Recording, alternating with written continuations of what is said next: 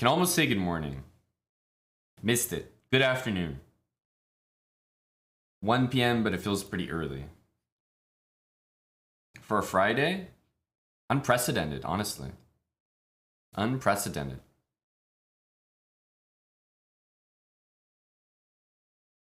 Hello, Matthew. How are you doing, Mattis? TGIF, buddy.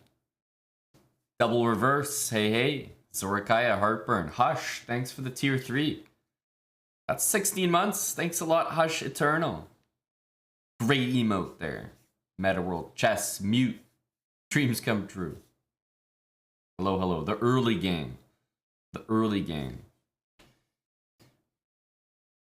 Today I'm gonna do something a little revolutionary.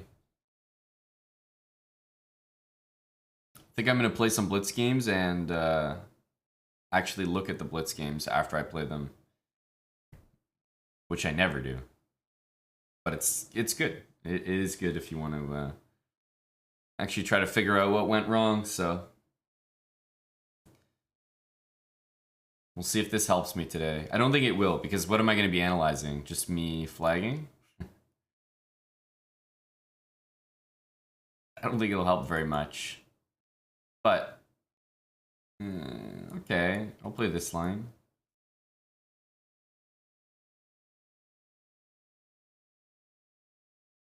Knight d7 is the main line.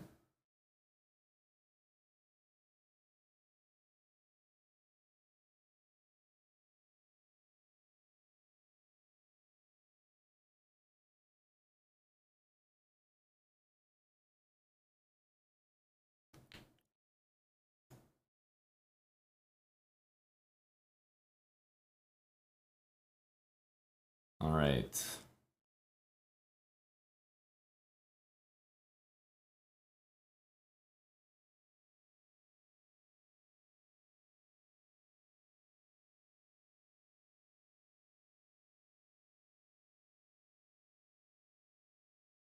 Man, Dirty Halvard is right back at it. My goodness. What a dedicated lad.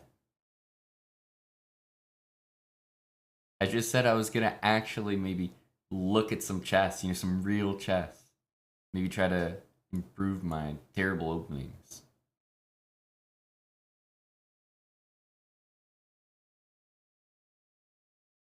This is gonna be the greatest game to look at. Okay, guys, we're gonna dive into analysis here. We're gonna dive into analysis. We're diving in. We're about to really study some chess here. Hello, ESAP. You see, this is a good habit. Okay, I'm gonna call this opening theory so far. I know what's going on so far.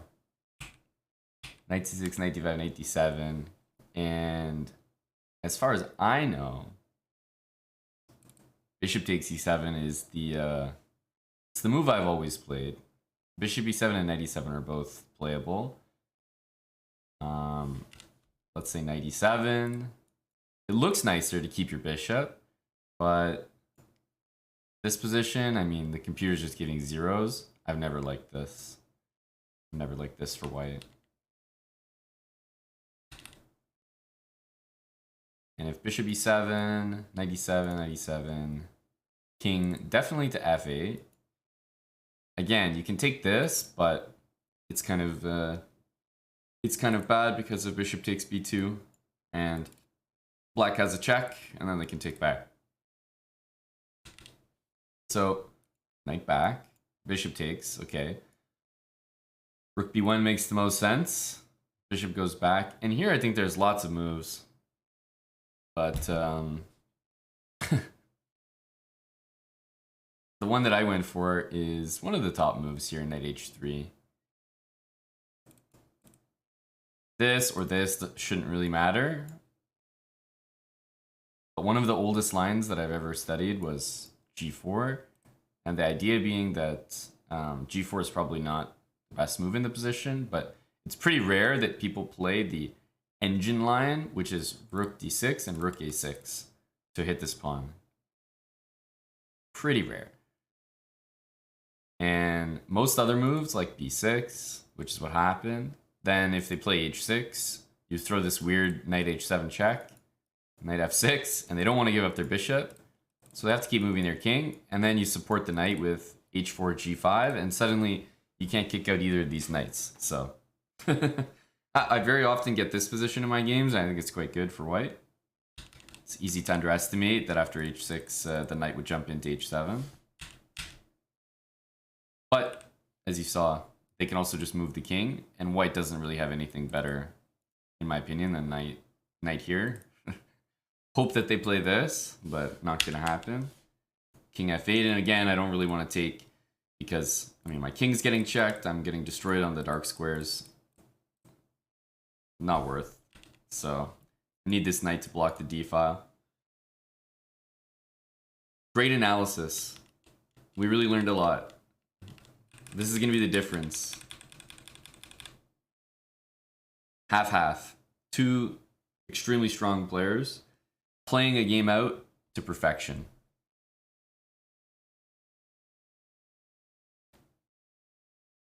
I have a feeling you've been a dedicated viewer for longer than 2 days. I've seen that name around. Very dedicated to what you're after, though. Prank calling, whoever. I'm surprised it's not the same person. Now you're on Lafong. The other day was on Gari. I mean, I'm seeing a pattern here. You're really targeting players lower than I am as prank call targets, and I assume that this is intentional. I haven't seen any international masters or GMs suggested as targets. I will not fuel the fire. Jerk Village, thanks for the 5 months. That's right, baby. Twitch Prime. Take care of yourself before the ads take care of you.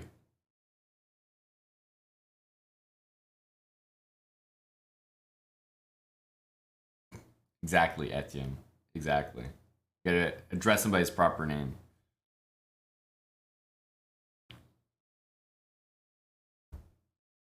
A nice black coffee for the boys. Yeah, you don't have to allow the draw. Chest him, but that's what I was saying. Like, after g4, you can go bishop e6, but knight g5, you don't really want to take this, and king g8 is once again a draw. So if you don't want to draw, you have to play this, which you can.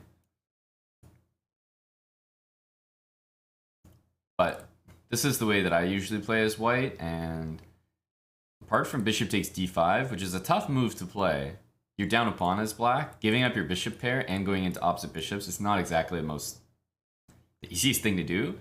And, you know, other moves start to give white a kind of noticeable advantage here. 0.3, 0.6. Rossellini 8. Hello, teacher. That was a kind way to address me. Thank you. Hello, students. Cheering for the Rangers, Ethan? I got Tampa Bay tonight. I got Tampa Bay in the series, so no surprise, but I think Tampa Bay bounces back tonight. Rangers are very impressive, though, I gotta say. Very impressive. For KC8, Tim, I'll go G5, and, you know, if you take, it starts to get a little scary. Rook H2 develops my rook this way, and meanwhile, yeah, everything's kind of very well protected in my position. Rez Palib. Thanks for the 5 subs. Not the first subs you've gifted in the channel. Thanks so much. Are you going to go to any games, Ethan? Okay, let's get the next game. Let's get the next game going. We're going to review every game. But this one is like kind of just a drawish line. This pawn takes here in the opening. It's known to be very drawish. So when I play it, I'm essentially saying, look, if my opponent doesn't want to do that repetition or they play slightly differently, then we'll get a game. But yeah, if they're playing like that, then I guess it's just a draw. There's not much better you can do with this line for white, I think.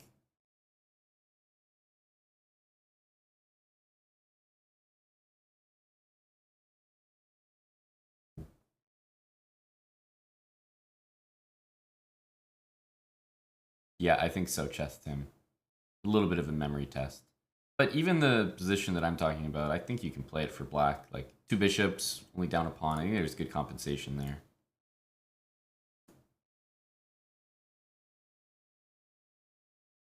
Hey, Jake.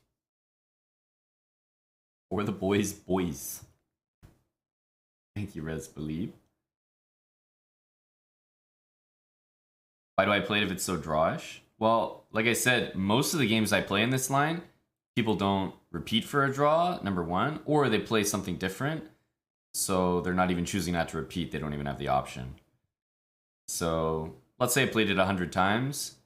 Maybe in like 10 of those times, 10 or 15, people would repeat and it would be a draw. And then, you know, in the other 85 games, I would get a position which I kind of like. So just kind of playing the percentages, I guess. Like in classical chess, I'd be a little more hesitant to play that. But in Blitz, yeah, you can play openings that are a little bit drawish, and your opponent kind of has to know exactly how to make the draw. If they don't know how to make the draw, or they don't make the draw, then they might get a position that's slightly worse. So kind of playing the odds a little bit. But yeah, in classical chess, I certainly wouldn't be too keen on playing playing in this way. Hey, Spudge.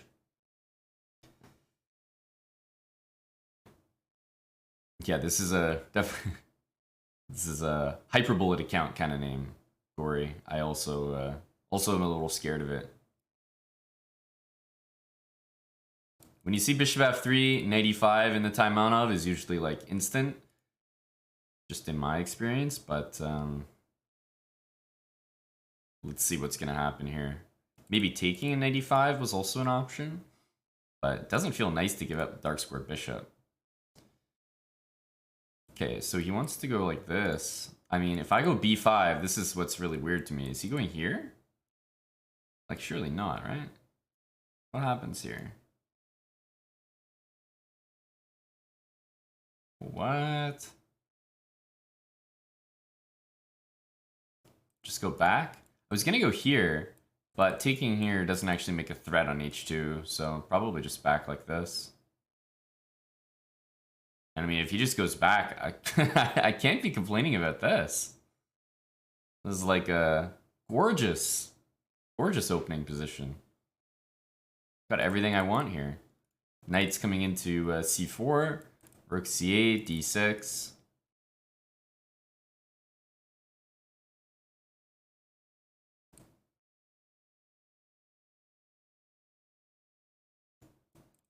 So knight c4 looks quite strong to me. I think he's almost got to play bishop back to c1. Just want to make sure he doesn't have any tricks like e5. But yeah, I'll probably play rook c8 next. After bishop c1, sometimes there's moves like knight a3, but it looks a little early for that. So I'm just going to build up this pressure a little bit. Maybe get castled. If he wants to play b3, he can. Okay, I'm just blind. Literally said, I hope he doesn't have an e5 thing. And just didn't calculate it properly. So I'm just trolling. Takes, knight takes, and knight g4. I mean, I guess we gotta go for this now, right? We're kind of locked into it. Trying to take this. Bishop here drops that. Queen e2 is almost certainly the move. And then I have bishop c5. There's knight e4. This one we didn't exactly see, but I'm not sure it's that great. There's going to be a bishop c5 move coming in soon. So knight takes, queen takes, bishop c5. He has bishop e3, and he's kind of covered there. I can also go h5, threatening this though. And then he's going to go knight e4. Then I can maybe take. Now I'm threatening bishop c5. Let's do this. Wow.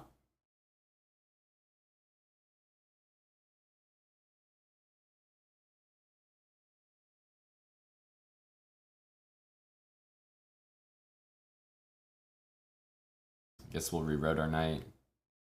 Don't love the position. It's kind of transformed from, yeah, bishop c5, there was knight e4, which wasn't too sure about. It's kind of transformed from a really, really pretty game early on to madness now, where black is almost certainly worse. Knight b6. But allowing e5 is just crazy. It can already tell you where the analysis blunder is going to be. I want to play knight b6 to get into d5.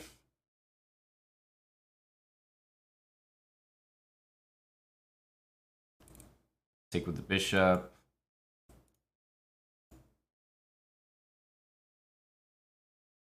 Just safeguard this knight. Probably queen c4.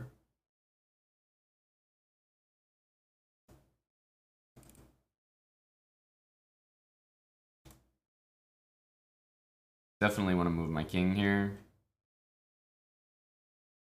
I'm just playing on time at the moment.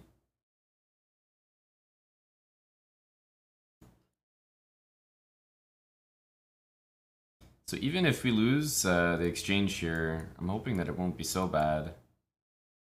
Maybe some threats for the boys.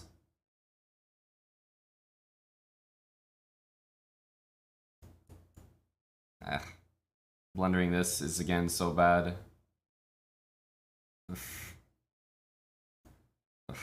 Blundering queen h4 is not nice.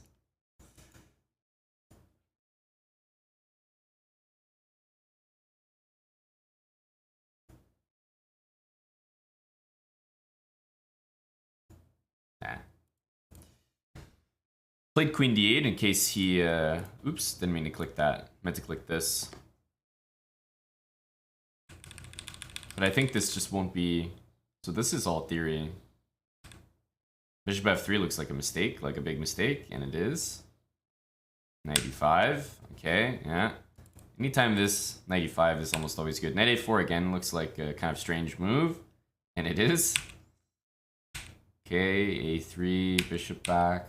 Yeah, I mean, the problem is this game is just going to come down to this e5 move. Knight c4, I'm convinced, like, rook c8 is probably just better. Rook c8 or castle, but I did knight c4. Here, I just have to understand that this is a threat. And I said it out loud, but I think that just happens when you're streaming. You say things out loud and you don't actually...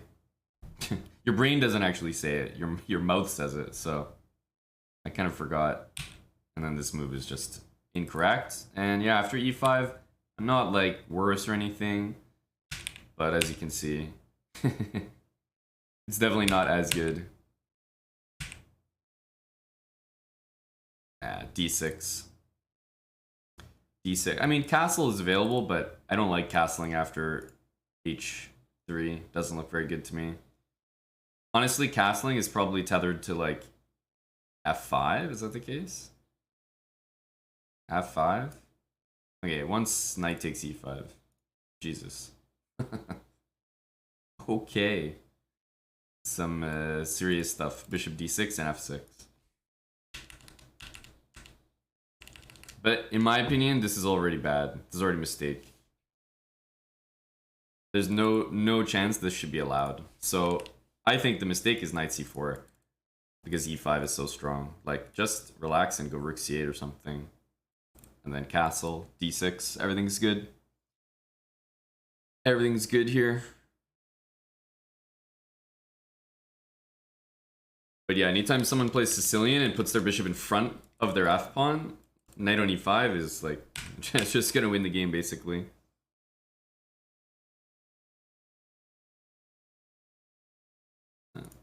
Unless you're me and can't maintain an advantage. Knight c4 is too much, like just simple chess. Castle, rook c8, d6. Serge is back, thanks for the new sub. Brand new prime. Dirty Halvard is really non-stop with these bits. Dirty Halvard, 420 bits. On 420 on 420 bits. Thanks a lot, buddy. Jimmy Korek, thanks for the 21 months. And Bob K999, 8 months. Tier 3. Thank you, Bob. Is it worth taking on f3? I would say no. Bishop doesn't look very good at all. If white plays something like this, and they want to keep their bishop, now I might take on f3. But your knight is strong because it's going to go to c4. If you want to trade knight for something, it's best to trade it for dark square bishop. It's still nice to get the bishop pair here, don't get me wrong. Like, there's absolutely no way this is a mistake. But it's definitely not as good as, I think, keeping the knight and maintaining the flexibility. Because remember, like, how's he going to keep his bishop? You can take it whenever you want. So if he makes a move like this, where he's threatening to maybe keep his piece, yeah, then I might consider taking it more. But right now, if he goes back like this, he's not really keeping his bishop. Because I can always go knight c4, harass the rest of the pieces, e4 pawn just hangs. So his bishop is stuck on f3. So I would never rush to take it because it's not going anywhere. I could take it later if I want to, or just not at all.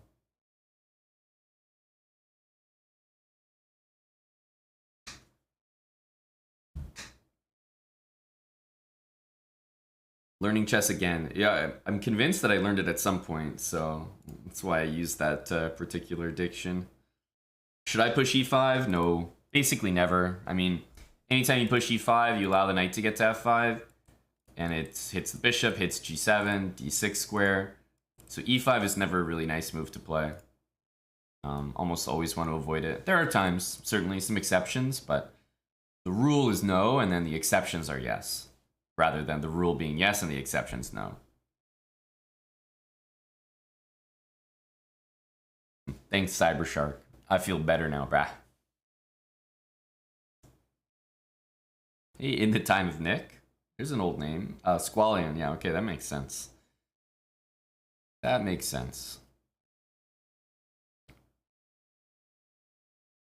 Unfortunately, Flaccid Cucumber, if knight takes pawn, bishop would take my bishop, queen takes, and the rook would take my knight. So that's why that just wasn't an option. Which is why I was so annoyed with myself for even moving my knight here in the first place. I should just keep my knight on this great square where it's blocking this and hitting the bishop. So that was my own fault for allowing it. Because you never, in the Taimanov, you never ever want to have a position where your knight is attacked by a pawn and you can't move to one of those two squares. If that happens in the Taimanov, it's usually simply wrong. Like, you've messed up already. Guaranteed. So that was my own fault.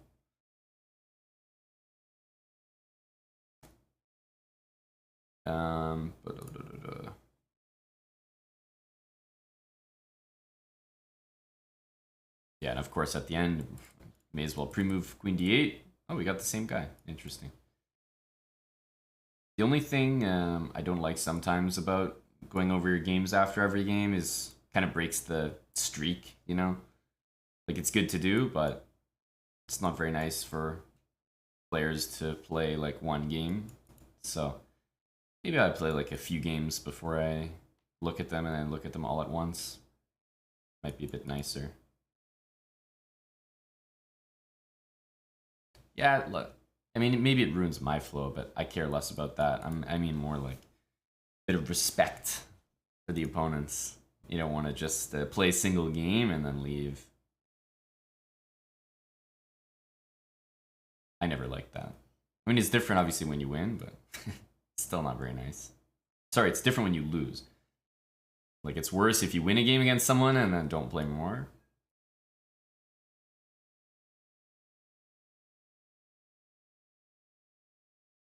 Rook d1 next. There's lots of ways that black honestly just like loses the game here. I think this is one of them, is it not?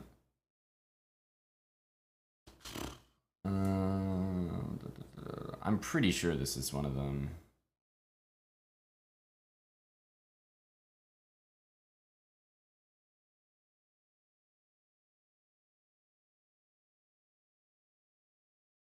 Like, I'm convinced that this is a move here.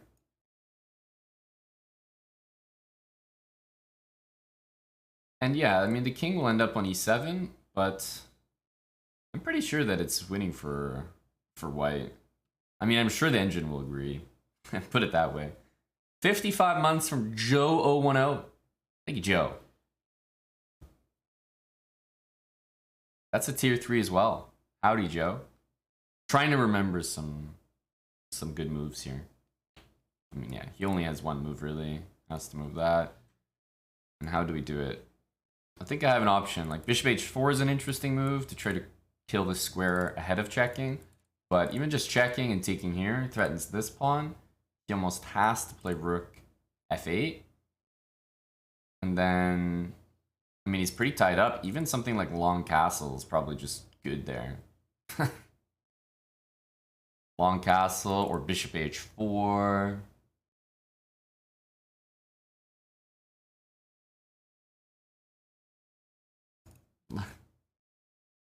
I'm wondering if I should play this move first.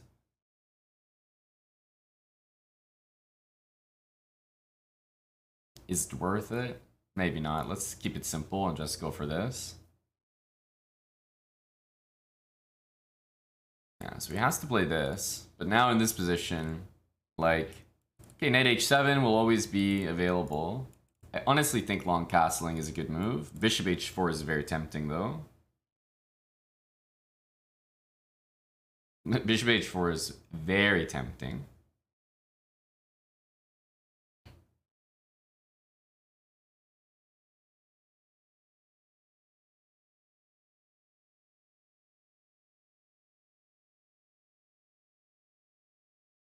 Yeah. My instinct is that long castle is correct, just to tie the king up and not have it run this way. But I'm gonna go with this move for now. I think that if he runs the king this way, we can check him here and then bring the bishop back to this diagonal nicely. So I don't think he can just run away so easily.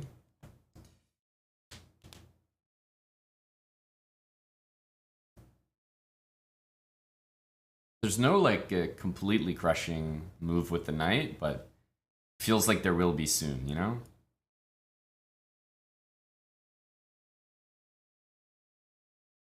We just long castle and chill. The other move to play is knight here, with the intention of going knight f6, but I'm just gonna go here.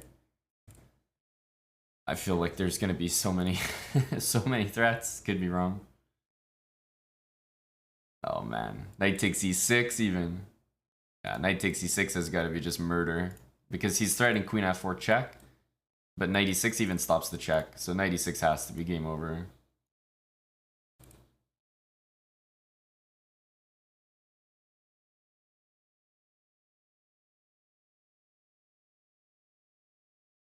It's so disgusting. Queen e5 takes knight c7 is checkmate.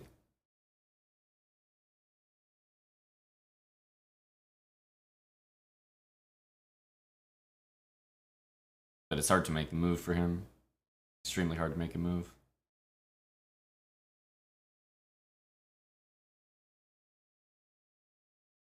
Yeah.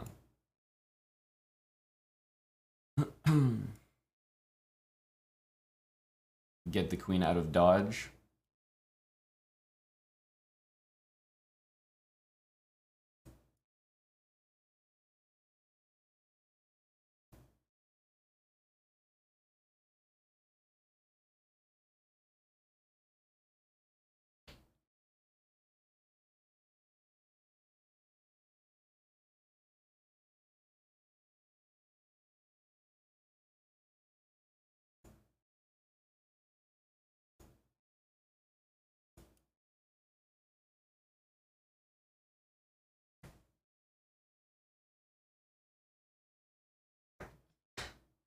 Okay, he doesn't want to play another game, so we can analyze.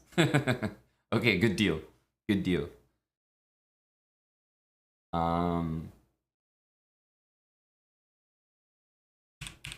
So it'll be interesting to see what the engine thinks here because I've had this position quite a few times, and I'm telling you, this is like a KO line in the London. So you can reach this position like 50,000 different ways. Let's say the one of the more common ways is like this.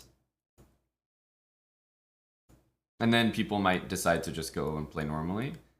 And then as soon as you see this, you go bishop back and bishop d3. Okay, main line. Main line, absolute main line of the London system. We got it a slightly different way.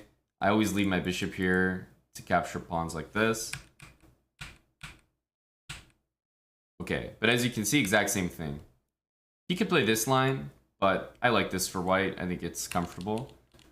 Anyway, it's another story. Knight c6, bishop back, and it transposes identically.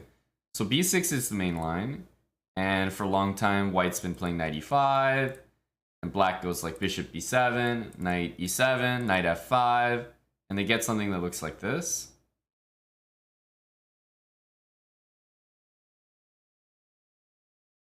Bishop e7, and black is just much better.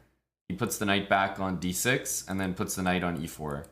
And it's supported by the bishop, and it just blocks everything, and then it plays f6 to kick the knight out. And it's it's not very good for white at all. It's like the worst London you could get.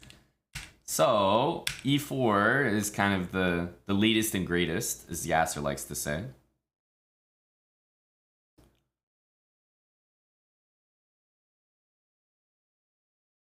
As you can see, black really only has one strong move, which is bishop e7. And if you don't really know the line, I think bishop e7 is like an insane move to just look at the position. Like if you were playing black here in this position, white played this. Like how many people, for the first time seeing this position, would play bishop e7? Like the move makes no sense optically, but it is the main move. So if you know the line, you'll play bishop e7, and white still has a lot to play for. But if you don't know the line, you'll see this move, and for sure you'll take something. Like you'll do something in the middle. And yeah, if they take here, then already they're just going to be losing with e5. So of course they're going to take like this. Knight takes, and here's a tough decision, because if you take here, I mean, no one really likes the feeling of opening up the h-file here. It doesn't feel correct, right? You take, all of a sudden you're just losing. And white's threatening to take here. So it's a little difficult. So now in this position, let's say takes, bishop b7, makes a lot of sense. But as you can see, white already has a significant edge, and white didn't really do anything this game. Like, nothing. I mean, white just kind of developed normally. But anyway, the amount of times I've gotten this in Blitz is like astronomical. It's very common. So takes, queen a4. Okay, I'm threatening this. A lot of people play this move, which loses literally immediately to bishop h7, as you can see. Because now, even if you go out, it doesn't matter. Now what happens is my queen and knight will threaten mate, and your rook can't move because your queen's in the way. So your own pieces are trapping the king, and okay, yeah, you're just dead here. So this happens a lot, first of all. A lot of people get mated on the spot with queen e8. Because it looks like a cool move, but it's dead lost. Queen d7 doesn't really make a lot of sense because it walks into rook d1. And then rook c8 or queen c8 make more sense. So queen c8, this is what happened. Yeah, so bishop h7, this is what I did. And it should be correct. I know that white has an advantage, but I'm curious what the engine is going to say is like the killer. Yeah, so queen h8, rook f8, and as I was saying, my feeling was that long castle was a good move here for white. That was my instinct. I ended up going with bishop h4, but I wasn't in love with this move because there's no knight check that really kills my opponent. They're like all pretty good, but not crushing. So as you can see, it's not like this loses the advantage. It's still +3, but in fact, the engine doesn't even necessarily like long castle. It likes short castle. That's how good my position is. I can short castle and just bring the rooks to the middle and just be better. Pretty impressive. But the position is already +4, which is not surprising. That's what I thought. I figured the engine would be a big fan of this position. Black has nothing going on. Yeah, honestly, I was thinking of bishop d4, but I can't complain about a position like this. I still have the dark squares, and like my opponent's still in trouble here. Plus, this is a major threat.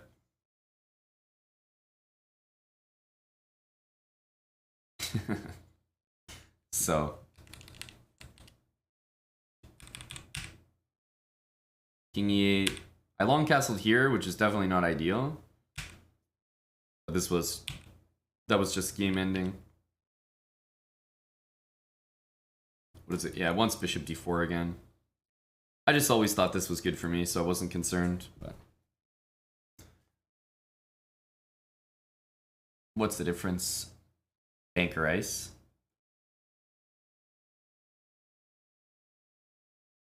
Like, I've been told that... Is that the new one? The stockfish? Because I've been told that it's a little bit suspicious. Yeah, I've been told that this one is a bit suspicious. Like, I've used this before, and it gives some really, really insane evaluations. So I haven't been trusting it.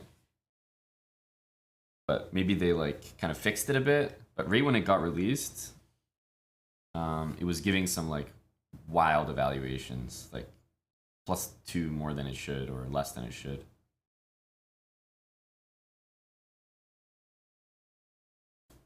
Instead of b6, better move is h6, says Anthony. Yeah, h6 you can always do for sure. Definitely. I mean, black definitely does not have to play b6, but b6 is kind of like the main line everyone knows. So a lot of people play it. A lot of people play it.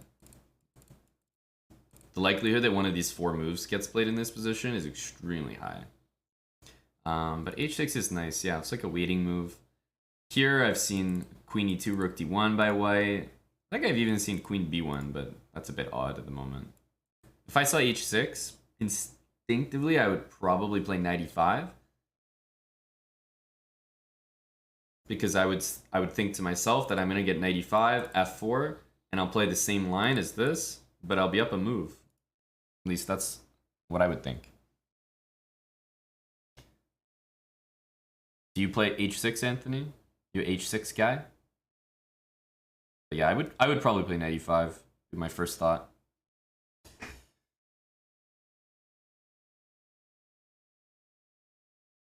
I can switch it, banker.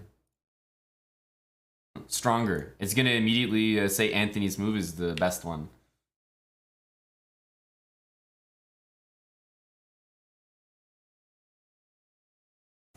The evals are definitely different though.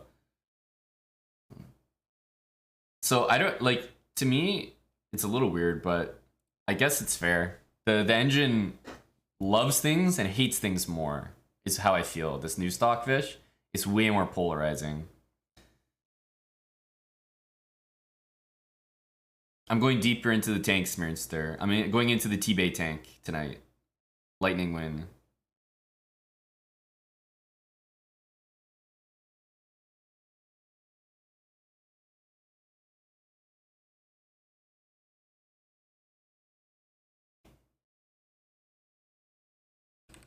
Anyway, this line usually works out. I always have a good time playing this line for white. So not that concerned.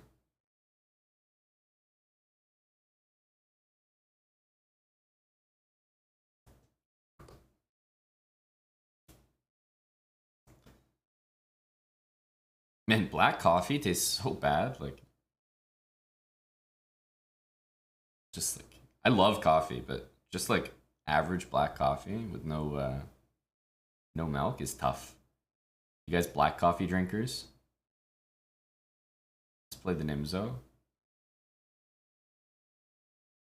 Espresso I can do, I get it. It's like, you know, just a quick burst, but like an actual full cup of just black coffee, it's like tough. Tough.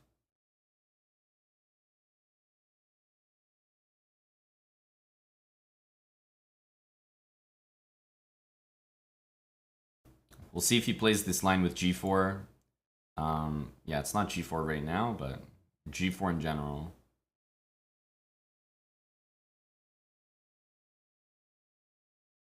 Okay, he's chilling.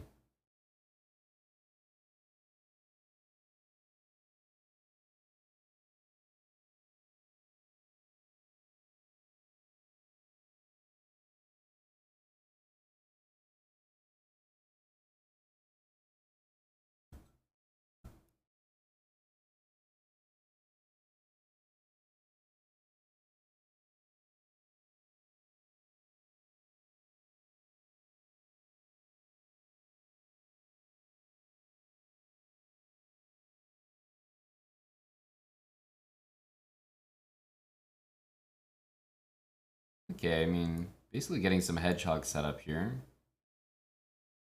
Has to be pretty good. The hedgehog setups with the bishops both flankeroed are generally supposed to be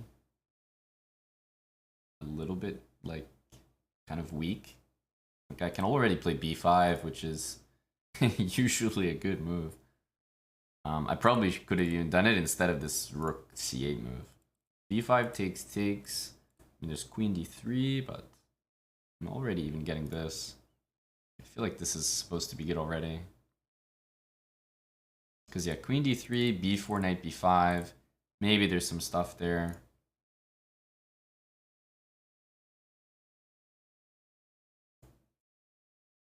Here, knight there.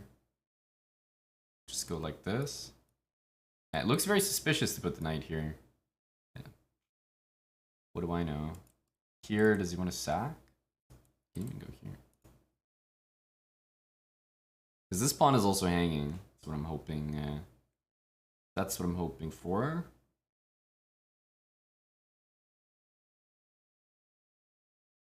But I think he wants to go like takes almost an e5. That's the vibe I'm getting from this lad right here. But okay, I mean, it can't be that bad for me.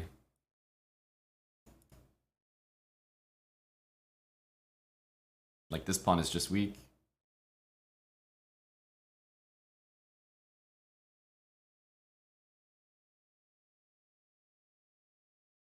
And I feel like this move only helps me, but I could be wrong.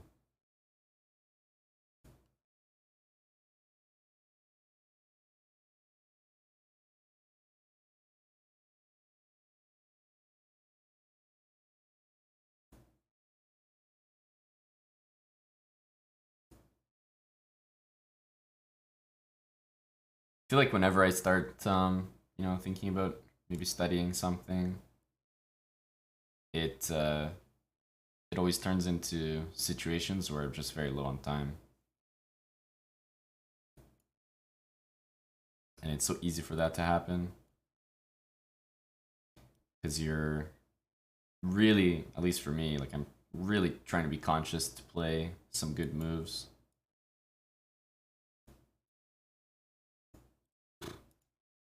Yeah, now I have 20 seconds and I have no time to focus on that, so this always happens. It's really too bad. I think I'm gonna just like not not try to talk so much during the actual game and just talk after when I'm looking at the game. Because whenever you're trying to like really focus on chess and maybe try to actually learn something, I feel like I overthink things a lot, especially streaming. It's like impossible. This is why nobody studies on stream. Because what I've done like minute and a half in most of these games. So I need to just shut the fuck up and play, and then talk when I'm looking at the game. Makes more sense. That game though, I'm convinced there's not much to look at. Let's find it.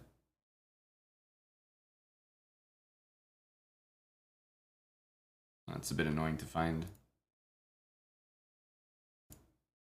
There we go. Hopefully there's a game starting. Okay. A brilliant move by him. This was a brilliant move. The evaluation is 0-0-0. Okay. My guy's getting a brilliant move for no advantage. Damn. Yeah, knight f7. That's a good point. Yeah, kind of careless move. Everything else was pretty solid though. Yeah, this was of course game-ending blunder.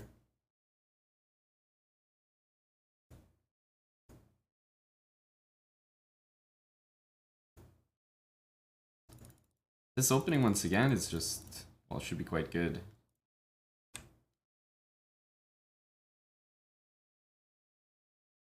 B6 inaccuracy. Yeah, but I don't really see why. Bishop f4. Is this so bad for me? Rook d1. Oh, t6 is a great move. Yeah, but the evaluation is like 0.7. Like, it goes down. So, I mean, here, b6 is like basically less. It's a better evaluation for black to play b6 based on white's best move than the evaluations given here. So, sometimes you just gotta trust yourself, and the engine eval will eventually agree. And yeah, if he's castling, then this all seems normal. White's gonna be slightly better in every position here, but yeah, and like I said, I should play b5 immediately. There's no way. Anytime you see people double fianchetto and try to play Maroxy, it's just not good. Like, there's no way. b5 and black is already very happy.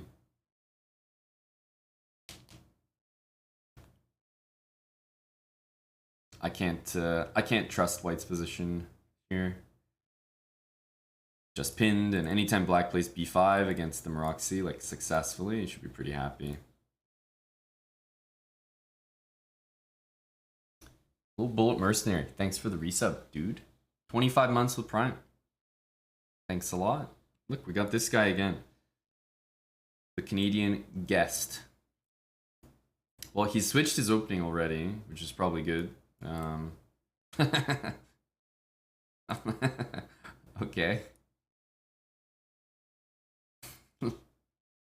Never seen that one before, my dude.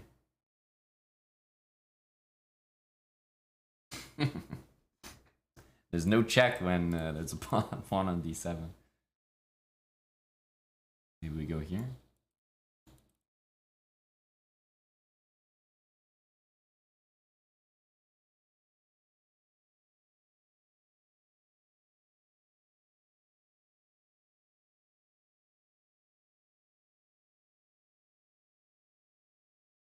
Okay, get a little h6 in there. Yeah, if I take, I guess the knight's taking back, but doesn't look particularly nice for him. Pawn takes. Wow, okay. So this way of playing, I think knight here is probably objectively better. Put a knight on d5. Play d6 to take away that square. f4 is also a nice square. Yeah, knight f4, bishop f1, bishop takes f3. All looks very good. There's a lot of threats at the moment. Yeah, I'm just up a pawn here. This pawn is definitely him leaving it there on purpose. But it definitely does not work. Bishop takes here, I'll take there. Okay, we're gonna get the bishop here, which is fantastic, for lack of a better word. I think it's nice to start with this, though. So that the knight moves, and then we take this. Do I have any better? I don't think so. Take this, and just go knight d5.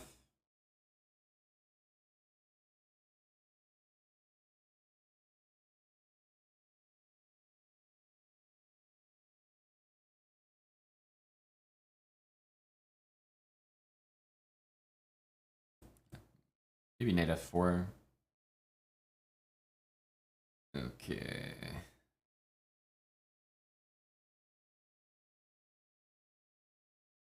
My rook's not going to stay here forever. I'm aware of that.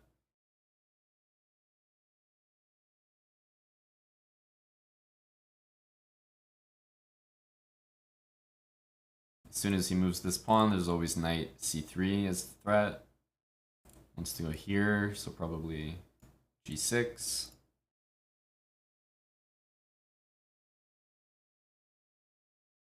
Okay. Everything looks pretty solid here. I think knight e7 to f5 is the ideal square, and then we can play d5 and the knight over. Yeah, let's do that. Bring the knight back. We'll go d5. He wants to put the knight here, but I think it's okay. We'll play d5. Queen has to move. d4 pawn is hanging.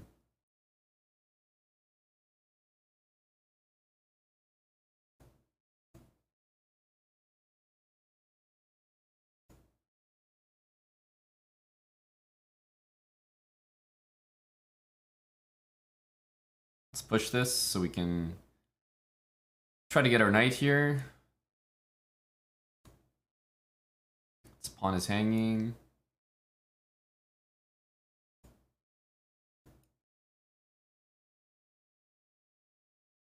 Definitely want to keep this bishop to cover that square.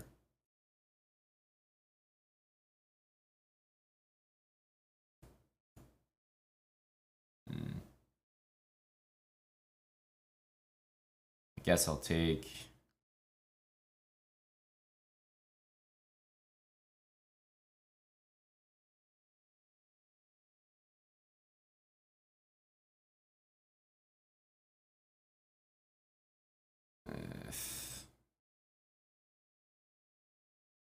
Probably have to play g5 here or something.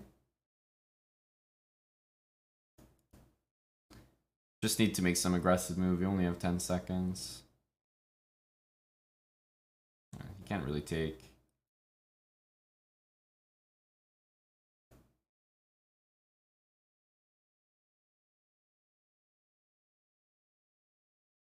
Rook d5, d2. These kind of moves. I think I'll go queen here.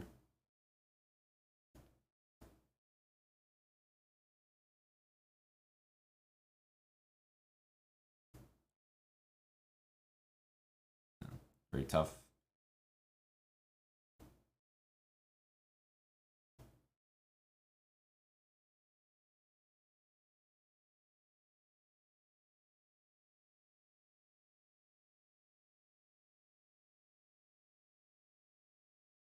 Queen g5.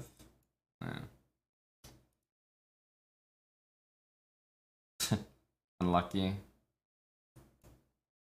Unlucky. This move was really bad, but I don't think we were supposed to win this game. Rumpelstiltskin, thanks for the 7 months. I don't think we're supposed to win these games. Certainly not. Trying to get a good sample before we... Oh, I think I played this guy before. Well, I definitely have, but...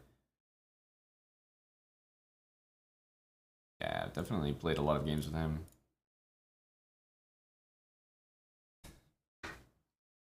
Unlucky, yeah. Queen h3 mate. Feels bad. Well, it feels good for me.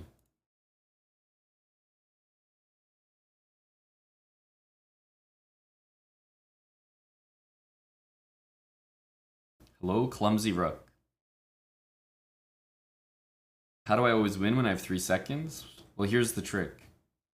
If you take a sample of all the positions where I have 3 seconds at the end, probably I win like 25% of them.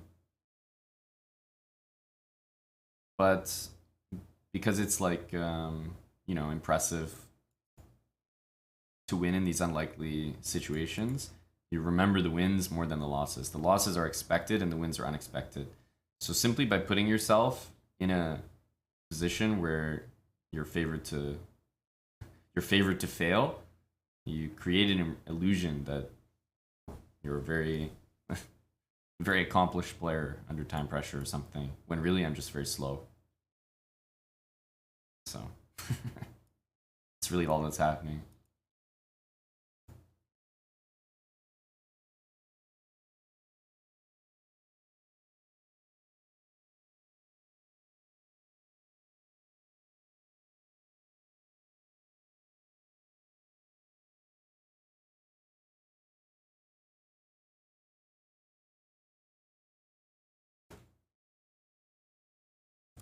Rook e1, f3. F3 is like quite important, actually.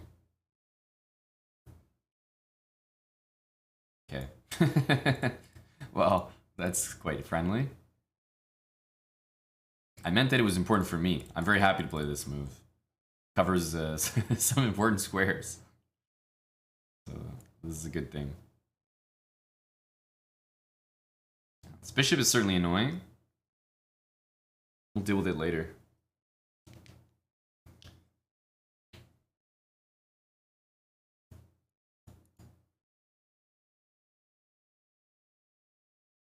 Endgame should be great for me Middle game's not so much because of this bishop and some checkmate threats. Yeah, this guy's for sure a Giga Chad. 2770. No title, just straight energy.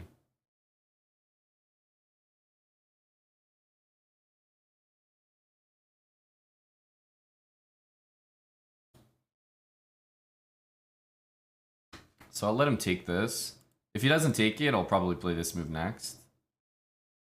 You can also go knight c4. I'll be happy to trade. I want to play king f2, but definitely not right now.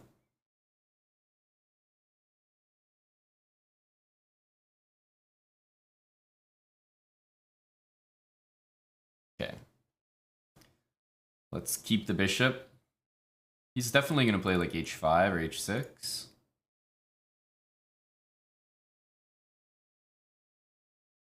Okay. Let's see if he... I mean, this is a normal looking move, but yeah, he's definitely going to make this threat.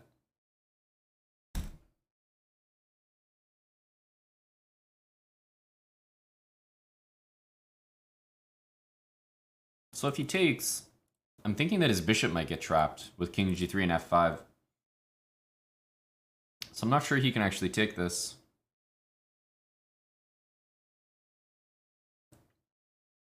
Queen g6 looks decently normal here.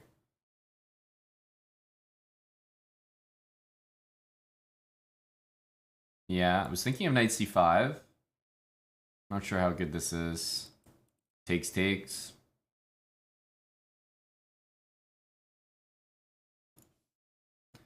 also g4. But his queen kind of gets inside here.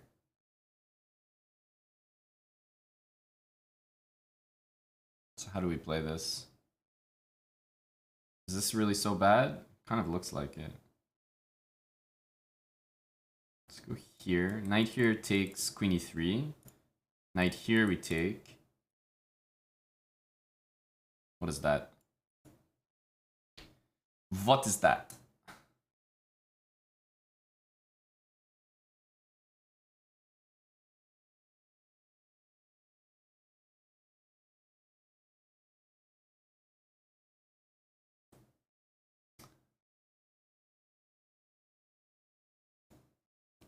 A4, bishop there. These moves should be good enough.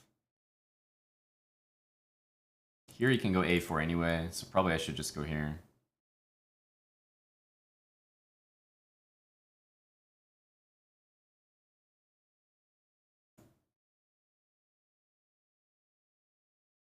He's definitely going to go here for this move.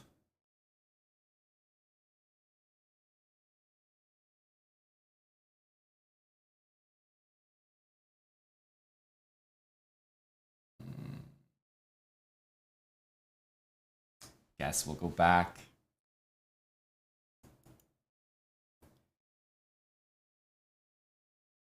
Just trade it off.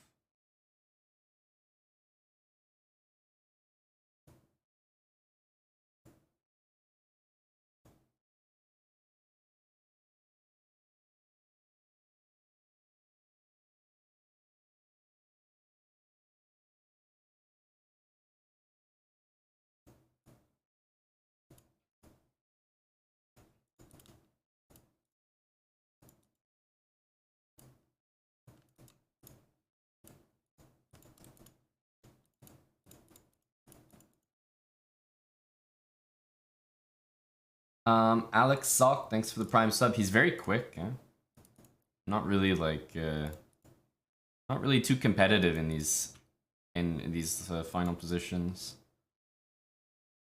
I mean, to be honest, he hung a full piece and then basically like, I would say I was quite lucky, no, to get a draw. It looked lucky to me.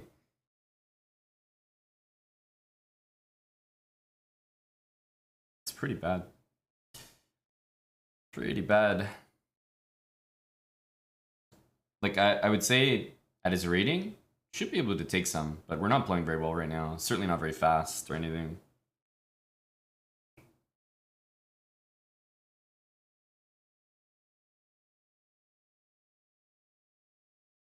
$95 here. Knight f3.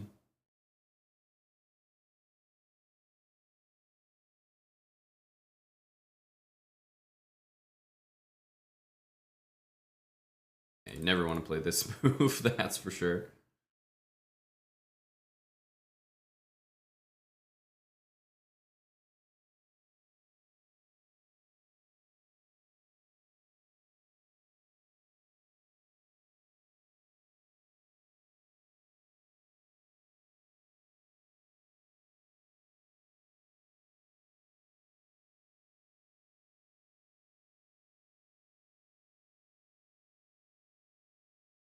I don't know, man. These positions don't look very good. Normally there's a move like knight d5 that just works here, so I wouldn't be surprised if somehow that was the case. But I definitely feel very underdeveloped. Probably should have played knight e5 on a previous turn.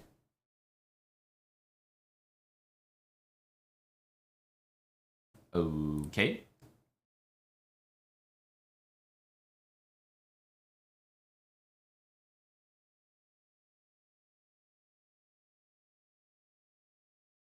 At least this one can be taken for the moment.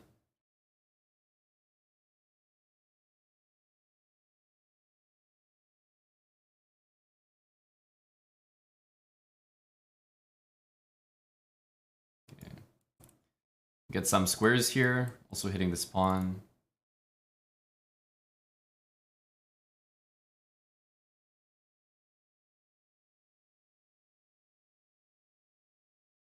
And g6 is a bit unclear. Maybe I can play queen takes f2 there. I mean, taking looks fine as well, but not the structure you want to have.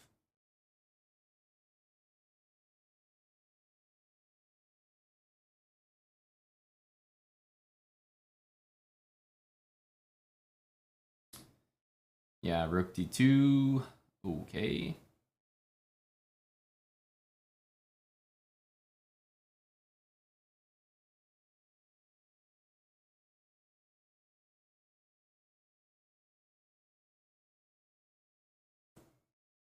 h3, knight here, queen g3, maybe knight g6.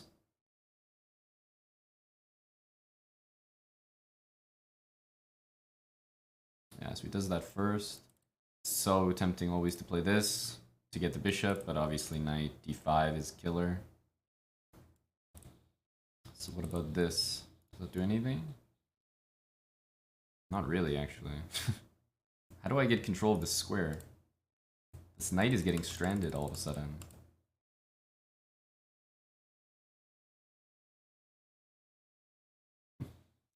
Position doesn't look so good anymore.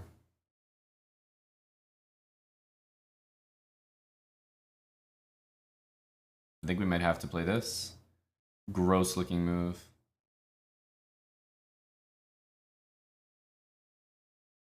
Okay, it's not the end of the world, but it's pretty bad. It just goes here.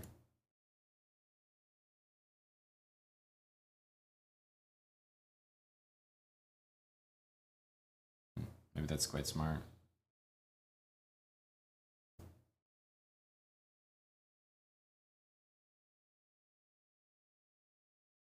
Yeah, we'll just flag to this guy though.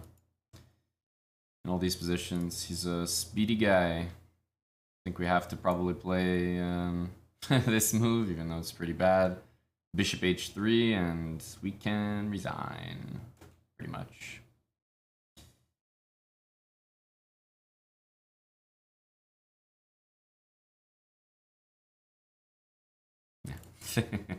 Yeah, he already knows. Yeah. Queen e8 is a nice move because it's what I would play. It's like when you give up the queen because you already have the mate. Like this mate is there anyway, but we'll always live by the principle that you let other people finish those off because it's so sweet when you get to do them. So we'll take it. I like the energy, you know? Then you can say you got a queen sack for mate. Okay, how do I play this? How do I play this? No clue.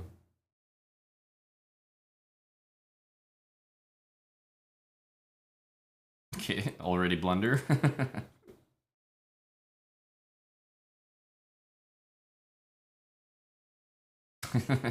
What is this? We can't defend it already? Good stuff, good stuff. Man, I hate this opening, I swear. Like, it's so bad. I need to go back and look at that Magnus game. Yeah, but how did he do it, Sleazy? I remember watching Magnus play this with White, and he played Eric, and I was like, oh yeah, I'm gonna remember how to play this. But I don't remember the exact moves.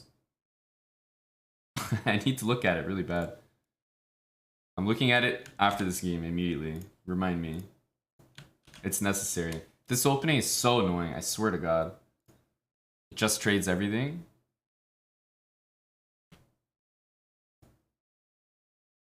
Tilting, yeah, you can't even play this move after I castle. Takes and bishop takes. This is ludicrous.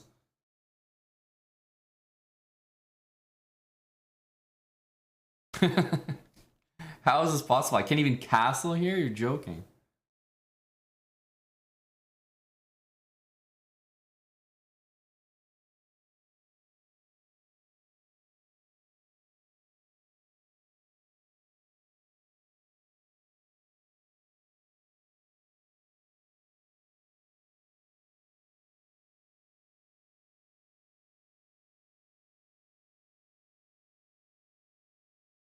Okay, at least we castled.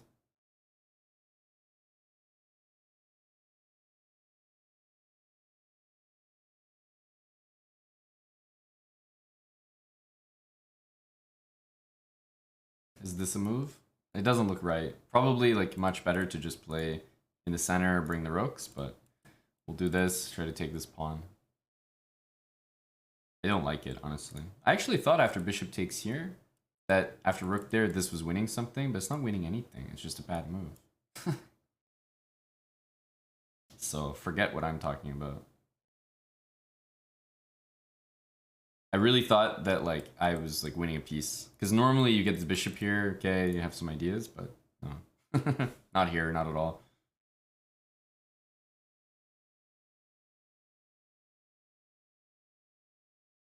This pawn is stronger than this pawn. There's no debate.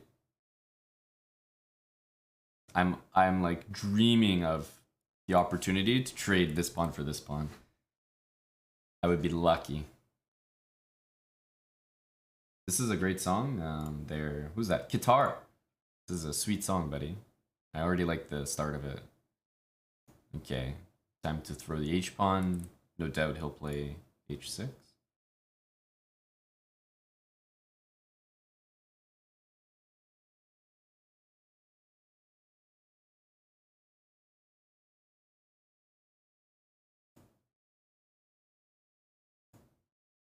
I think I'm supposed to be doing this. Am I not? Making a pass pawn?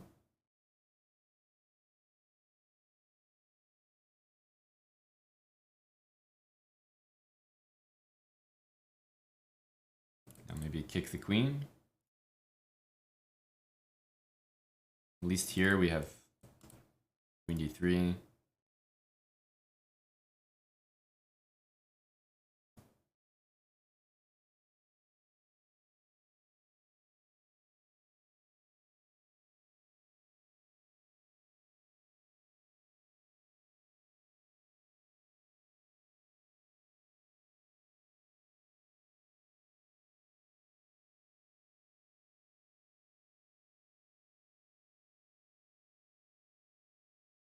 But we don't have a lot of time here.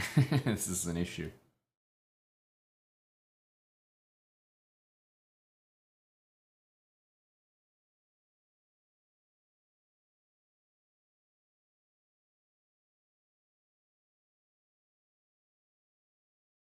He has to play king here, and I think he has to take. If I play knight f6, it looks too good for me, but I could be wrong. And now go back.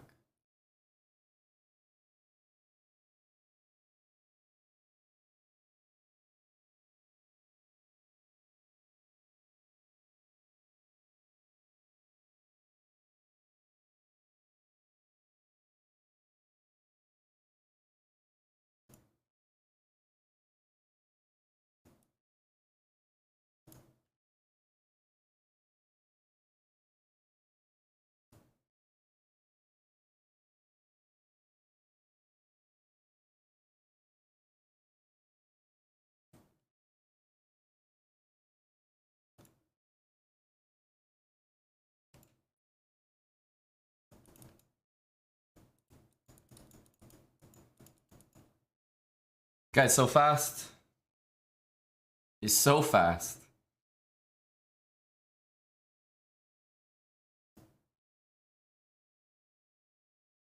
These games are a struggle. Oh, I didn't look at how Magnus played it. Okay, before I play white again, it's imperative. Because how I just played it there, no one should be playing it that way. Okay, wait, I'm gonna open the game right now.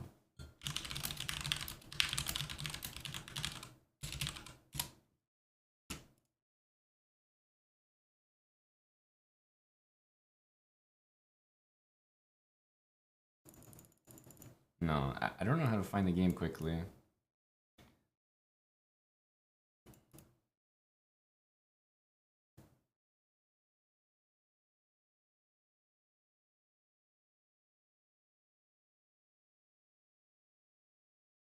Castles, h6.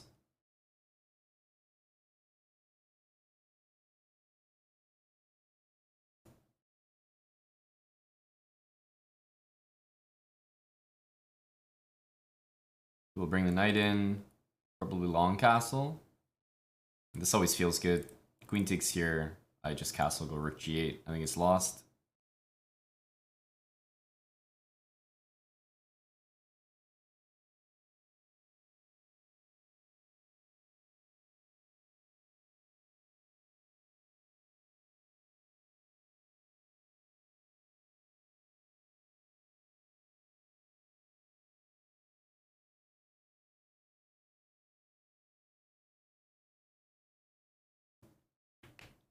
Stopping rook b5.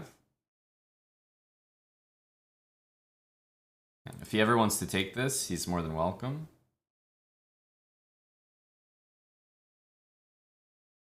Start with this. Do I want to take this? I think I kind of do.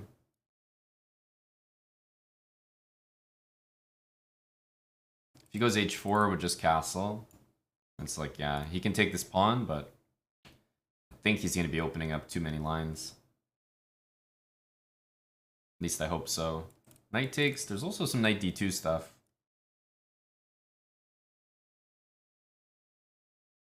What happens here? Here, I have knight d2 as a threat. And if I take here, I just trade the queens and deliver mate on h1. Plus this bishop covers a8, so it looks pretty foolproof. Rook here takes bishop h2. But yeah, he's just getting mated there, rook h3. There's nothing going on.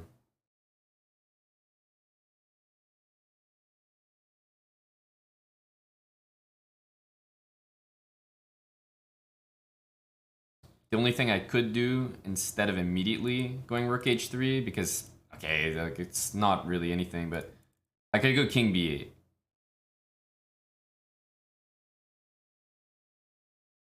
I could go king b8.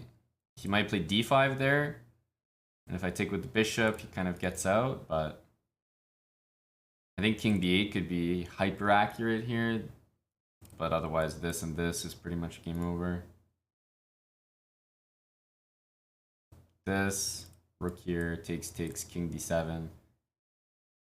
I could see having some issues winning that with the bishop getting back there, so I don't know. We'll try it. I might regret it, but yeah, d5 will take it. Here we go like this.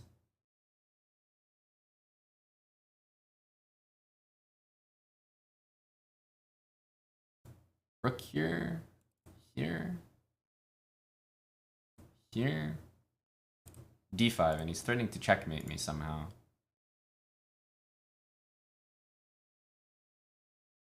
Ah, we go here, and on this move we take this guy. That's important.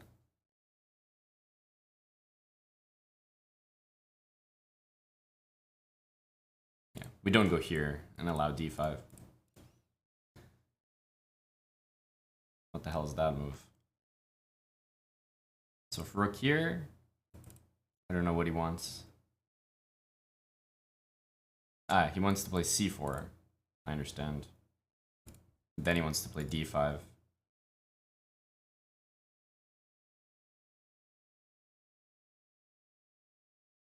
It's always so tricky. Let's go back here. And take and go rook takes d4. I think this is the nicest. Let's fix that. Now, let's go take this. I'm convinced opposite bishop endgame is winning as well.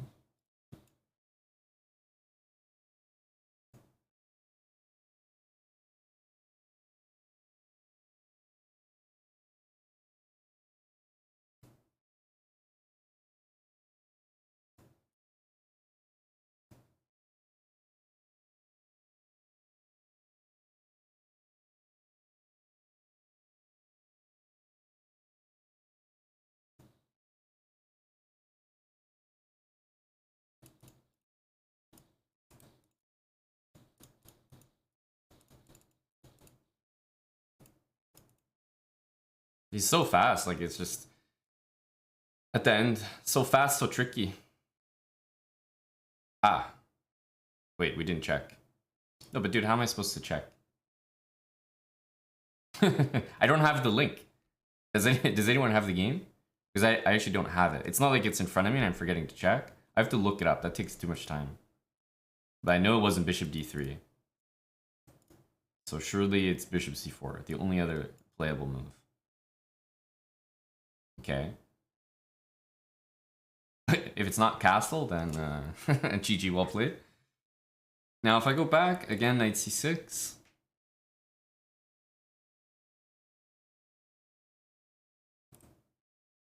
Rook e1 can't be a mistake. High percentage move, high percentage move.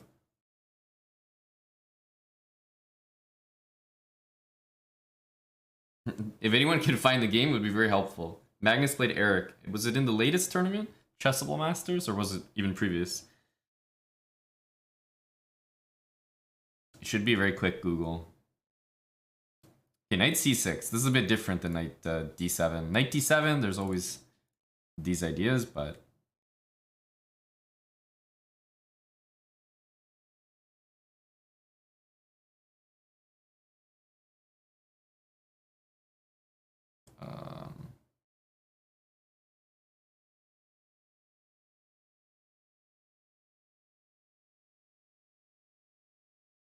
I think it's quite possible this rook belongs on c1.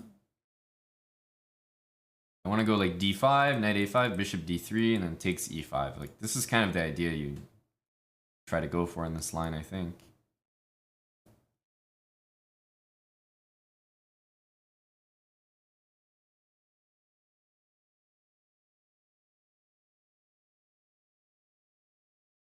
Takes here, knight c4, queen f4.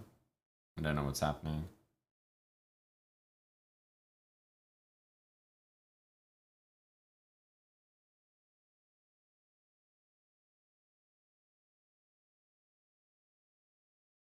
d4. Maybe just take it.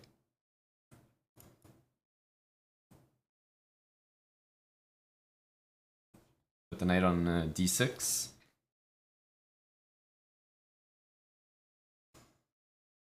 If I go here, knight b2, is that strange move concerning?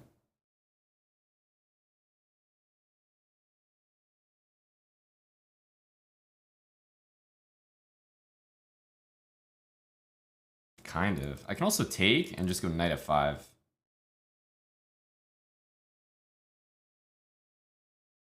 But I don't think I'm that much better there.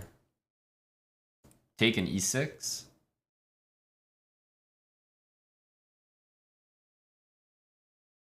But he has queen d5.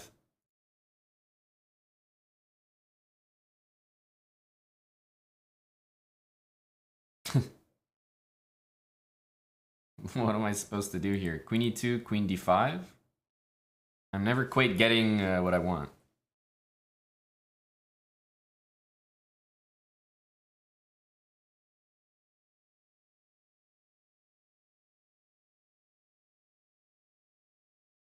This is ridiculous. Like, what am I supposed to do? I don't know. What am I missing? I'd love to look at this game again. White must be crushing there. I'm assuming there's like forced wins.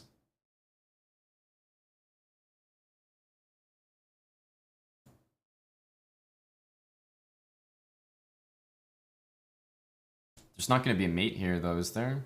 That's the problem. It's just insane.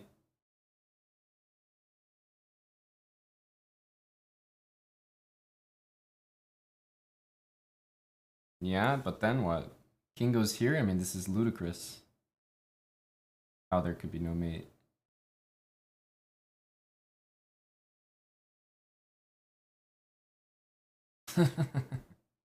Like, what am I dealing with? It's probably going to take here or something.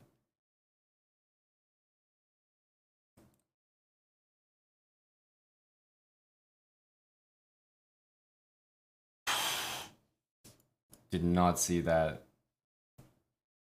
Just didn't see my queen was being attacked. I thought he hung it for a sec, but he didn't. It's a legit move. But like, where are my mates? Like, okay, check here. What's going on here? How are there no checkmates in this position? This is just insane. This happens to me so much. How is it possible to get in a position like this where there's no mate? How is it physically possible? Where is it? The king is just alive on h5 and you're telling me I can't checkmate it.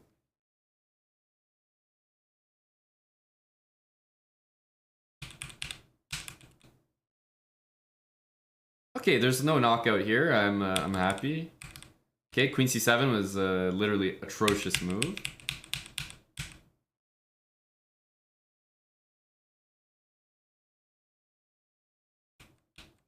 Okay, rook g3 I should play. But look at what moves I have to play. Like it's actually pretty annoying, I would say. Because apart from rook g3, like what moves is it actually giving for me? Not that many. Because all these knight g3, knight g7s are to go back. It's kind of crazy. We got a high energy lad in chat here. Damn, honestly, I kind of agree with him. Fuck the mids. Dude. Anything mid, it's not for me.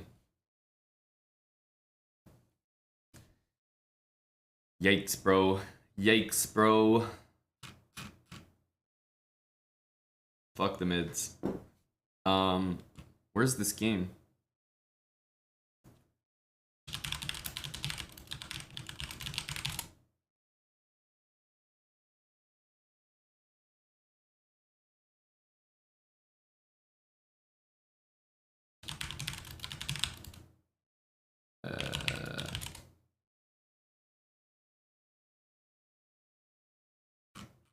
Was it Oslo? Why is this game hard to find? Ugh, I can't find it on Google. I'm gonna have to go to like, what, chess.com/events? Do they have the tournaments here? But it's very old.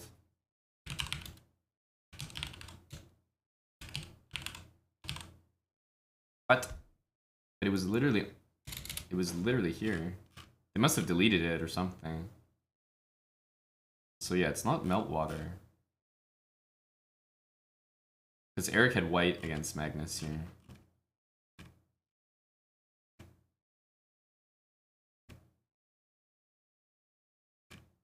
They must delete things.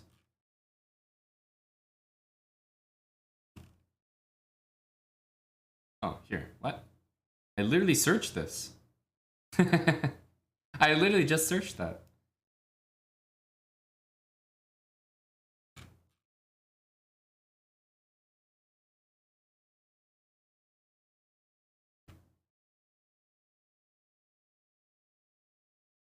What round was it?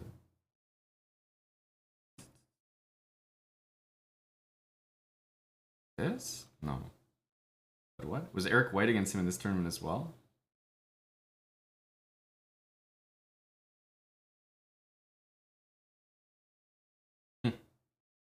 Oh, wait, but in this tournament, you play multiple times. Yeah, sorry. I forgot. This one was a little different. This was the game.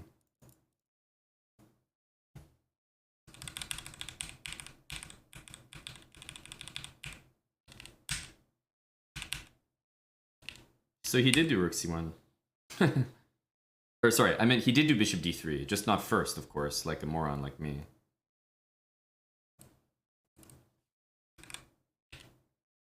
Okay, and if black plays here, then I guess what, you go bishop b5 or something? Bishop b5, bishop d7. Castles? Okay, wait. Ah, okay, I trolled. I completely missed this. I thought this was a tactic to win my piece. But you can take here. And after this, you take back, and it's defended. Okay, good to know. Definitely missed that. So this is not a tactic. So you can just castle. So even in my terrible game that I played, where my rook was still on a1 here, I could have castled. Okay. So after b6, there's no knight c6, so bishop d3, castles. And then let's say knight c6 would have happened. Already d5. And I guess you just take it though. There's no e5 stuff here, surely. e5 is actually a half decent move, according to Engine, but takes knight a5 and what? Rook d1. d6. See, this is the kind of stuff, man. This is like Engine stuff. Like, I would be so scared to take position like this.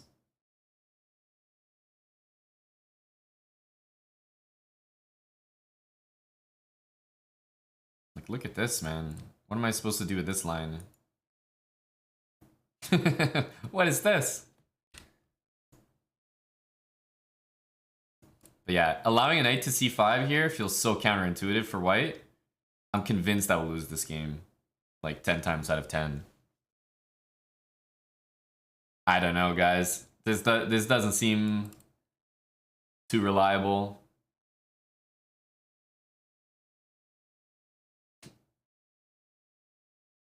This looks a little suspicious. Is there another move than d6? Not really, huh?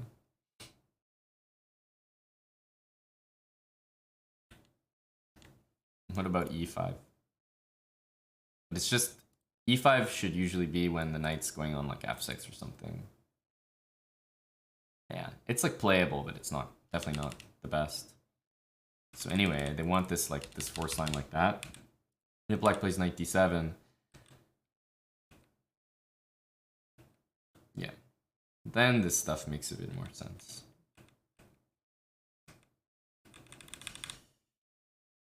Oof.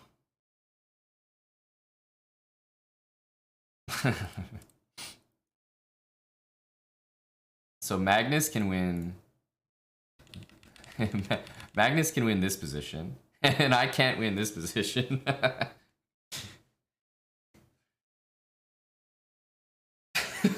Fuck me.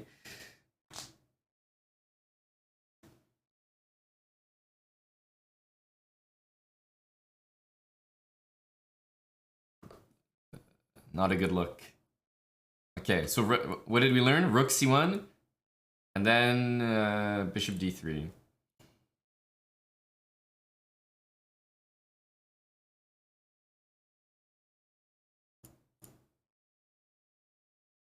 Brutal. Brutal.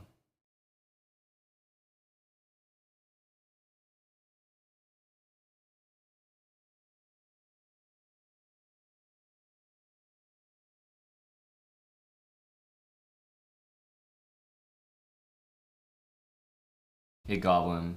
Yeah, this guy's always... He's an active lad. I should be looking at the Sicilian I'm playing against him, right? I'm also getting bad positions in the Sicilian. You see, this is a good example of a match where I should be learning a lot. Okay, he's going here. I know b5 is like the secondary option. I'm pretty sure that this is the other stuff. But it's been so long since I played this. This is the stuff that I played against Shirov, isn't it?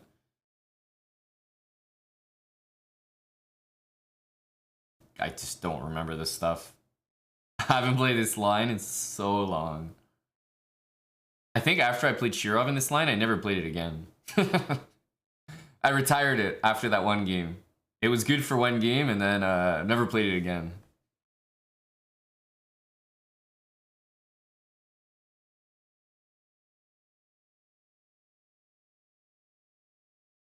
Pretty sure I did 95 versus Shirov? No, I definitely did not. I definitely did this. That much I am sure of. Shirov. 6 here, yeah, there's no tricks or anything. Probably 97.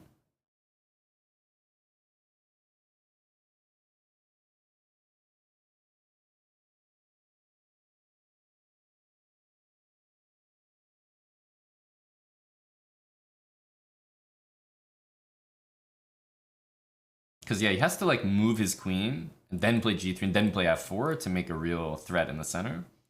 So for now, I'm just going to develop on this side. Okay, this is also not a threat, per se.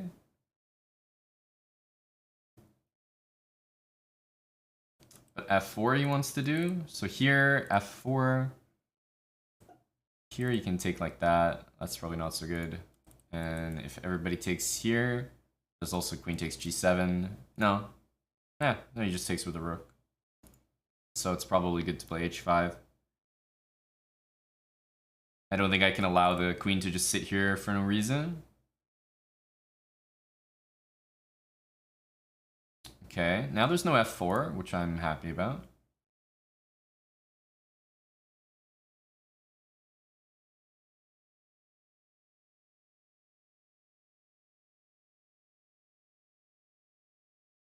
But it's going to be tough to castle kingside here, that's for sure. I did play Shirov, yeah, in this exact line. It's probably my only good game in my career. Okay, he's really about this lifestyle here, this f4 life.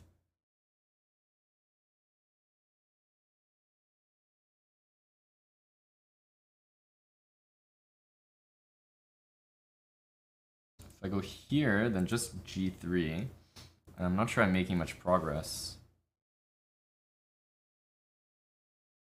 What do I actually want to be doing in this line?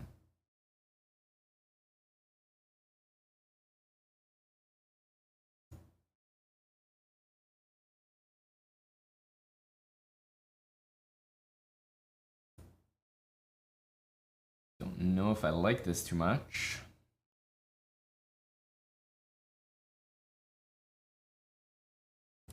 I'm definitely thinking about g5 here, crazy as it looks. Yeah, probably I'm gonna get smacked with knight d5 here.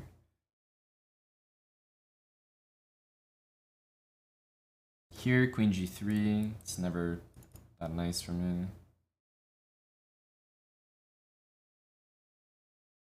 I guess the real problem with this is he can do that. Kind of underestimated it. So now we're a bit stuck.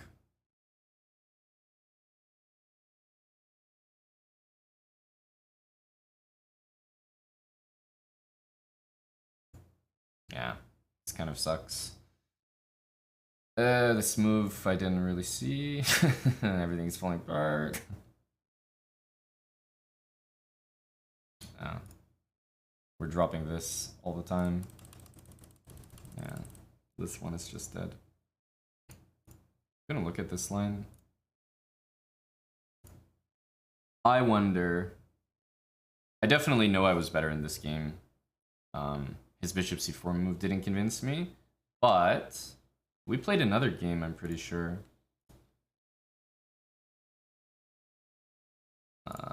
Earlier in this line, which bothered me a lot. What's this? What? June 3rd? What's going on here? Did I play this game today? I don't remember it.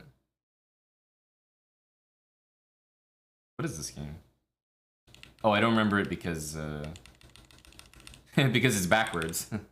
I thought I was with the black pieces. Never mind. I remember this game. Whoops. I was like, damn, did I play that? Okay. Wasn't that one. I think it was this one. Yeah, this one was atrocious. And then the one we just played. These two games. These need immediate attention. Yeah, b5, I know this is the secondary move. But yeah, he's making a move which I didn't think was very good, but...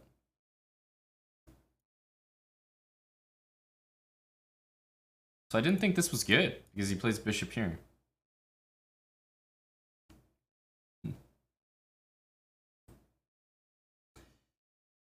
Interesting. Yeah, because I know this is playable, and normally after b5, white's supposed to go queen g3. This is the move that I know. I think it's the best move. Sorry, knight takes c6 is another one. But bishop f4 I didn't understand. But yeah, knight takes d4 I was a bit scared to play. I didn't like this. But this is actually good. Hey, Bucko Bonsai.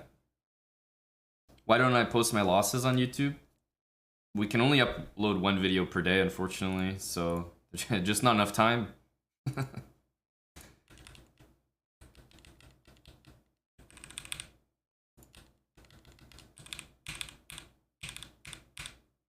Yeah, queen b6 I knew wasn't good.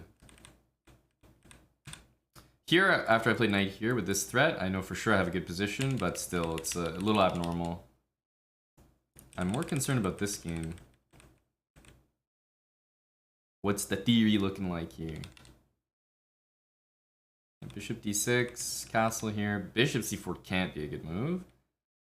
Yeah, it's just not. Bishop b3, okay. Here, h5 and bishop b7 has got to be good. Actually doesn't like my h5 move that much, but still, this is fine. Rook f1, and basically here I was a little bit lost. Like, what am I doing here? What am I doing with my position?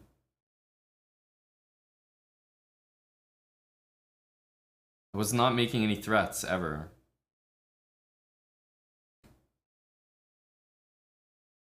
So this is a threat, I guess.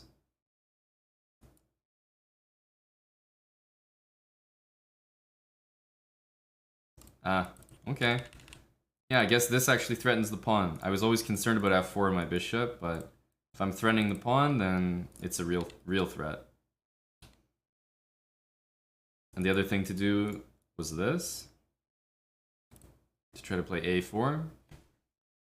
Is bishop f4 bad instead of b4? I think I thought of bishop f4. Problem bishop f4, in my eyes, is that I'm not really threatening to take it because his queen is there to take back. And let's say white just makes a move like getting out of this. What's my next move after bishop there? Am I gonna take it? Because I definitely don't like this. Now his queen is like kind of perfectly centralized, and engine wants me to castle, which I would almost never do with this pawn there.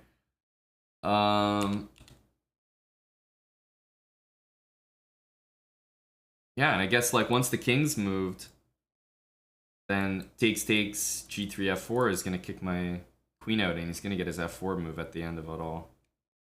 That's why I didn't like bishop f4. Yeah, so the thing is, like, I'm not sure I'm really preventing it. That's why takes, and all it takes from white is just attack black's queen next move with g3 or some knight move, and I think you get f4 by white for sure. But yeah, g3 was the one that bothered me. It's definitely not a bad move. Probably better than whatever I was up to. Yeah, it wants me to play b4, and I was just like, I was trading and going here, and now I don't really like my position because again, he's gonna get f4, and this is me desperately trying to stop it. But obviously, computer hates this because now I can't castle, and castling here is suicide as well. So yeah, this was a downhill decision. Needed to maintain the pieces, but I just never really thought b4 was that strong. Because normally you have a knight on f6, and b4 is very strong because you're hitting the pawn, and I just didn't understand that b4 and maybe knight a5 was making a similar threat.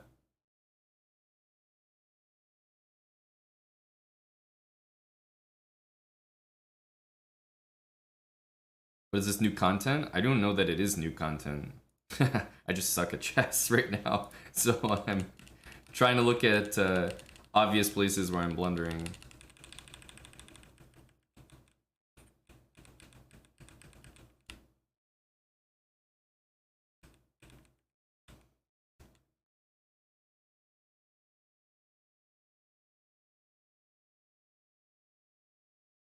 This one's a little more understandable. There's not many positions where you want to play e5 as black in this opening. This one we already know. Rook c1. Rook c1, bishop d3. There's just no time in opposition where long castle is good as Zerdy, so if I'm forced to play it based on the game, maybe it's the best move in a given position, but there's no way that position is good for me. So like, yeah, like maybe I should long castle here, of course, but look at the evaluation, like it's just not good. There's never a time in opposition really where long castling gives black a good position. It's just simply no. It'll never be good, so yeah, it's probably the best move here, but I'm more concerned that I got into this position where long castle is a playable move, because that should never happen.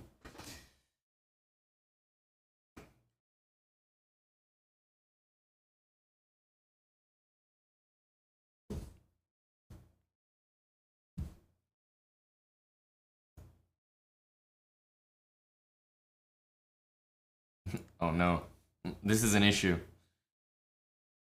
I'm not playing like a grandmaster right now, and I'm playing a grandmaster right now.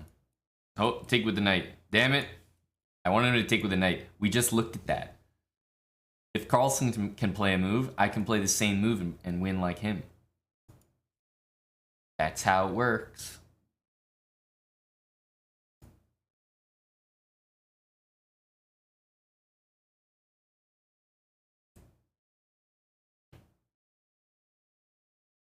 I feel like someone's played this against me recently. They went bishop h4.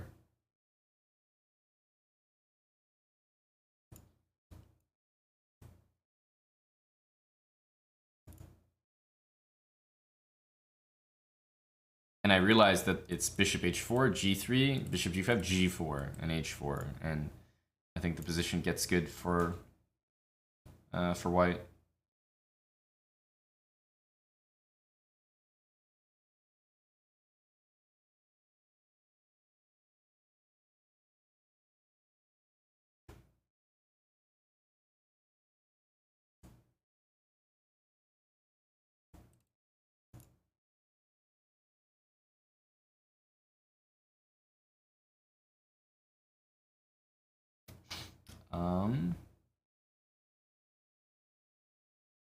Any way to add a lot of pressure here? It's not too easy, honestly. Knight f4, bishop here. Okay, it takes this way. I think that's a little bit friendly for my game.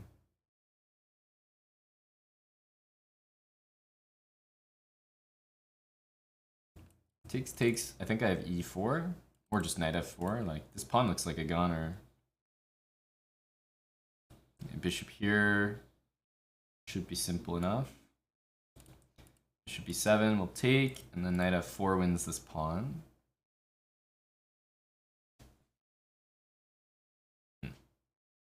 Okay, well, this is some material. I don't think it's worth it to do this, is it? Knight d5 could be kind of clever, no? Knight d5. I'm threatening to win the queen. So he has to play this, and then I was gonna go either bishop or rook takes, and then take this next.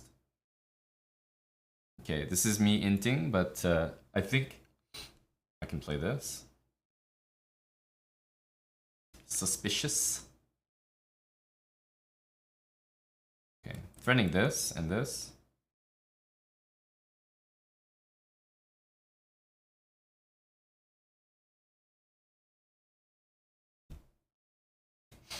There's no way this is playable.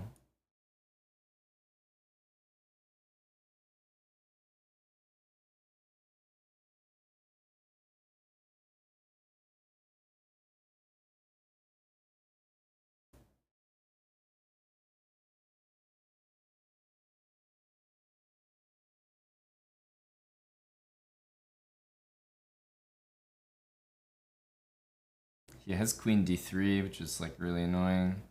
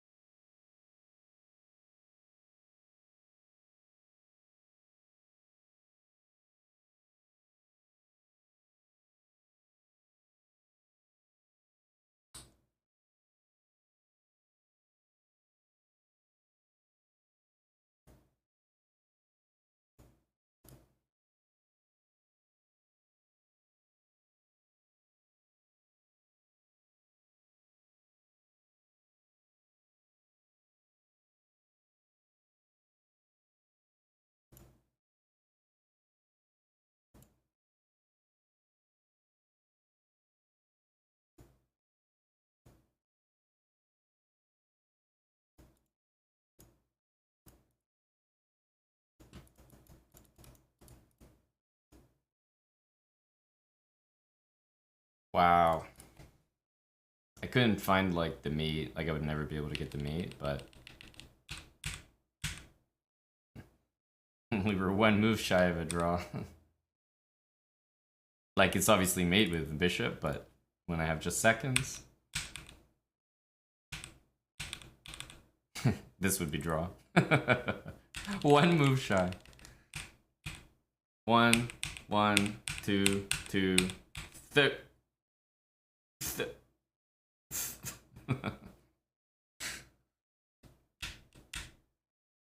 But like, what the hell is this conversion? That's what I don't understand. Like, 2.7 seconds to 51 seconds, and the guy lets me queen. I mean, it's just ludicrous. Like, I don't get it.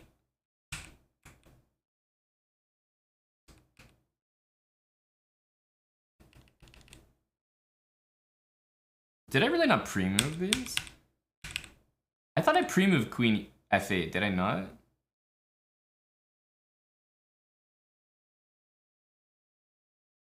It says I didn't. I really thought I did. 0.4 seconds to play this move. That hurts. I swear to God I pre-moved this. Because at this point, all I was doing was pre-moving up and down. Oh, well, I got charged 0.4 seconds there, so... that sucks. Hello, Lolly. That sucks. Miss maiden 2? I mean, guys, what do you want from me? I have less than 1 second. Obviously, I missed a lot of mates here. How are you gonna talk to me about miss mates? I have 1 second, dude. Thanks to the 32 months, the DUI guy. Okay, we got the same guy.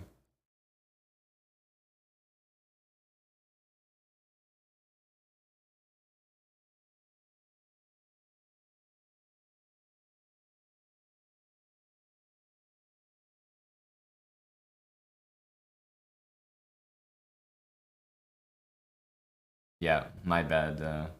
Should never miss that mate. My bad, my bad. We learned some important things today. Knight here.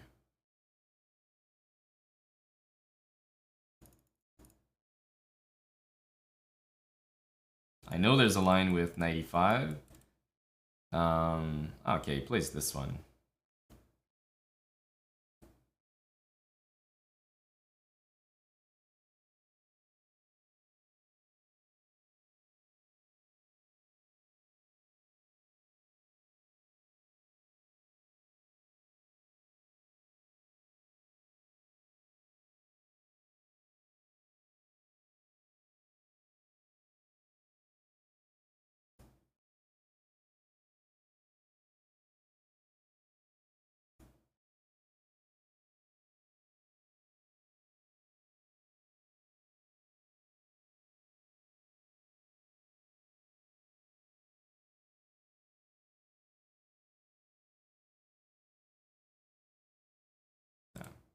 Never know about this. Knight a4 always a little awkward.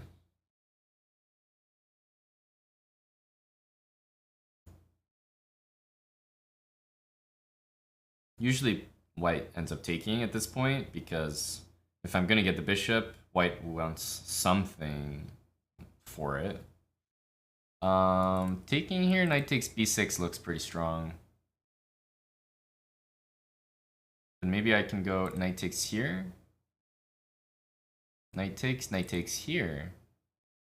And then I get 3 pieces. Yeah, we may as well try that. Yeah, okay, it just takes it back.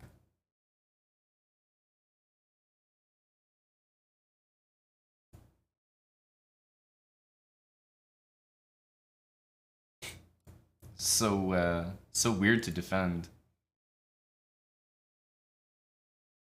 It's not usually this awkward. Queen here is a pretty strange move, but I think we can play it.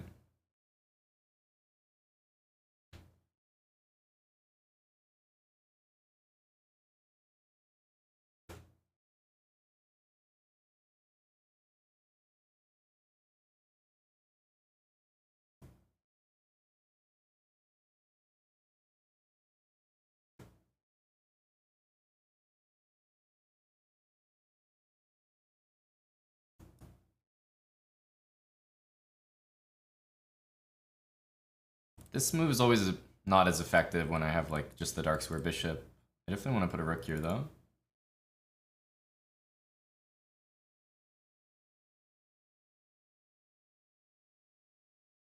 I can tell he's just gonna flag me though. I am very flaggable right now.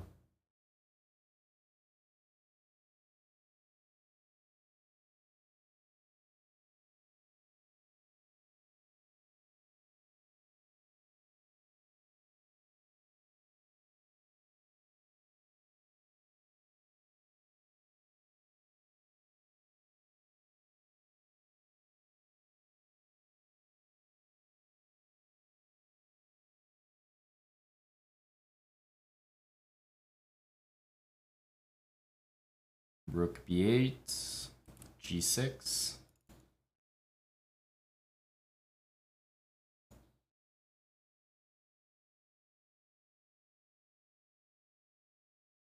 Really?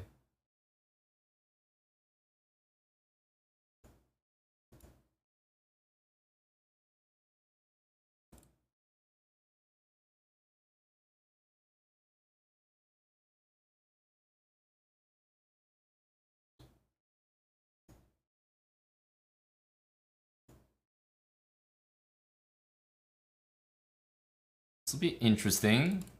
2 pawns versus 2 pawns. I feel like I'm threatening this.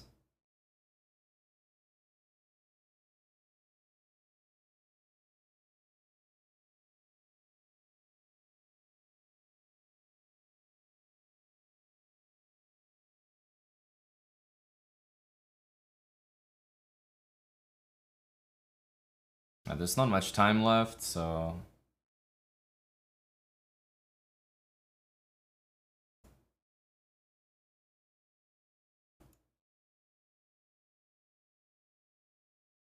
Guess we'll just play this.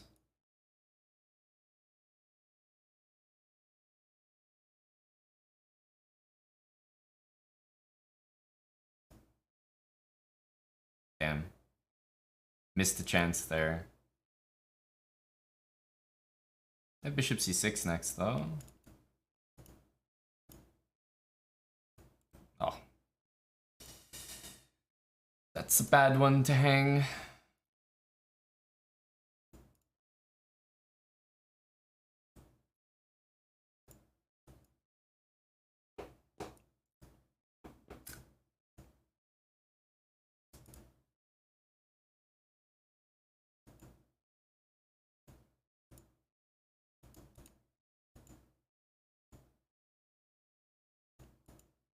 Don't know why I played there instead of there, but okay, I wasn't gonna win.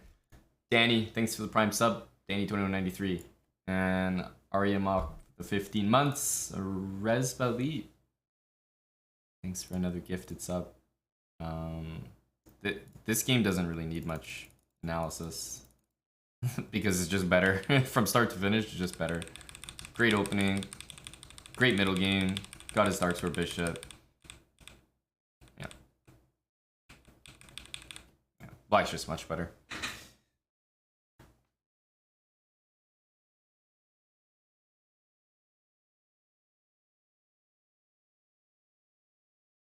And I tell you, I had about half of this black coffee. Pretty nasty stuff. Pretty nasty stuff. There's gotta be like some latte action going on. Otherwise, it's just nasty. Or espresso. We're on a pretty good little loss streak at the moment. Okay, it hasn't been awful today, but we're probably certainly under 50%.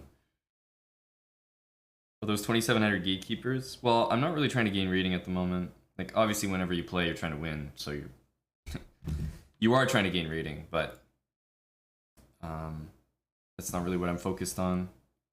I think when you're really focused on gaining rating, then you're like way more competitive, and the time scrambles, like you wouldn't let things like getting low on time like by a minute and a half happen. But I'm sort of trying to play not completely useless openings, like most of the main stuff that I play, and check the games after. I feel like there's a few important things that I learned today that I remember, but we haven't necessarily had a repeat of those games for me to implement them. Because it always works that way, right? As soon as you look at something, study something, whatever it is, you never see it again. No, Bucko, I had a lazy coffee, which means I didn't go all the way downstairs and make it. I just made it right here. We have like 2 coffee machines in the house, and let's say the worst one is upstairs. The more convenient one is upstairs. So that I can make a coffee while, like literally while I'm streaming without leaving.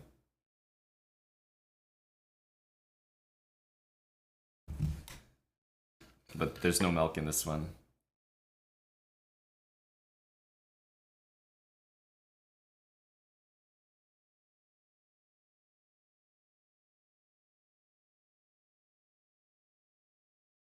Your new emote, Pam. Oh, it's from Rosen's channel. Pam. There you go. Pam is kind of a nice, like, you know, Pam.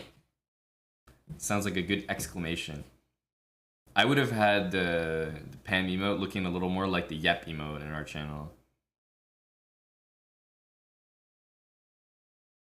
I know, Chess Ninja. Deserved, I'm sure. Go V Pam. Hey, Larissa. Orbis. Is it a speedrun? No. Of course not, Orbis. What do you mean, new speedrun? What do you mean, new speedrun? My rating's not going anywhere.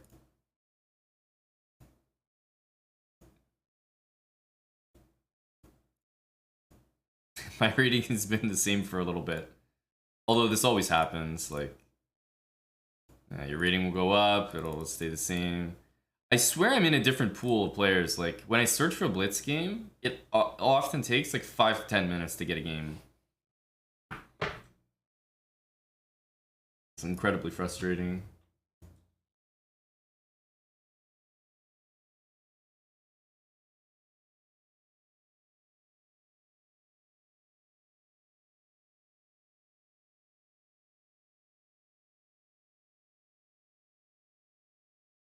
Maybe I am a poor sport, yeah.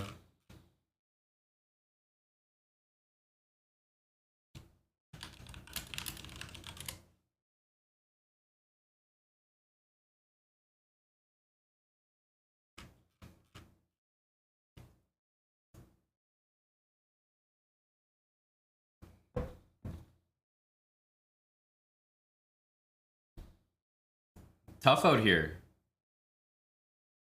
Like, my rating is really low. There's no way that there's nobody to play right now. And have you noticed that the only people I've played have been like almost the exact same people all day? I played some like Canadian guy named Guest 1234, 1234, 1234. I played this Vuck 13 guy. And then I like just played a new opponent, but What's going on here? I swear I play the exact same people all the time. There's no one around. But there's like so many people at the same time. Also, what is this move by me? I'm trolling.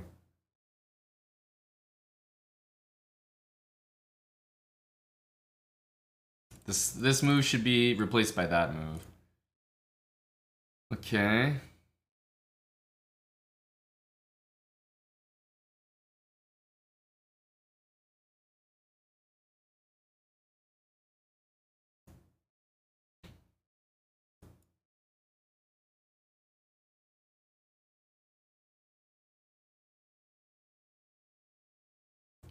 Rook d8, if I go f4, he has this idea, knight c6, knight d4. I don't think we can allow that.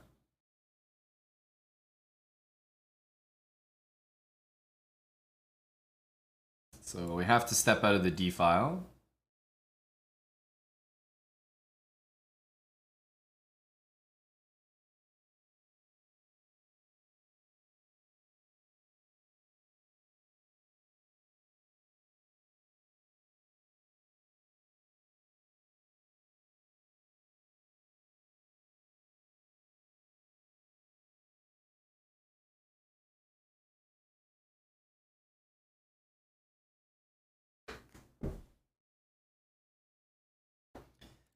Wow, what is this? It's an unusual way to play.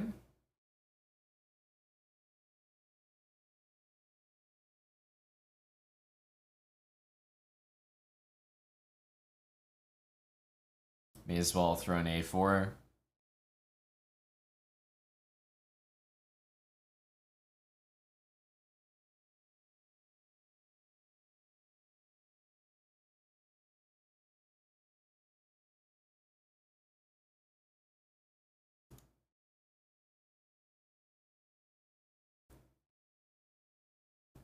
Probably put this bishop in here.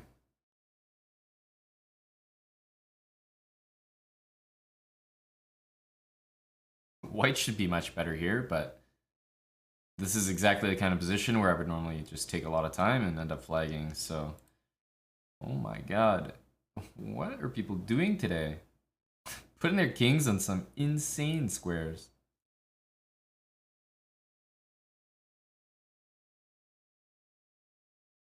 Rook e8, knight f8, and bishop here. What the hell? I don't understand these moves. I mean, I guess we just go e5. I think I almost want to take and go e5. I think this is the easiest.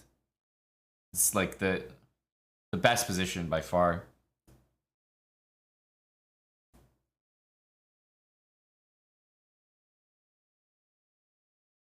Okay, I guess, yeah, that's kind of annoying actually. That's a little bit annoying. I'm not gonna lie. Takes rook a5.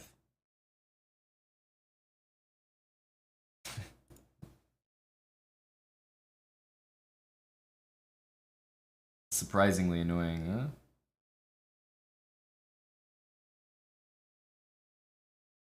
This is what happens in all my games. Such a nice position, and then somehow it gets messed up.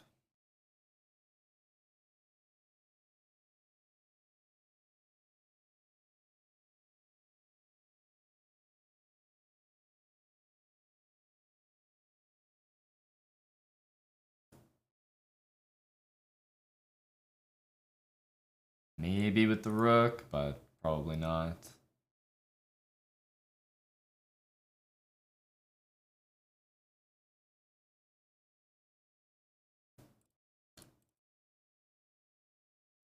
This is so typical for me. So typical for me.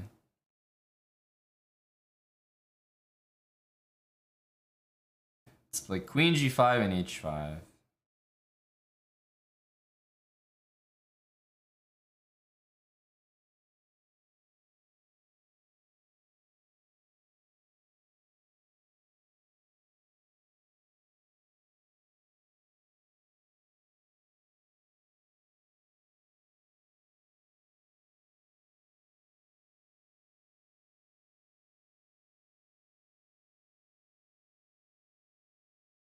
Rook takes, rook there. I have rook d8.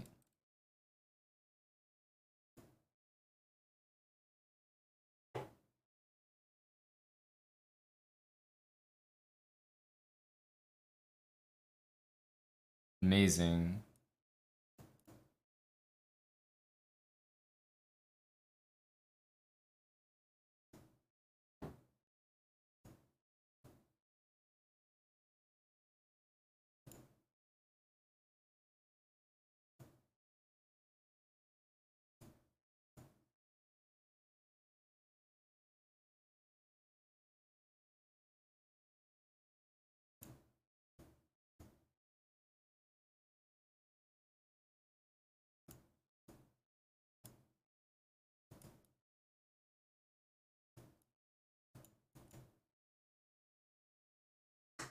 I was actually not gonna, like, if he went back for the draw, I was not gonna take the draw, even though I was low on time. But I also had a feeling that he wasn't gonna take the draw because he was up on time. It wouldn't have mattered for me though. No draw either way.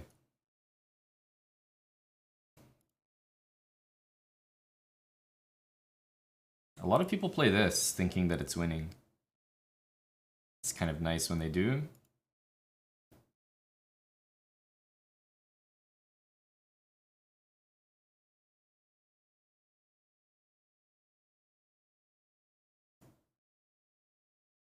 Yes, the England.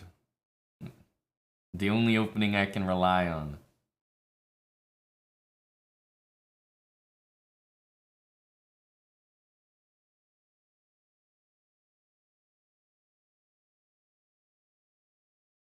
Block the b file. Here he's probably gonna go bishop there, so I think we'll hold off, yeah, because if he's gonna do this move anyway, I don't really need to help him out.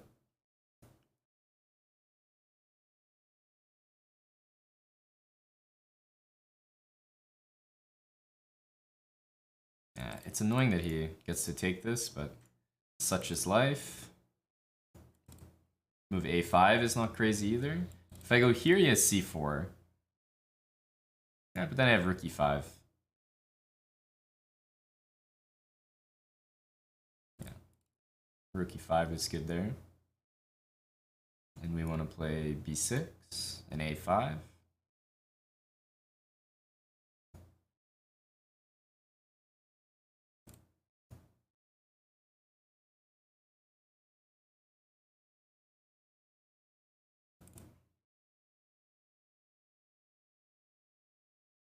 At some point, like, he's probably going to sack for this or something. We're going to play g6.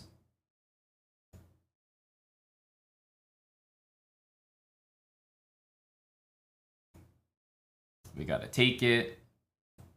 Let's block the rook from getting in there. Interesting. Yeah, maybe that's a good move.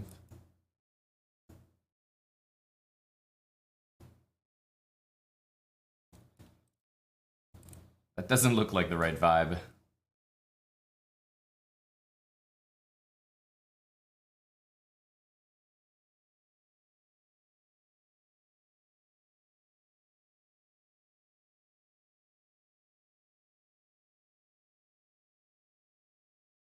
Everything's protected, so there's a vision here.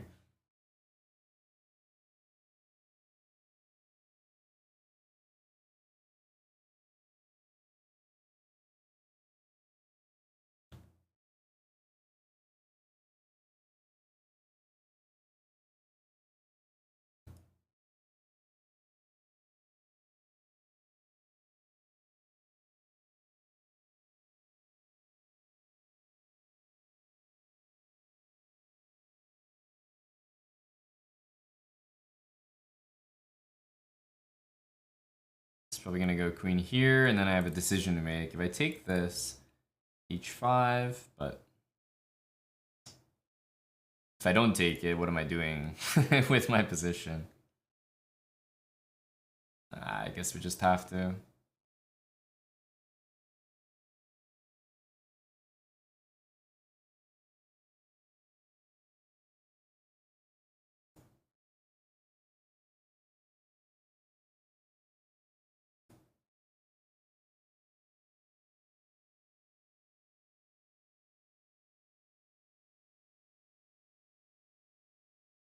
You can go f4, but then it's hard to make the next move e4 because I'm always attacking that.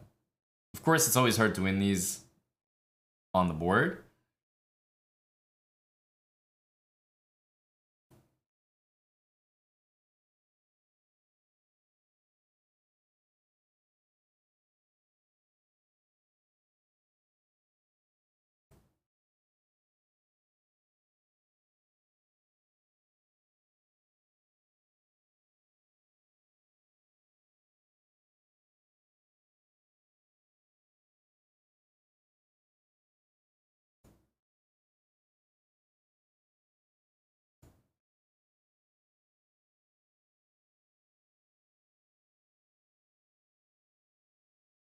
Although we're doing it.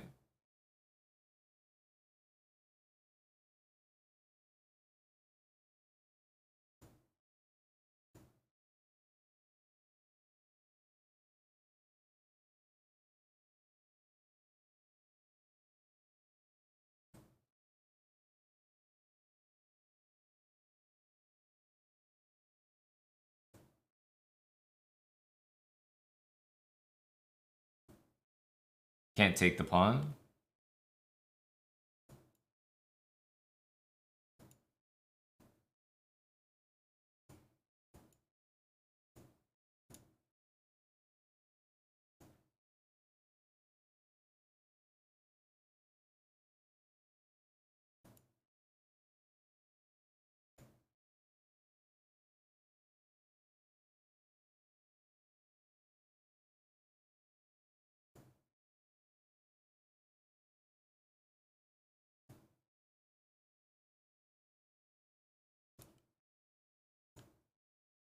Can't allow the king to get there.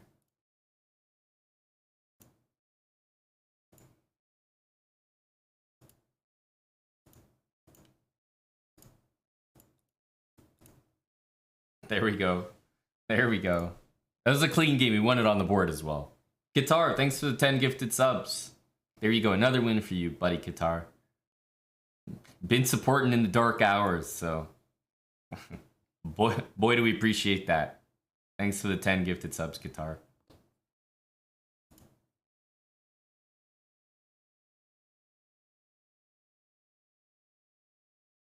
Sometimes it just takes a game like that to get you back on your feet. Yeah, it's a good flag, but we're also winning on the board, which is nice. We end up taking all his pawns.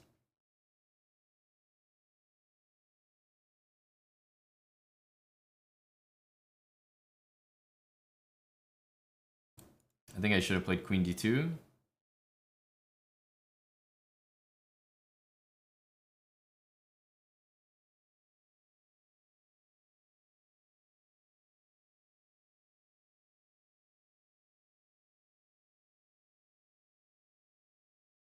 Yeah.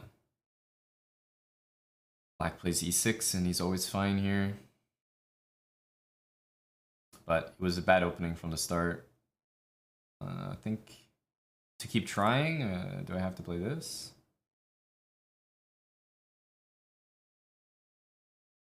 This really doesn't look good.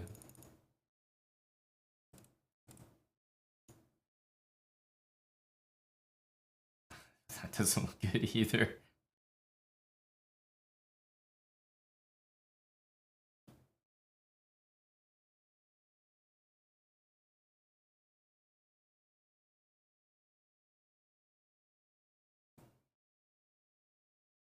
This was just a misfire. Bishop c4 by me was not the move.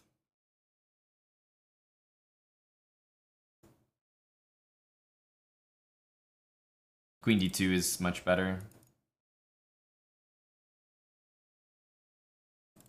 Rook f7. He somehow needs to defend this pawn, no? Or attack this one, sure.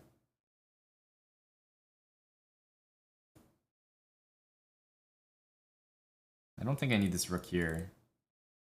I want this rook on e1. That's why I didn't go like that.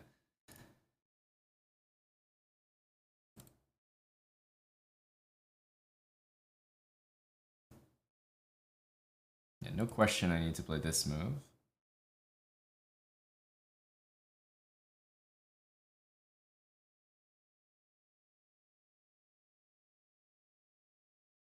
Such a sketchy move to play.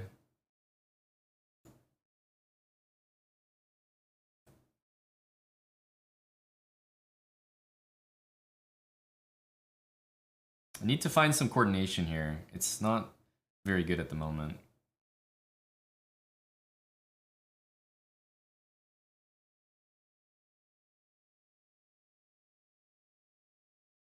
Can't even move this knight next.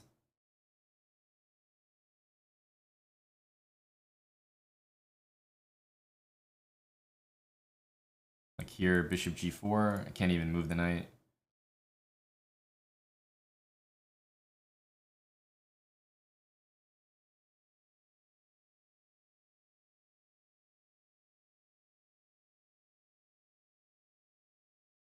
This is a move out of desperation. Just need to make a move. Don't really like it.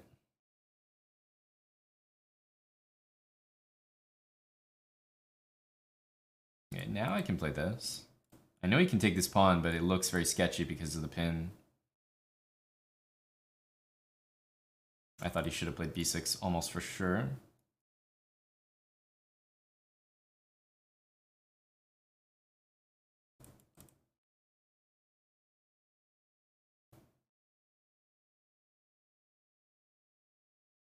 He wants to put his knight there. We'll live with that.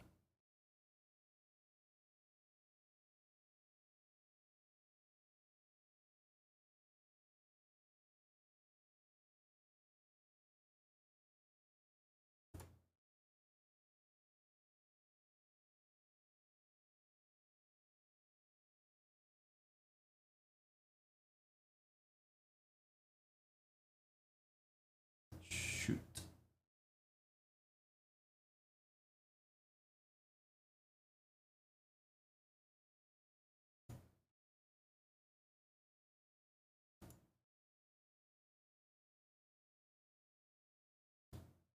This position is very bad.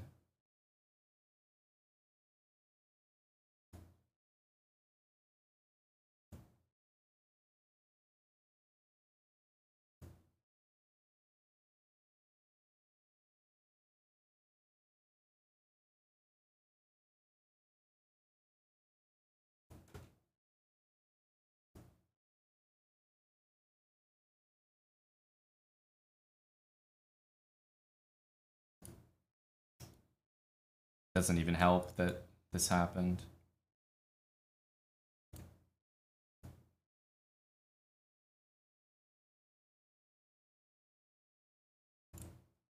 I can't describe how annoying that move is.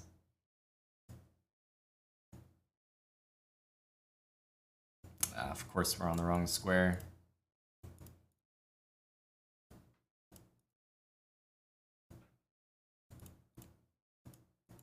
What's he doing? This is what I don't understand about these guys and their conversions. Like, how do you let me queen that position? It's insane. How do you let me queen? The guy had so much time on the clock, just okay, just play the game normally. Letting me queen there is just bizarre.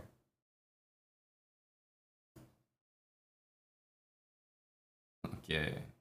Take this guy, I guess. Yeah, castle. Sucks to get pinned, but I've seen worse.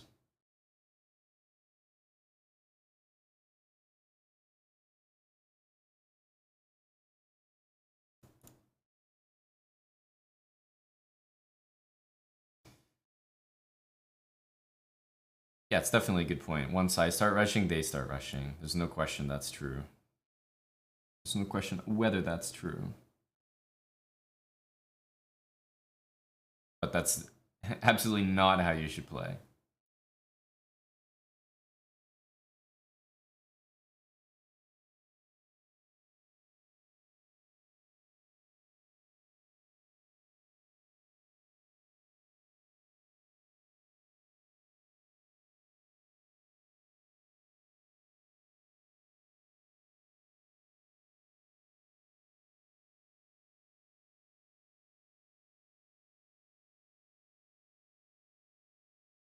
Wow, 97 as a move just did not occur to me. Simply did not occur to me.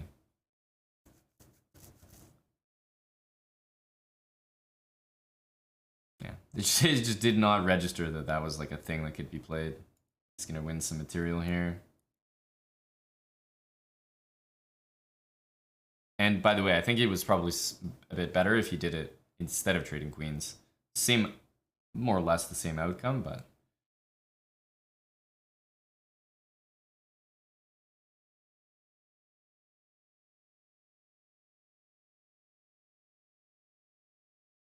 Do we have any chances here? Do we have any chances here? We have a nice pawn structure. Very nice. If I may say so myself.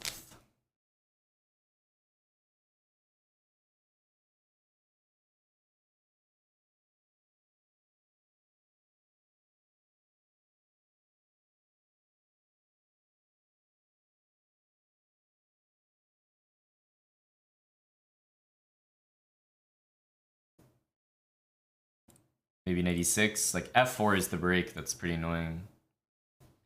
I don't think he can quite do it right now, but...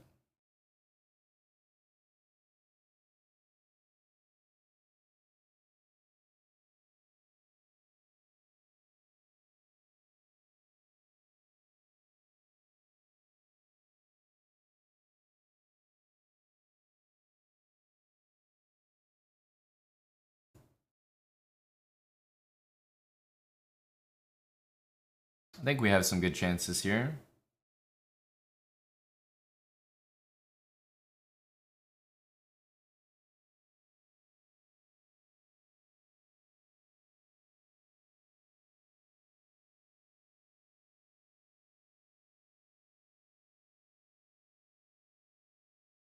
The question is, how do I attack this stupid pawn?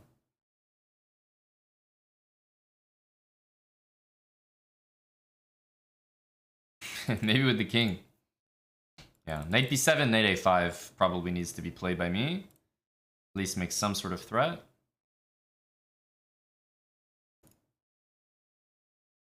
And if he goes for this, knight f6. Yeah, he definitely sees what I'm up to here. It's not a big secret.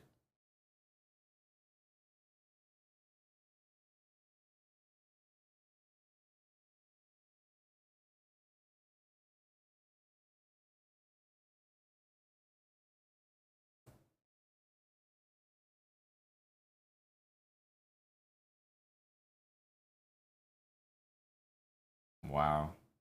Did not see. Did not see. Brutal move to deal with. Right when everything looked so good. I need like some cheapo to win this.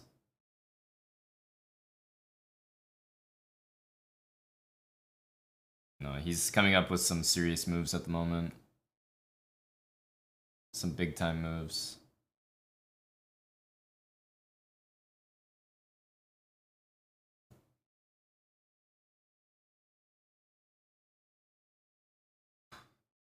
This stuff is very strong that he's playing.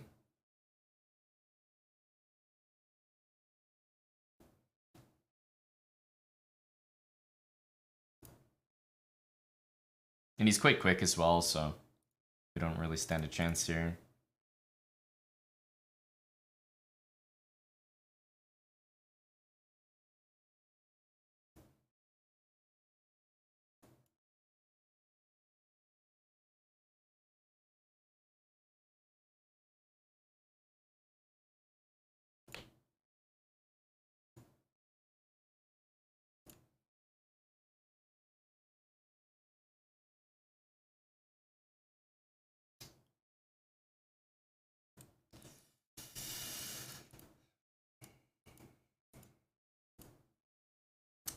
Damn. That was a great looking position for me. It's always so impressive. Like, if the position was flipped, I would lose that game as white. So it's always impressive to me how much I can fuck something up. Because let's be real, like black's winning. This is a win for black. White can't do anything. Everything is blocked. But blundering, the only trick in the entire position to blunder. It's really the only thing. It's crazy. Like white's pawns like are all stuck. None of them can move. Is not a single plan. But then blundering this. This is the only thing. The only thing in the whole position. Otherwise, black is just winning. And if I was white, like reverse the position, this looks terrible to play. I would assume I'm lost. And I would lose this game with white. As I'm assuming most people would. But it's amazing what I'm capable of from the other side. Really, really amazing.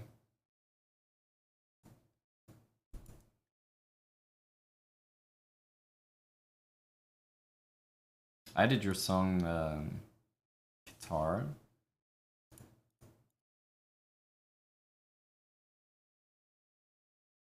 Coming up next, bud.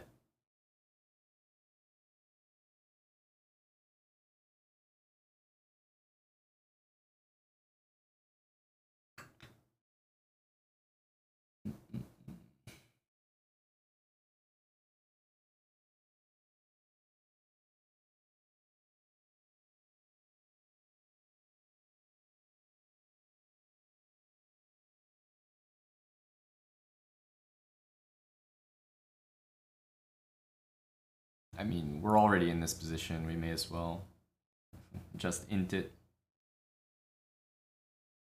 We're definitely going to go king d2 for the boys.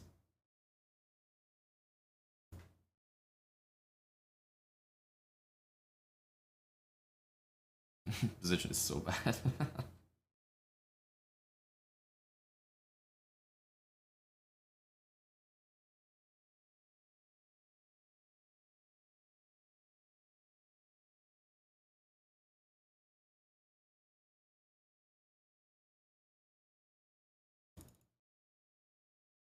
This move looks pretty reliable.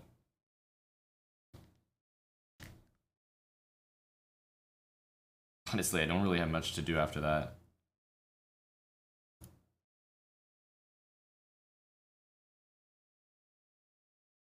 Yep. I think that'll do it. Because queen e4 and takes is happening.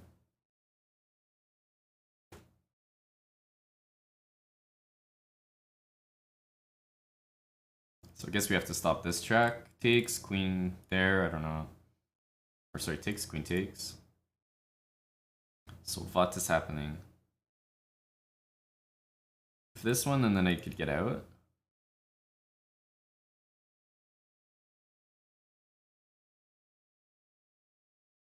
I think rook b8 initially was stronger.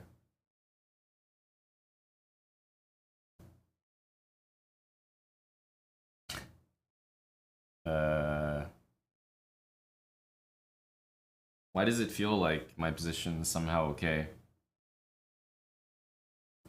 Knight takes.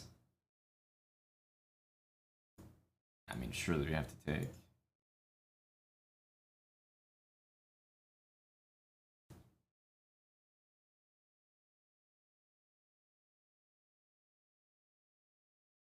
Okay, queen takes a1. We're up 2 pieces. She's gonna take here, but there's no way that's not good.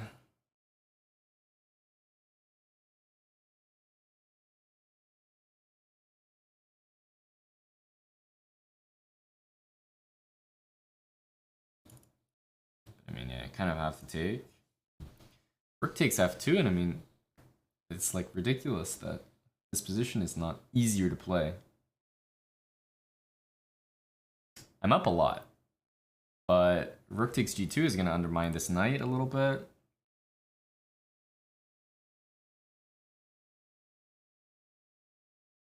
I'm literally going to play this move, followed by bishop g3 and rook there, rook b1. And this queen I don't think can go anywhere that, I was about to say, can't go anywhere that checks me, and proven wrong.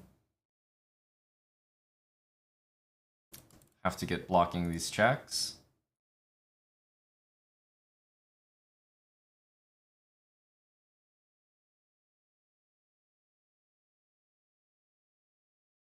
Yeah.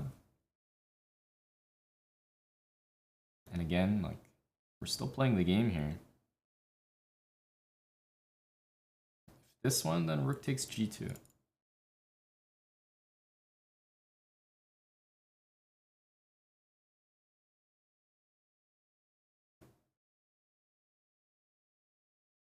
Queen a6 is going to be strong there.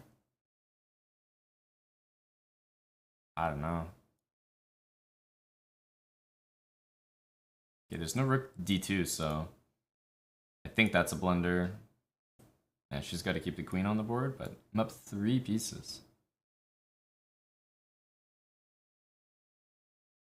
It's like...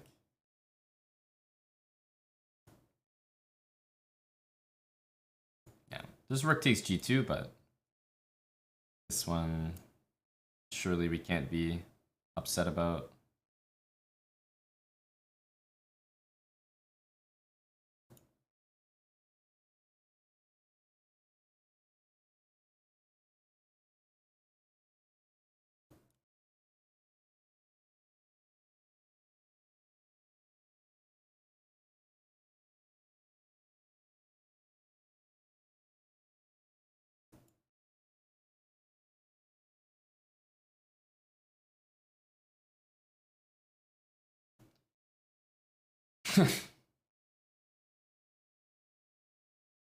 How many pieces do I need to be up to actually win the game? 3 is the answer. Actual 3 pieces.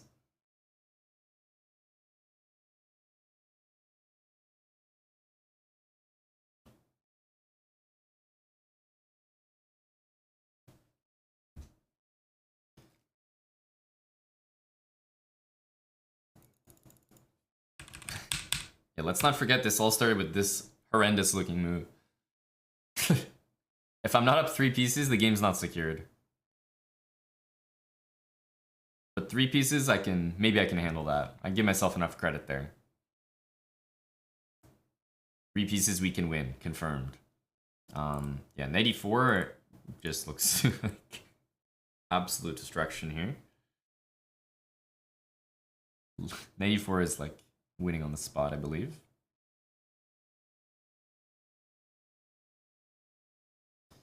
Punterface, thanks for the 8 months with Twitch Prime.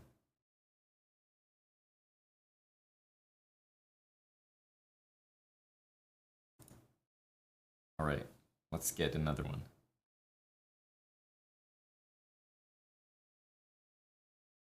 Why knight e4? Well, I don't think I can take this without getting killed. And king here, it's just gonna be all the same lines, but the knight's gonna be here. Threatening knight takes f2.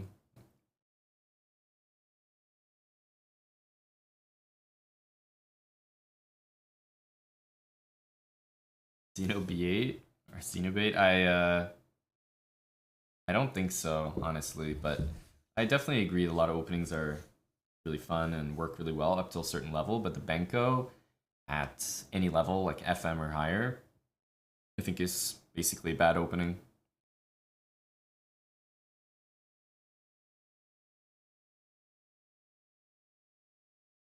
Unfortunately, it's just pretty much been refuted with engines, like.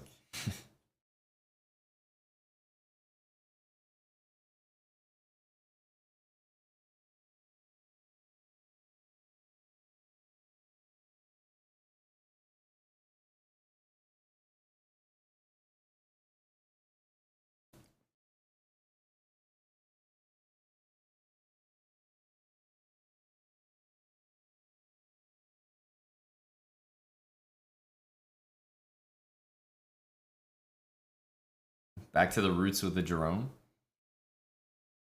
Dude, when the rating's the way it is, honestly, you might be right, you know?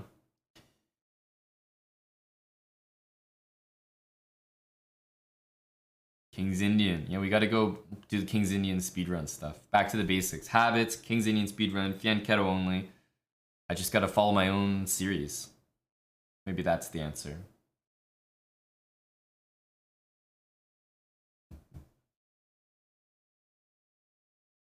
Am I okay, Arc Phasal? I mean, look at my rating. You tell me, dude. When my rating's in the 2600s, people join the stream and check if I'm okay. That's where I'm at. I see you're 2600. Is everything all right? Oof. It's a tough life out here.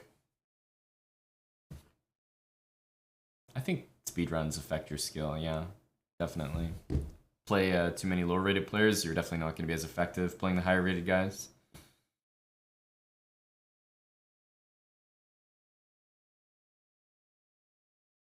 Pain. Just pain, Grinifwin.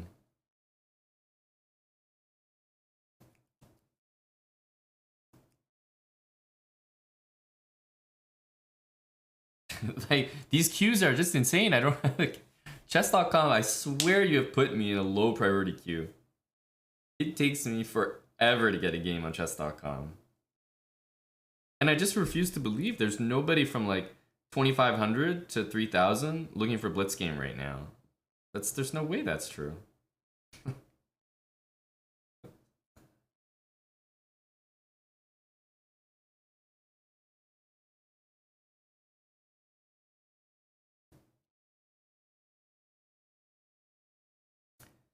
Feels bad. It's shadow banned.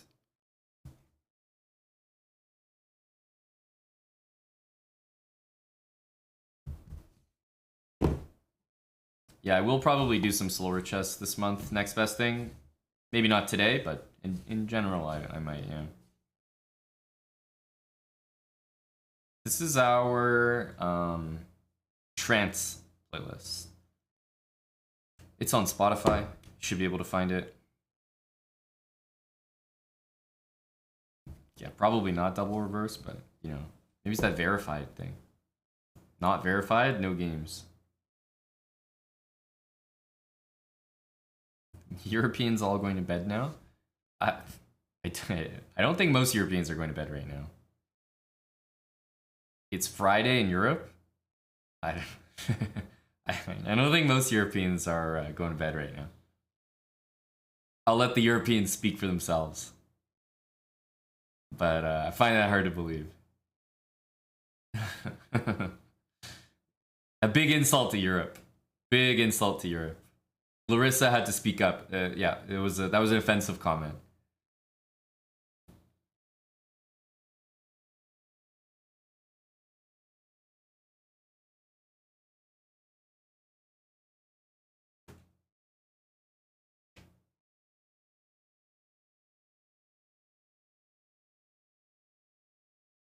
Yeah, this counts, Bucko. So my opponent was up, you know, there's a good example right there.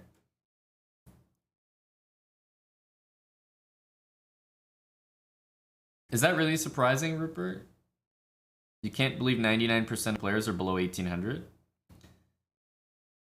I mean, you also have to remember that on chess.com, it's based on all the members on chess.com. And how common is it that someone makes a chess.com account, the rating counts as like 400 or 800 or whatever, and then they never play again? You know, they make an account, never use it. Make an account, lose a game, never play again. So you have to keep in mind it's also factoring in a lot of like just unused accounts that are bringing the average way down for sure. But it's I think it's also relatively true in general that definitely the majority, strong majority, like 99% or more, are below 2000. I'm not sure if they delete stale accounts, Chess Ninja D1. Maybe they have some amount of time that passes before they do, but in general, it's like not really to their advantage to do so, right? Kind of just reduces the amount of total members.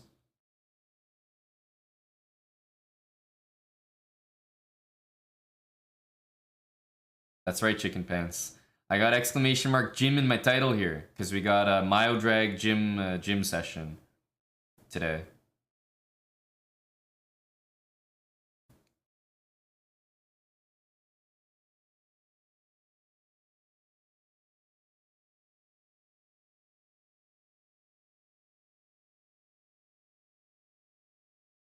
This is a crazy MTQ.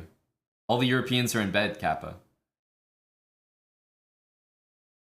Yeah, some people like yourself, Larissa, got to meet Mayo Drag if you went to our Mexico chess retreat camp last year that we hosted. I mean, it's technically, I guess it was this year, but we planned it all last year, so I still think of it as last year. But yeah, Mayo Drag was teaching IRL in Mexico for one of our chess camps, and I mean, Eric and I have always known, and you know, we put Mayo on the channel. We've always tried to promote his videos. He's done a Chessable course as well.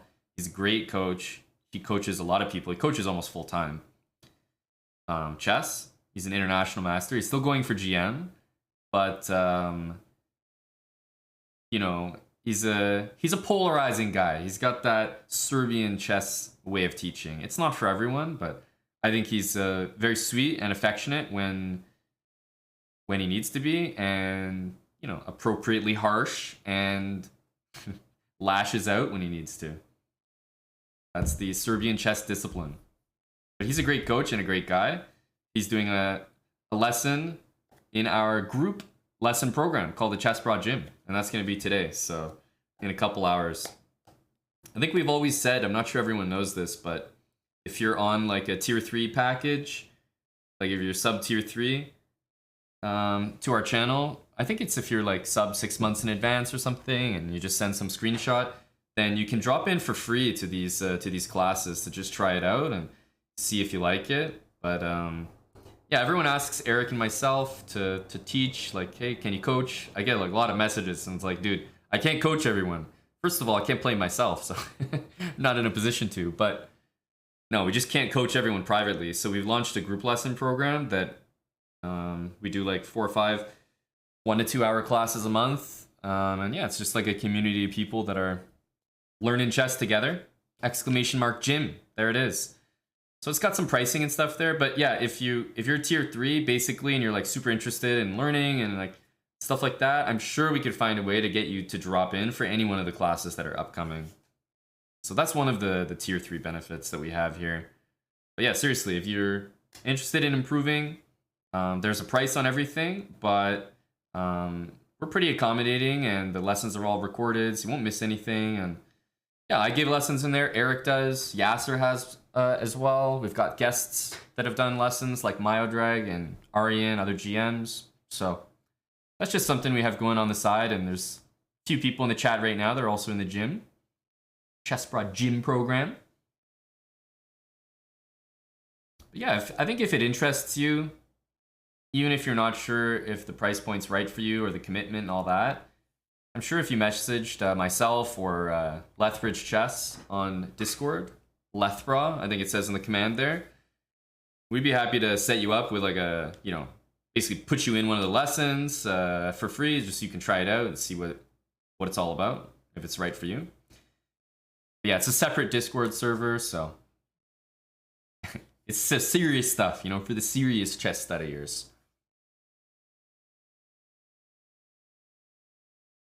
Do I still take chess lessons? No. I would definitely take, not lessons, more like training, but I would pay for it with a stronger player than myself if I was still actively playing and you know, like studying and really trying to like grind the ratings IRL. But I'm not doing that, right? So it makes no sense for me to like pay for training when I'm not really training myself. I always say, whenever you want to get better at something, don't think that you can pay for it without putting work in yourself. Same with the chessbrah gym. If you show up to every class there, but you don't study on your own, you're only going to get so much out of it. So just like a regular gym, you get out of it what you put into it. I don't think I quit tournaments for life, but I'm focused on streaming at the moment, so definitely for a little bit.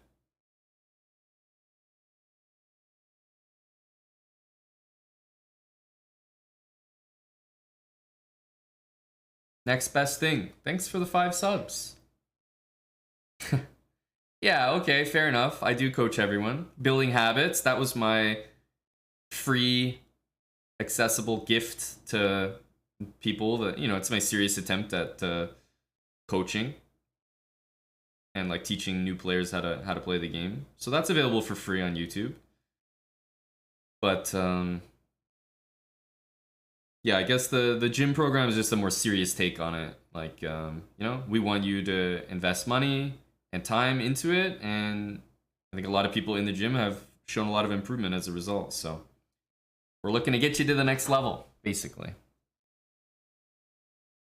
Thanks a lot, Poontang Pie. Great username. Thanks for the prime. I'm just gonna take a short break at the moment, guys.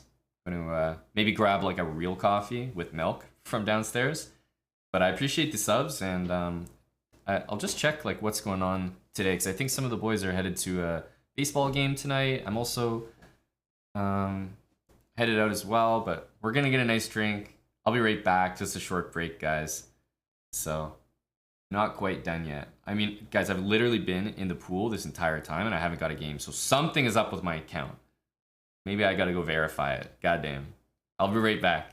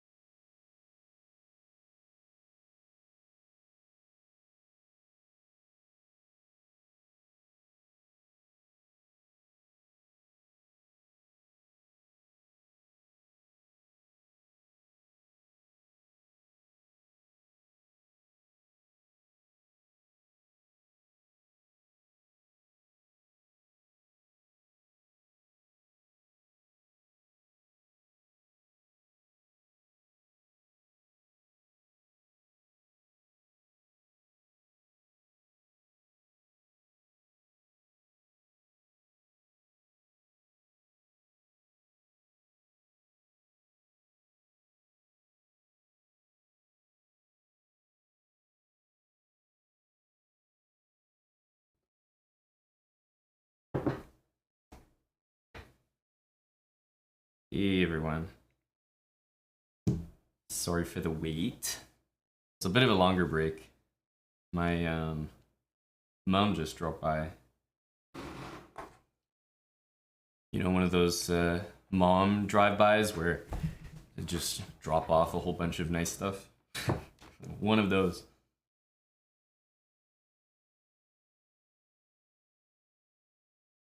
All right, we're back, and I have a real coffee.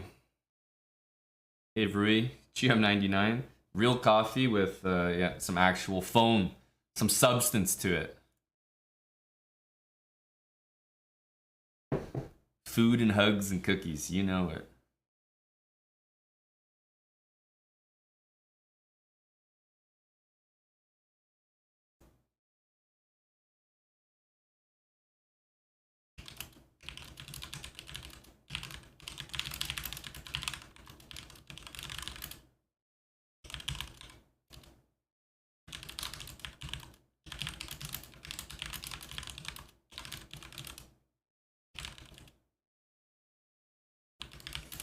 Need some refresh? Hey, I got it.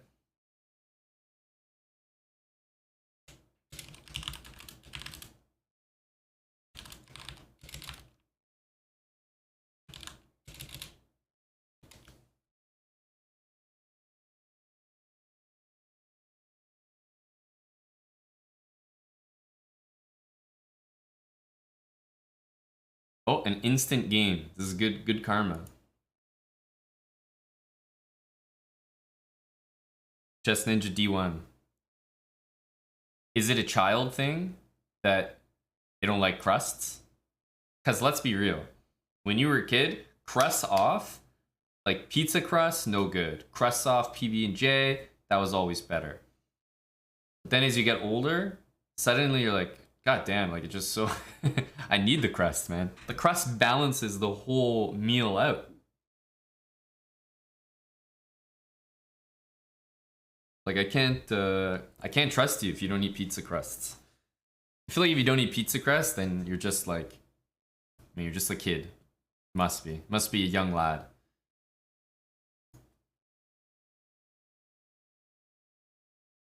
Yeah, that didn't sound right, Cartman. That didn't sound right. Thanks again, GM99. Oh. All right, yeah, sure, Qatar. Is it around an hour, Qatar? Because I basically got about another power hour in me today. Just so you know, for timing.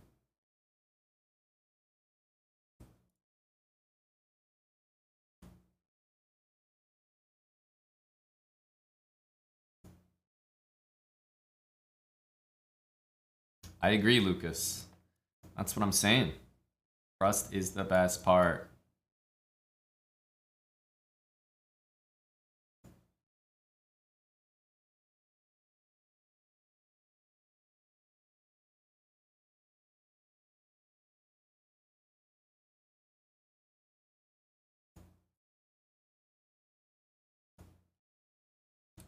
Does he want to take with this? I think maybe he does.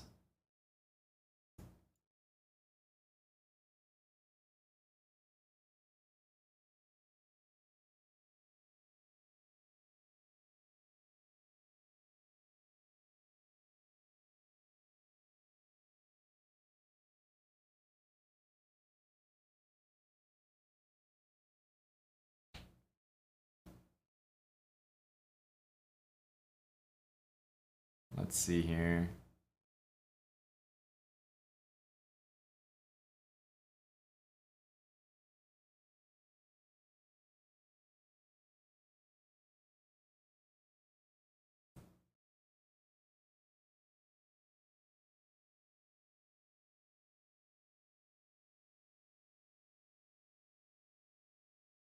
Keep some pieces on the board. G4 can't happen just yet because knight h6. Uh... Hmm.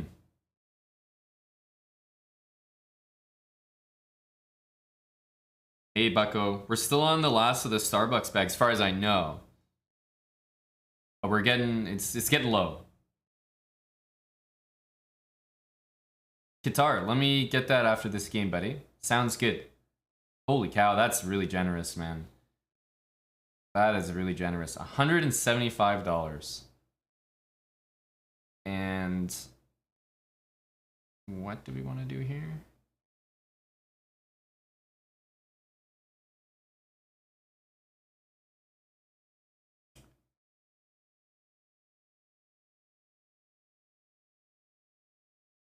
Try it.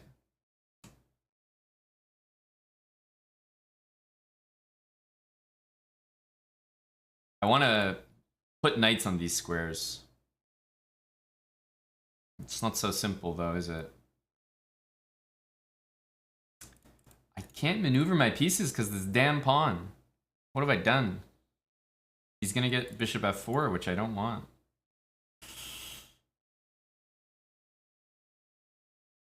This is pretty annoying.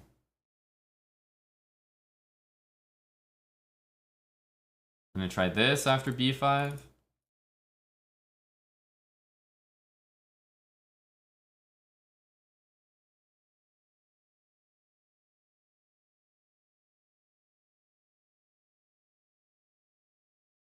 Yeah.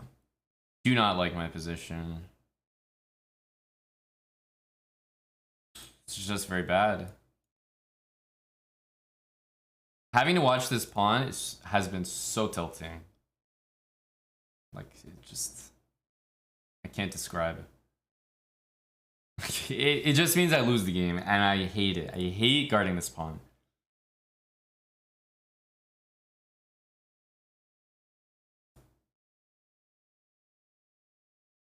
It's so frustrating.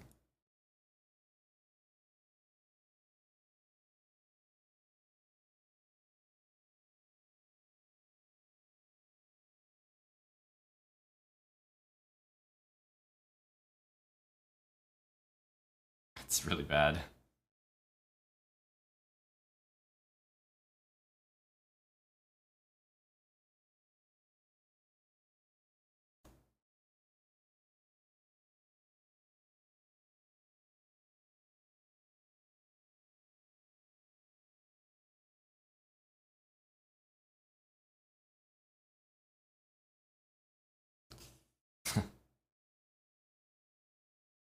It just doesn't work, does it? Wow, that was crazy. That he came up with that? Okay, Jesus. Jesus, dude. Major beast, bro. Knight c7 takes b5 is, Alright, so let's see what the guy here...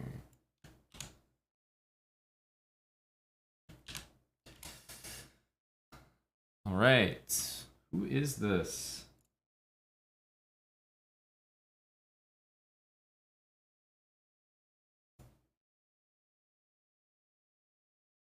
Alright, here we go. Oh, guitar, buddy. I don't mind looking at this either, hey?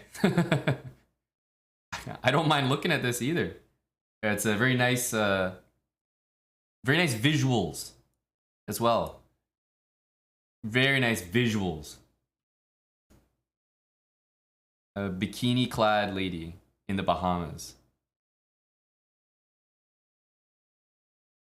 Can you see? I no, you can't see.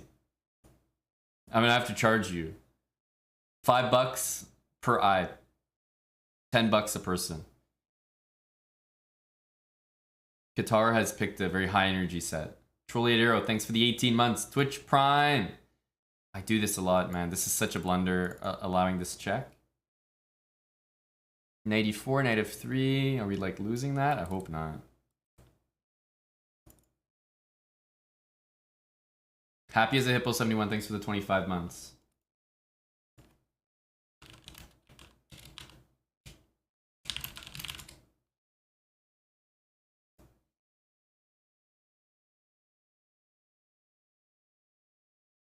Close both eyes and you can see it for free, Captain.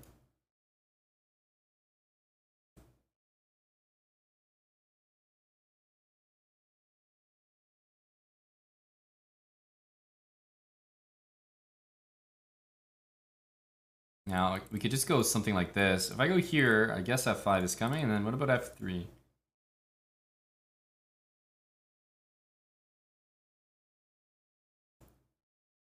F5 is happening for sure. Do we play this? We have to deal with like a bunch of strange moves like this, but should be okay, maybe.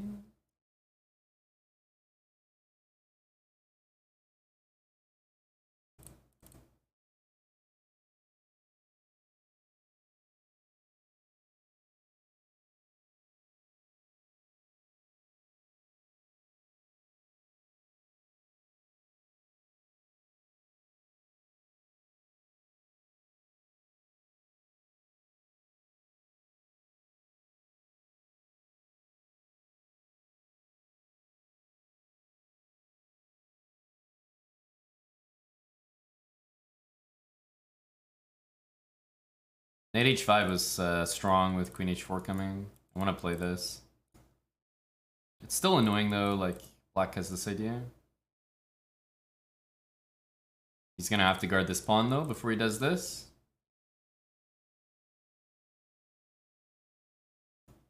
Electric TP, thanks for the 5 months. Let's get this knight out.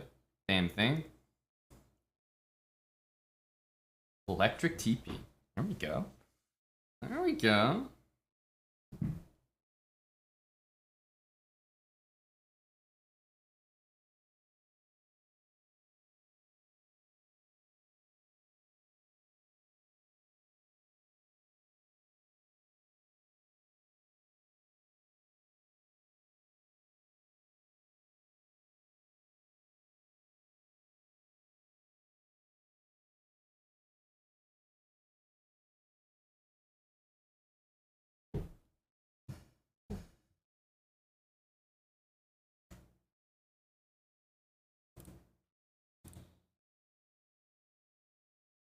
I think there was a long castle angle, but we're now committed.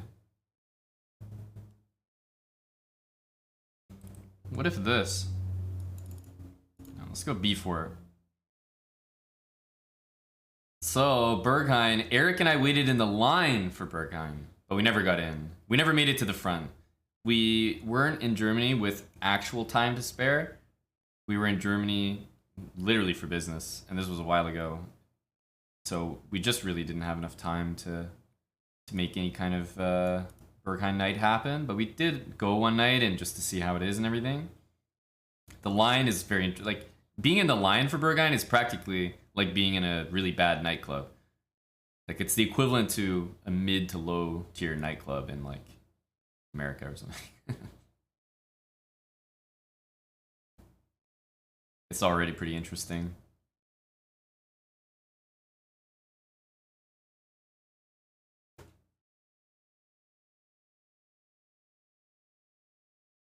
Why bad? Because it's a line, dude. It's not an actual club.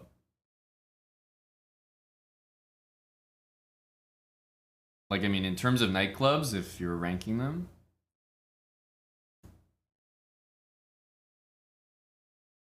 it was like being inside like a mid to low tier one. Why do I have 20? Wait. Oh my god, I thought this was a bullet game. What the hell? We both have 20 seconds? What's going on here?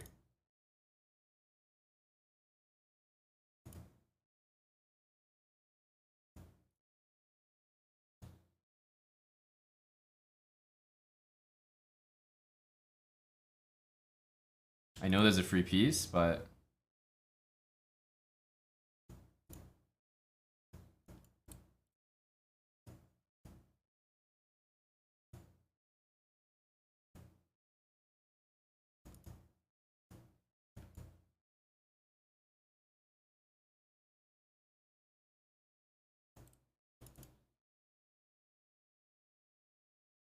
there you go. Yeah. Keith Jr., thanks for the 16 months. Yes, the set is propelling us forward. Okay, that was so weird, that whole game.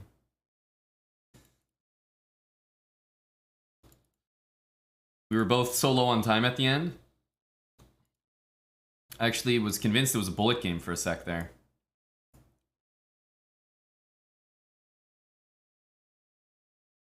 Paradox, brutal 23.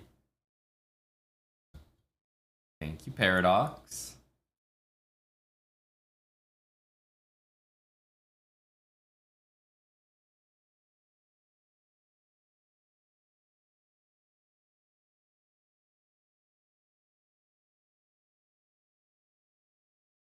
It's a power hour angle.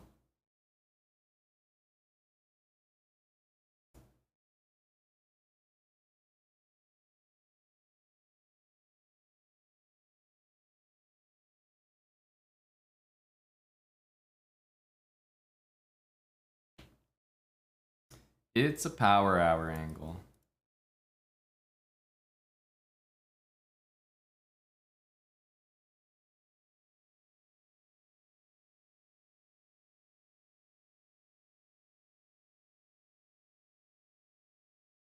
At some point, he's got to play b3. Wow, he's really holding off on b3. Giga Chad. He's refusing to play it.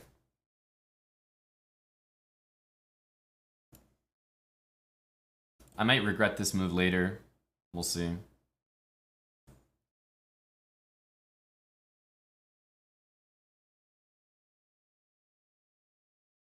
I can definitely see myself regretting it.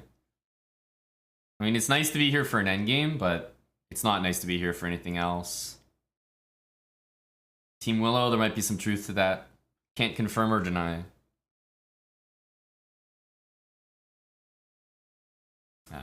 Now he does. He does play it.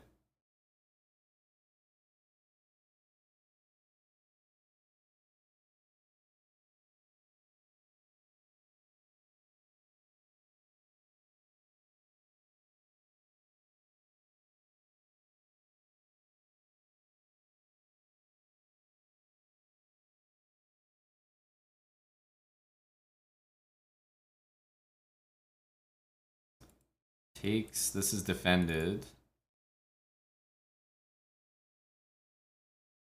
Maybe f5 after king h2. I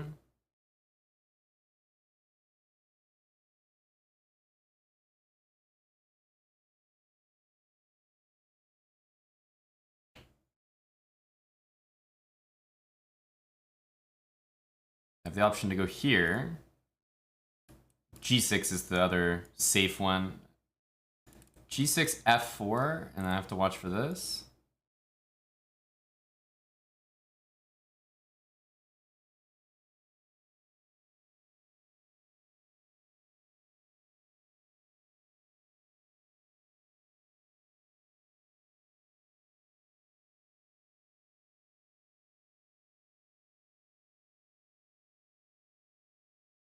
I could be so wrong here, but I think I take this. And I'm doing well. Check, king up. Okay, he believed me, and that's all that matters.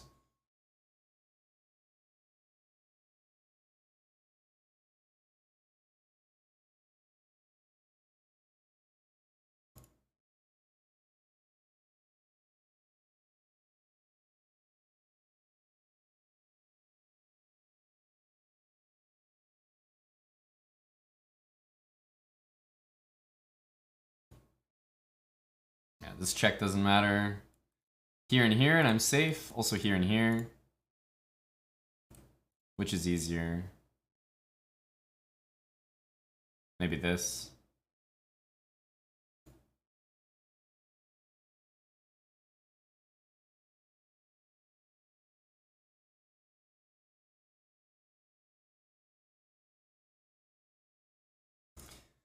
Here we go. Apple Juice, thanks for the 6 months with Twitch Prime. Hey, this is a great song as well. Exactly, Chess Ninja. You called it. Knight h5 for the Queen g3 stuff. That's exactly what I was going for. It worked out.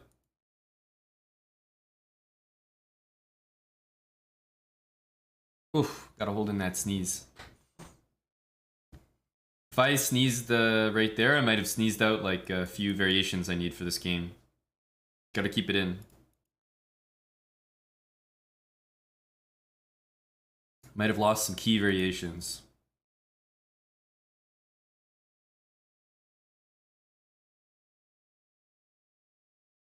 Okay.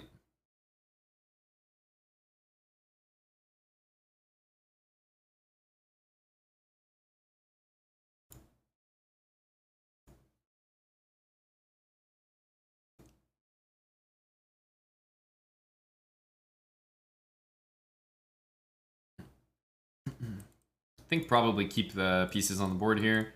I'll recycle my bishop to f2, where it watches the pawns a little better than here. Like, on f2, it's just a little nicer. It's like sheltered by this pawn, so the knight can't attack it. It gets allows my queen to use the d file, and if I ever play e4, d4 is defended. It's just a cozier square. Yeah, I think you should probably still go here. I could also take, but yeah, do this.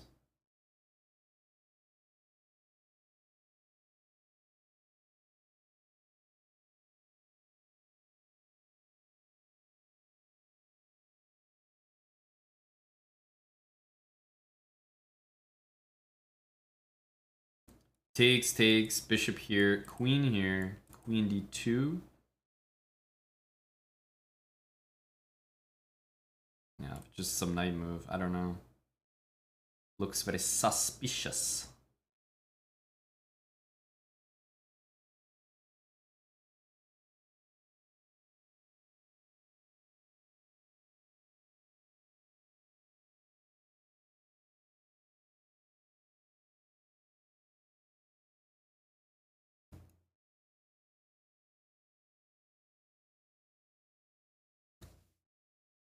The day I got GM was one of the best days of your life. Wow.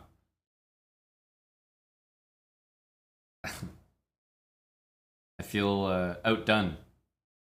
I mean, yeah, it was all right for me too. It was okay. I wasn't complaining.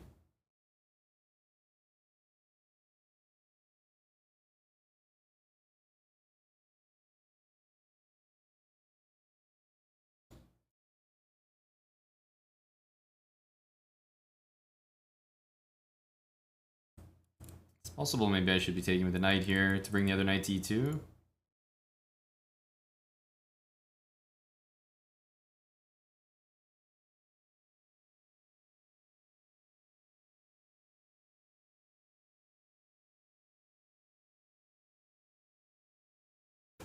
At some point, I think he has to take, right?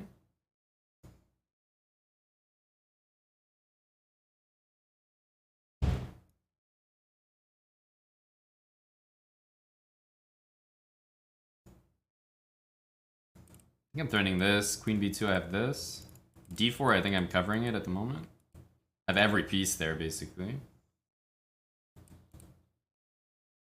It's gonna get one of his bishops, right?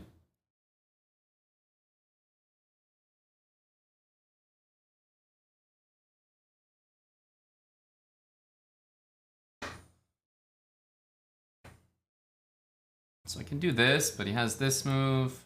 There's gonna be some threats both ways.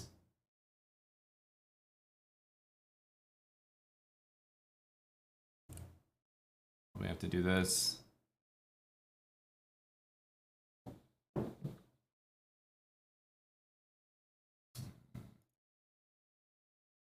This move is so gross to play. But allowing him this doesn't feel right.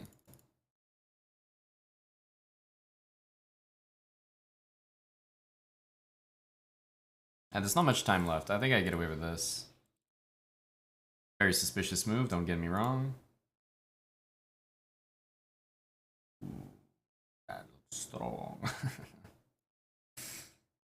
Oh god. That looks very strong.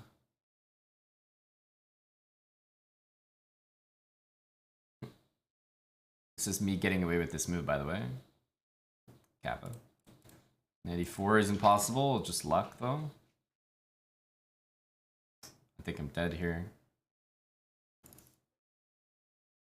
I mean, yeah, I can just double the rooks. Like,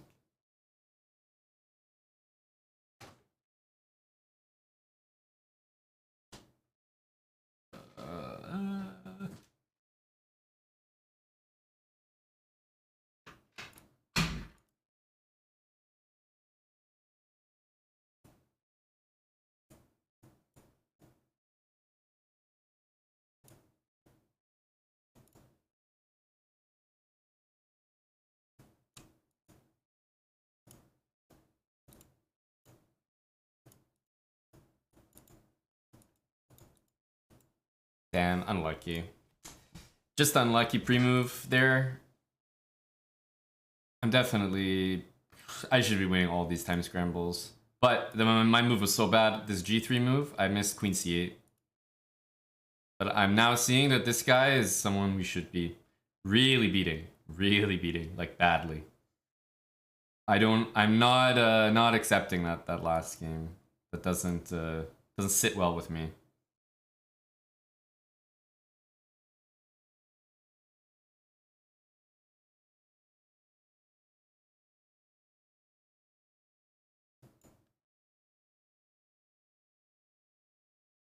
I'm pressuring this pawn, kind of annoying for him.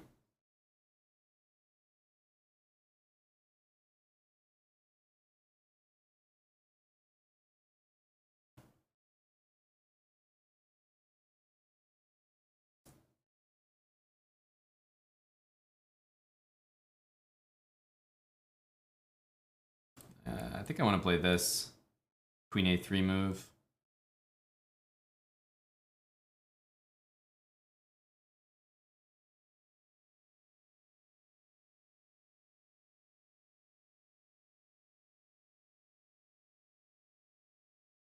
A lot of pawns loose down here, and I don't really know what he's threatening.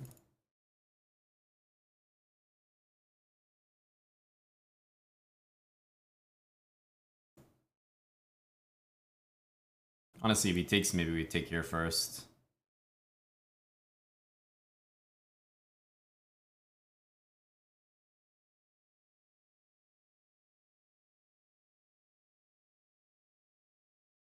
There's the A5, A4 angle. There's also just queen takes A2, but that looks the most suspicious.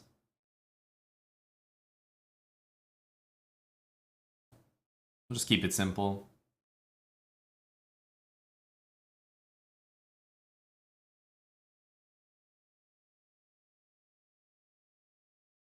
Wow, this is pretty annoying. Makes me wish I took this first. So if we go here, then he goes queen here.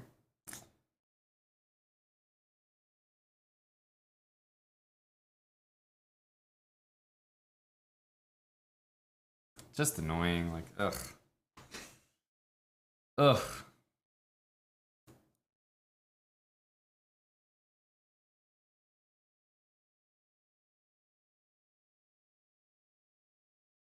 That's interesting.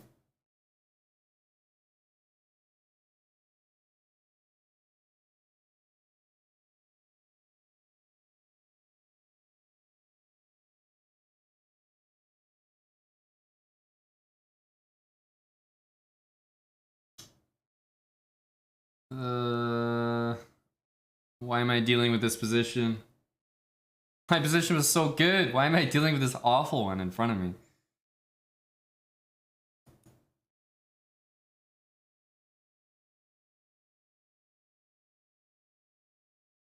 Ugh, this is so disturbing. I'm playing all the wrong moves.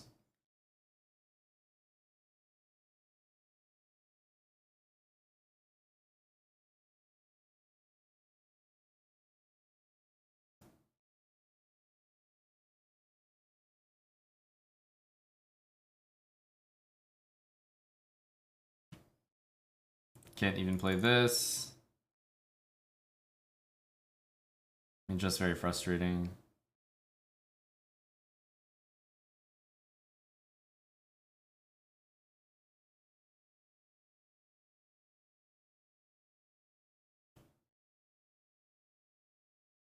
This is probably the best case scenario. We get out with down a pawn, but it's opposite bishops, and we should be pretty fine here, honestly.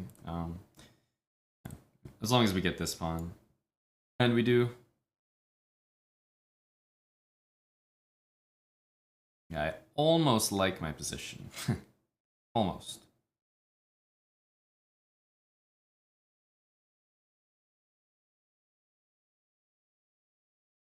This is a threat, that's still a threat, but it's easy to play c4 here, I think.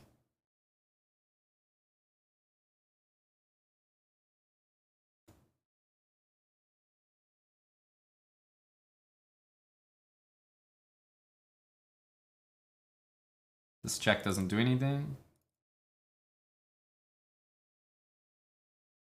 e4, bishop e4. Definitely outplaying him here a bit.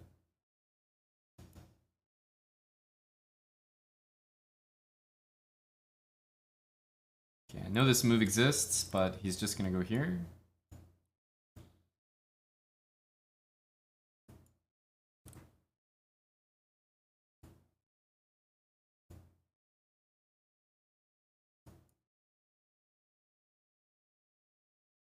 Okay, here we'll go back.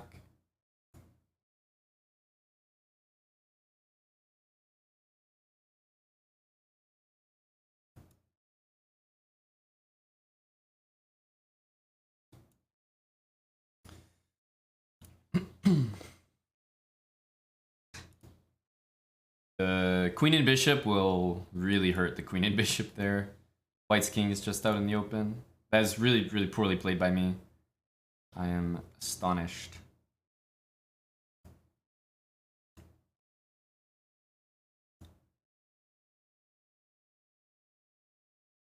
Okay, he's gonna go for this move with some sort of rook e8, knight h5. Sleazy calling the moves. There we go. Alright, let's go like this. It's not the best plan, but it's a plan. Forest Breaker fan, thanks for the 2-month resub. Take my money. It's taken. It's taken. By me and your buddy Jeff Bezos. Consider the Lobster, thanks for the half a year with Twitch Prime. That was a very descriptive offer there, Bucko Bonsai. I feel like that came from somewhere. It was far too detailed. What have you been up to?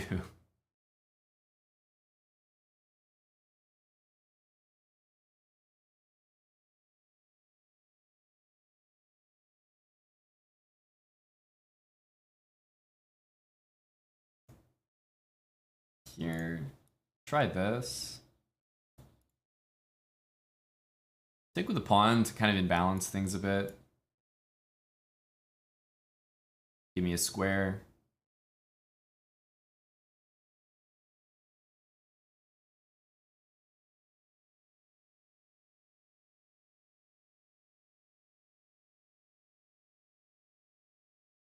So, how do we survive this position?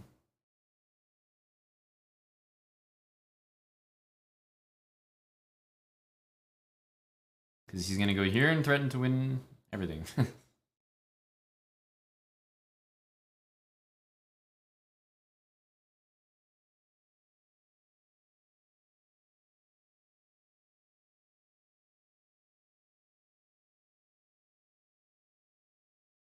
think I need to like take this and go queen d4. It's really not my ideal setup.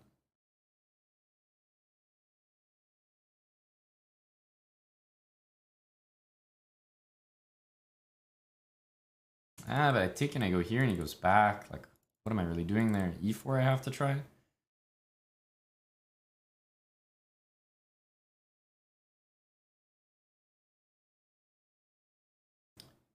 Maybe I should have taken first. I don't know.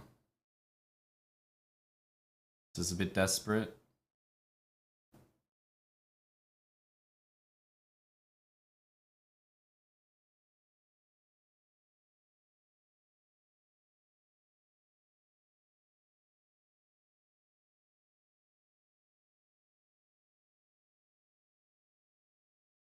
It's a bit desperate. I think we have to go back.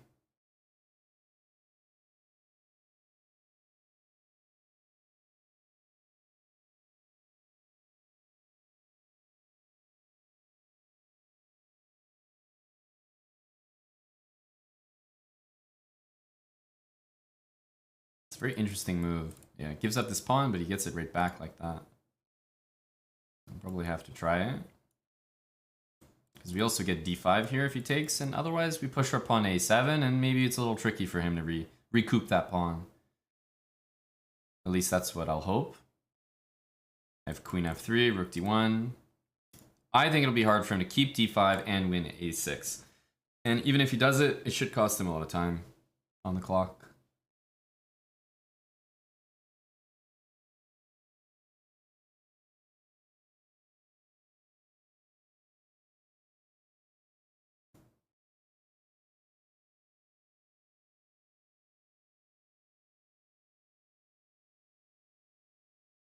Yeah, it's a good move, honestly.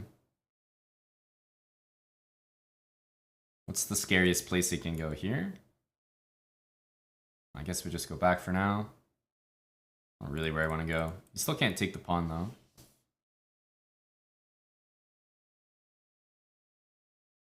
Okay, repeat once.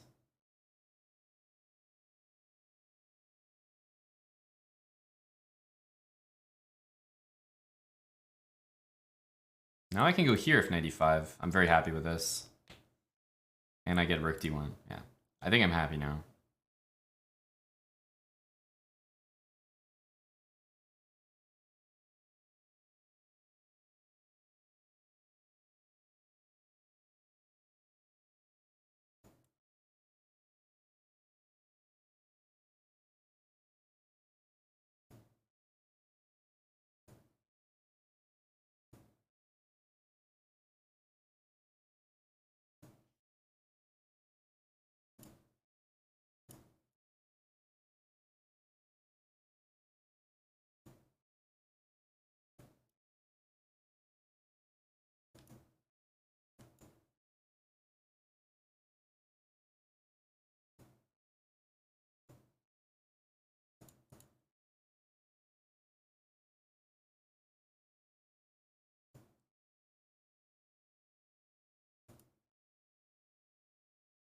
It's just easier to pre-move.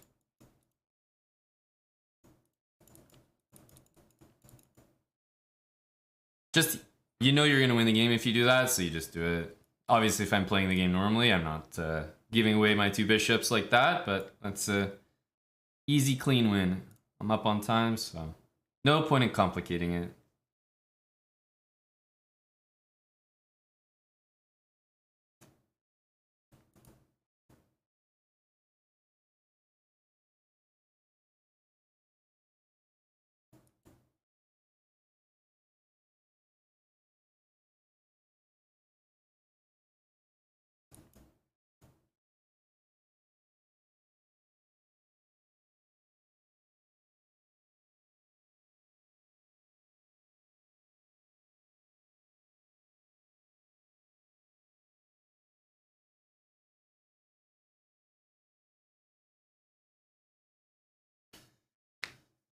Okay.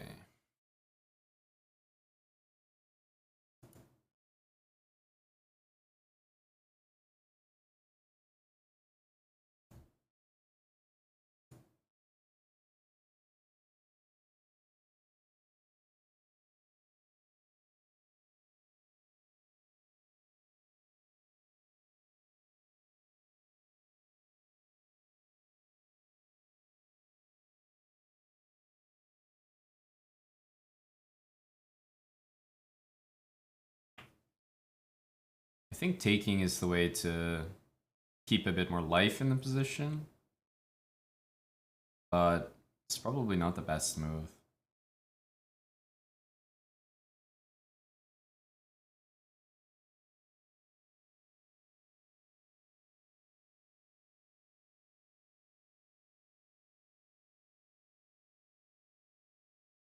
Go h5. Probably should have done something else there, but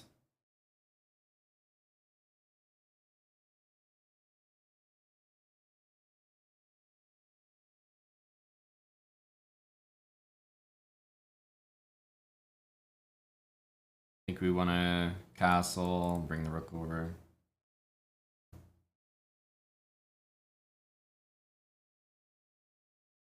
A very closed game, as you can see, with only 1 break in it. I mean, I have these, but they're a little bit less enticing. G5 though.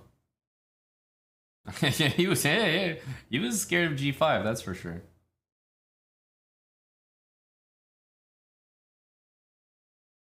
Okay, he's giving me some squares as well. I mean, yeah, he has squares, I have squares. I'll take that trade-off. Okay, I need this knight maybe on this square. Is this anything?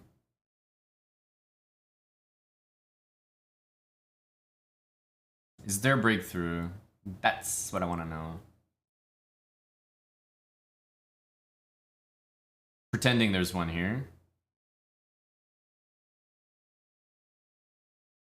Surely there's something.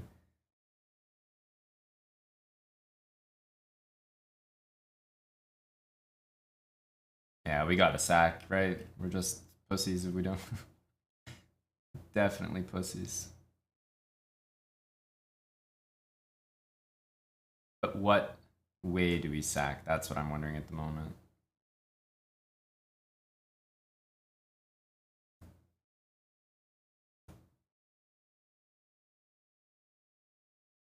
After this, he's definitely playing that move. There's no question.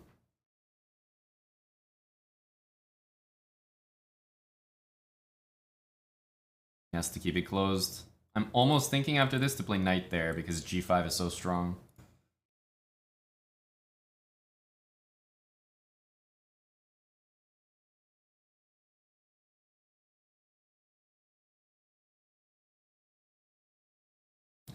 Almost has to play that, no?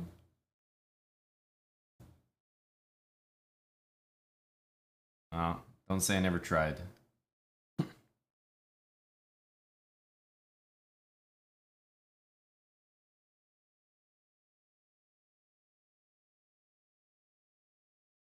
The rook takes, I have bishop here. Queen takes.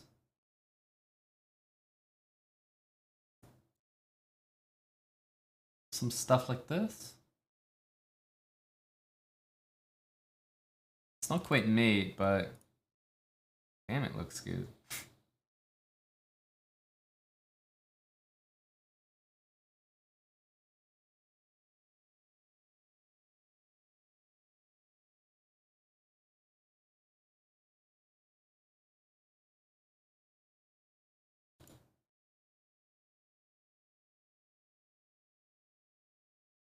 Trying to find something, but it's not really there. Yeah. It's unfortunate.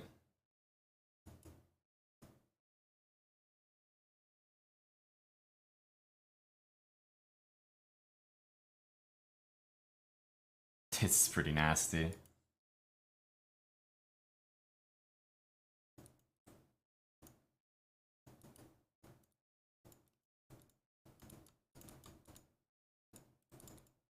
That's pretty nasty. I tried. I had to sack the queen there, but I don't think there was anything better. This guy, I think I should really be like, woof, beating a lot, so I'm not too happy with 4-2. I think that's awful. Let's close some of these tabs, man. The guy Andrew Tang stream. So many tabs open. So bad.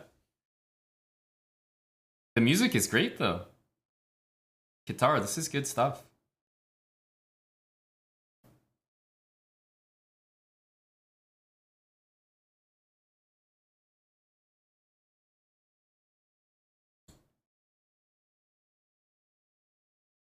Well, I don't think. I mean, I'm all for giving credit to my opponents. I often get outplayed, but I don't think you can give a lot of credit to my opponent for his defense here because he's basically locking up the game as white, and I'm the one like intentionally sacking, which is probably not good, just to try to win the game. And I think I got to a position that was winning. I mean, I'm winning material here. Black should be winning. But the reason I didn't take his queen was because it's just a tough position to win with low time. But anyhow, I wouldn't give my opponent a lot of credit for his defense here because I think he ended up losing. Me, on the other hand, I don't deserve a lot of credit for this game either. I couldn't find a way to break through there.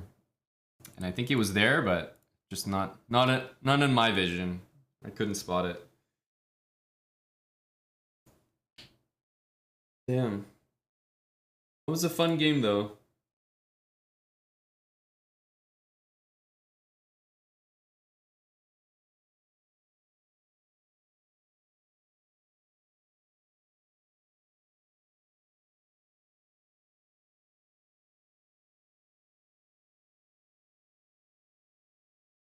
Sack the bishop instead of the knight.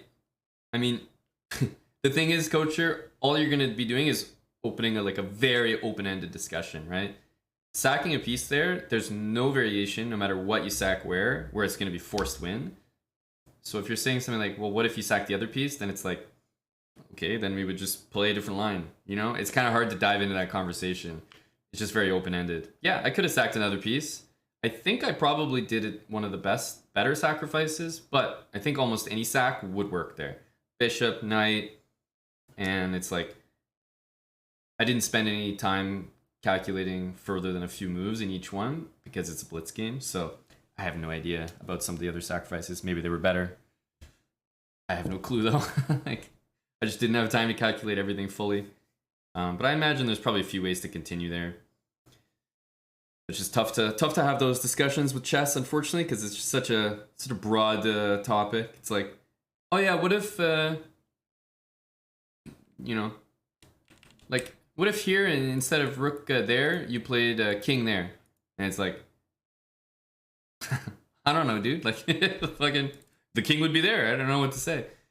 So it just seemed like one of those positions where the order of moves didn't affect the position too much, and it's sort of like a pick 'em. So I just picked one of them.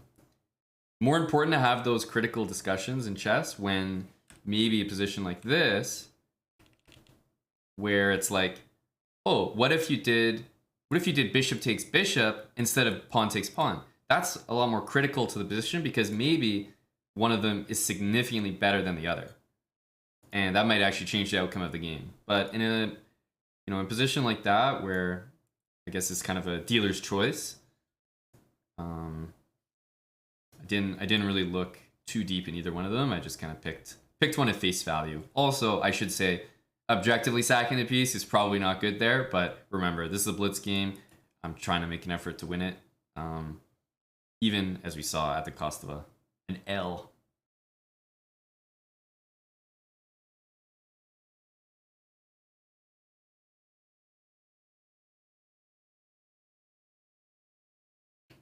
In a normal game, I'm not sure I would do that. Maybe I still would. I'm a little bit crazy. But in a normal game, I'd like to think I wouldn't. Yeah, it's not so much that move order matters, Coacher. It's more that, like, in chess, don't waste your brain capacity thinking about a position which is more than likely it doesn't matter the move order. Like, focus on more critical positions is another way of saying it.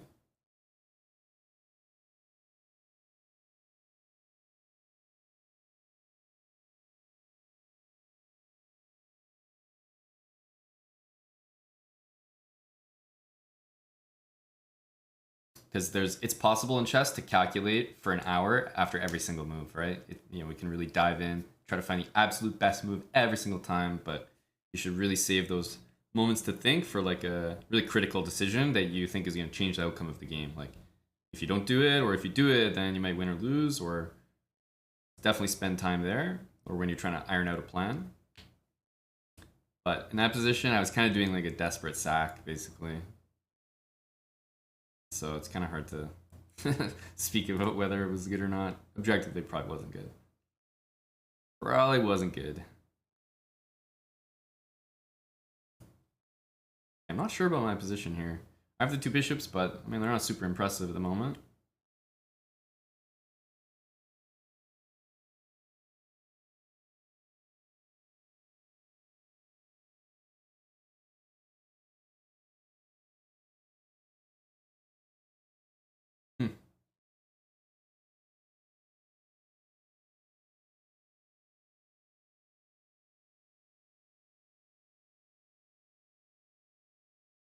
Is it worth to play this?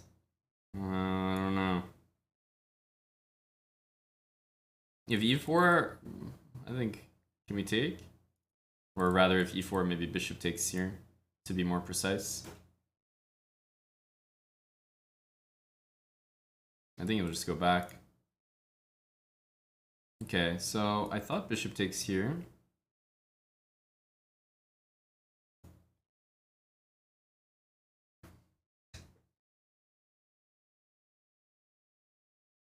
Because he's threatening f3, that's pretty nasty.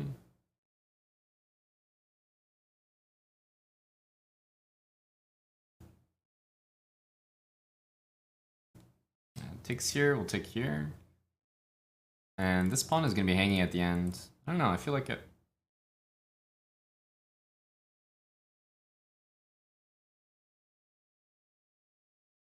Eh? What? This is no world where this is resignable. What?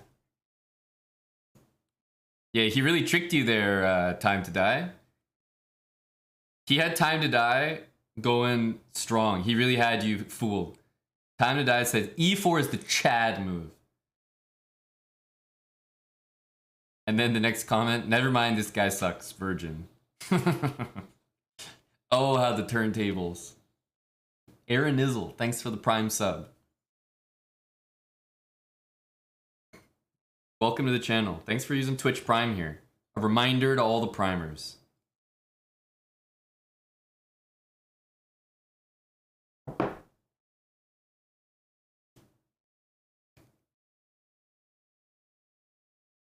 I have to say, Kitar, you know, like in a lot of sets, there's like really good parts and then kind of like whatever parts, and that's normal in a set because they can't be like really high energy. You appreciate a drop more when you haven't heard one in a little while.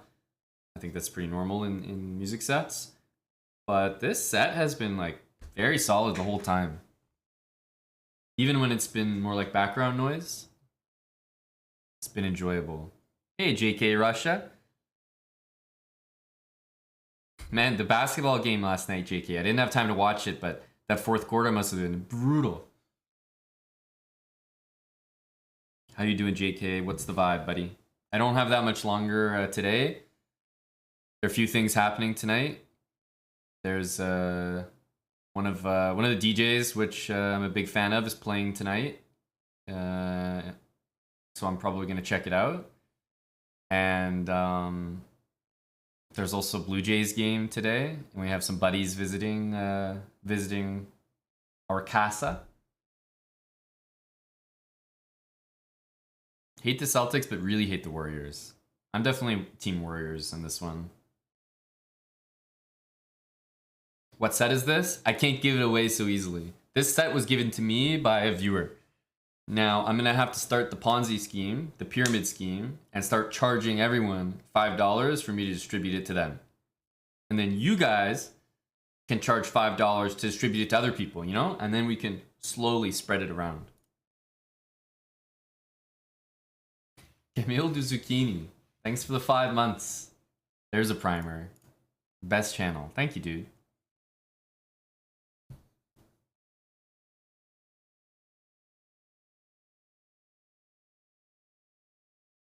Fell asleep before the fourth quarter? Yeah, maybe a good call, honestly. Shazam. Yeah, Shazam I don't think will help you too much with these. Alright, let's play a little bit of Bullet. It's not 30-second chess, it's Bullet.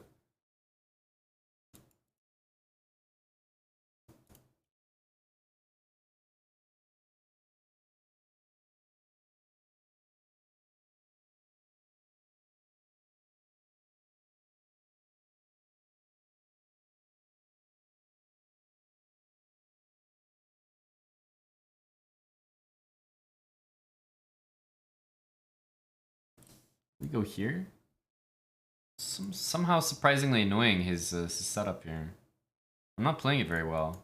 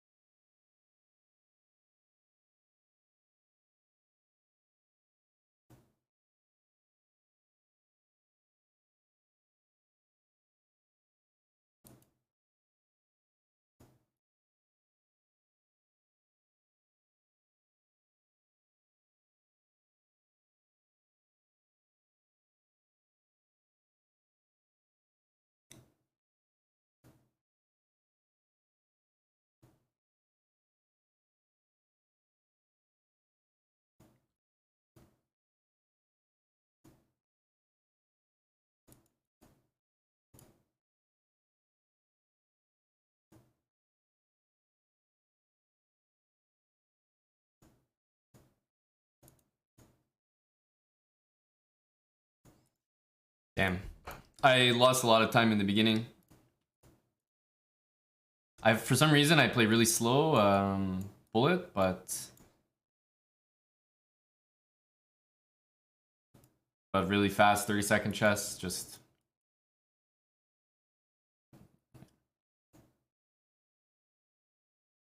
how it goes, I guess. Just the way she goes. This is just a bad position.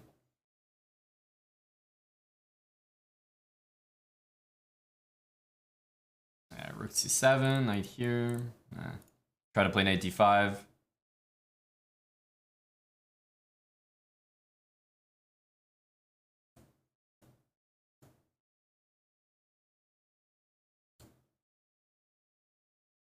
What to do, man? Really rough.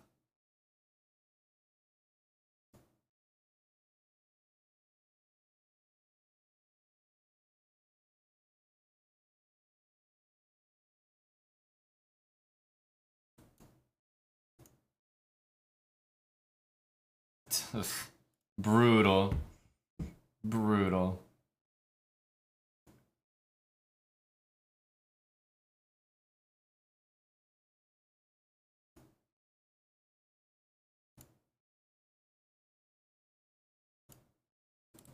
Should have gone here.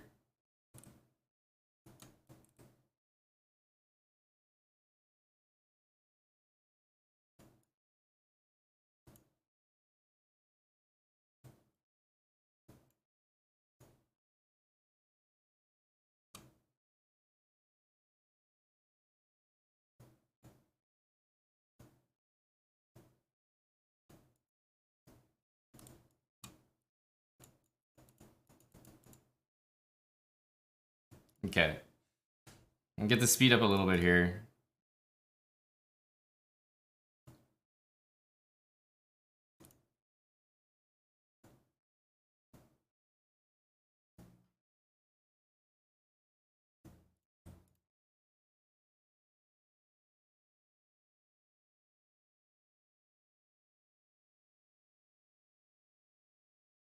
This is a song about ketamine.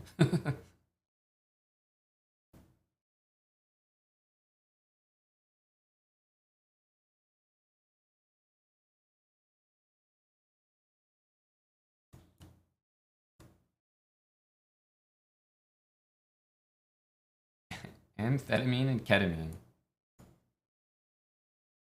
Yeah, let's cover some squares here.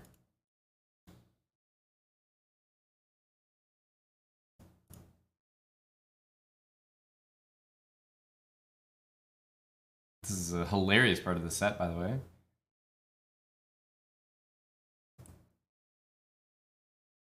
Just realized queen takes h4 was possible there.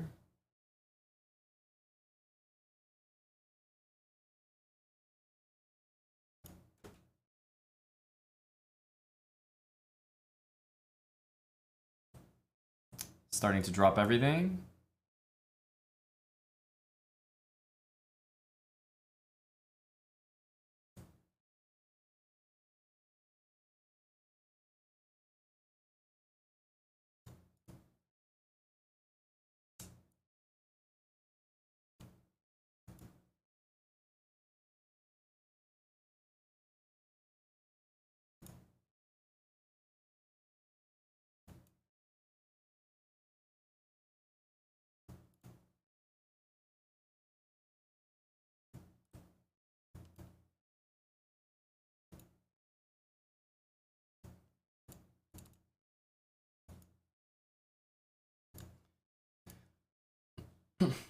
Bullet is not my area of expertise. I'm a 30-second warrior.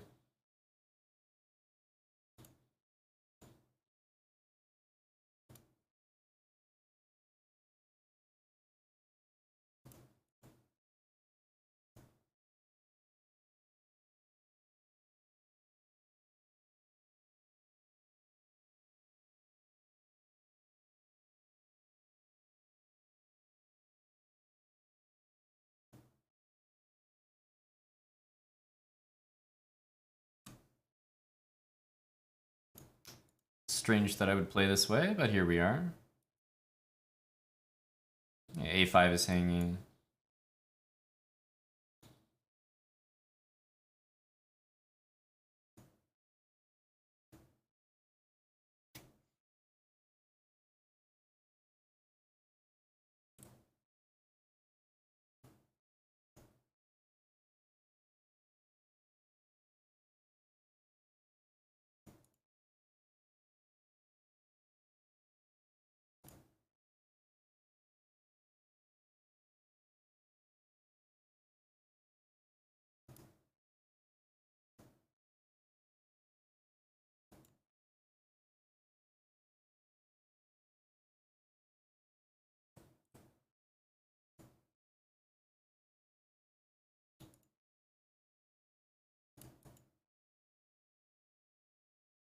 Okay.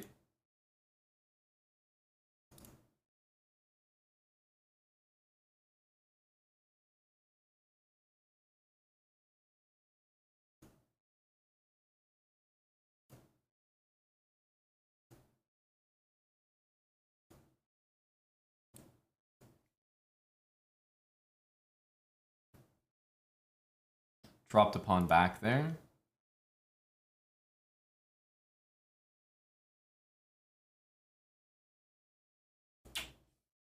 Don't like how this has gone.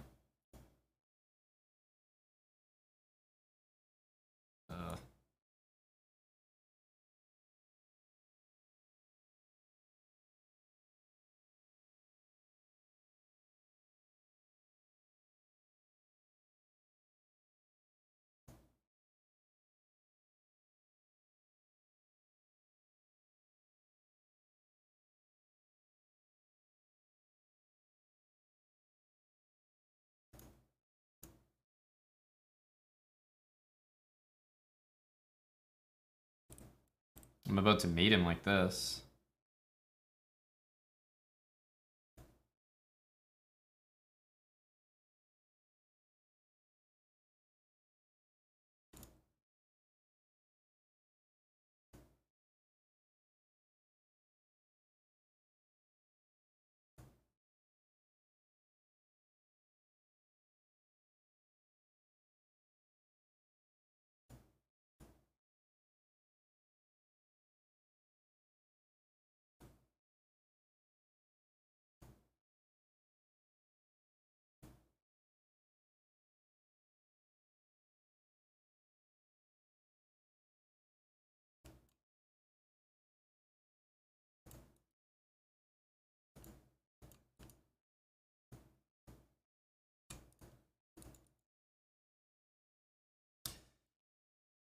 Take that as well.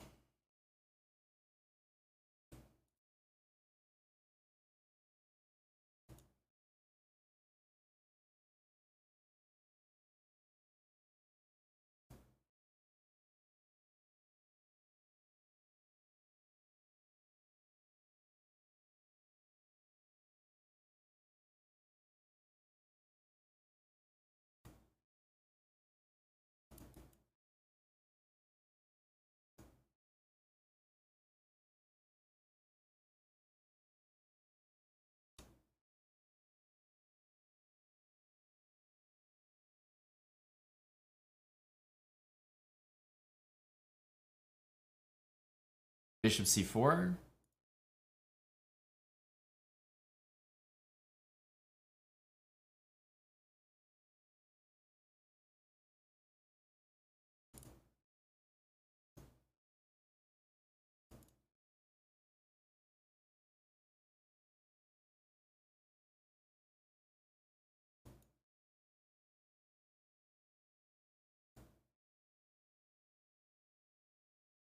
Ugh, these positions are always so annoying.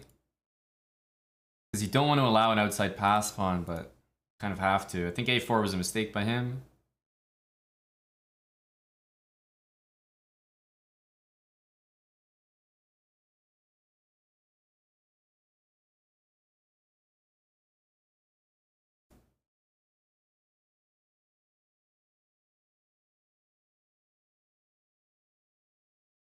Shoot.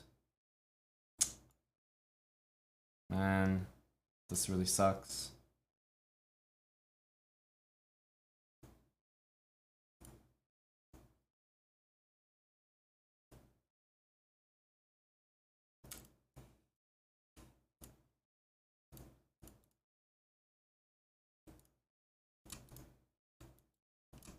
Okay, repeated the position. Yeah, that one I'm happy to draw. Like, I just didn't have a way I could win it, unfortunately.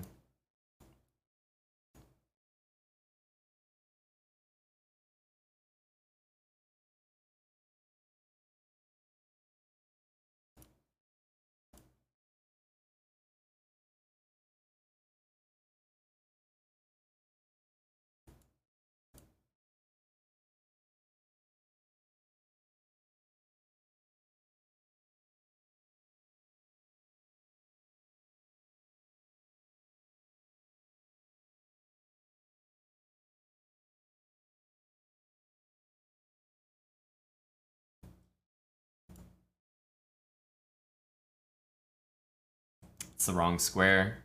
My fault.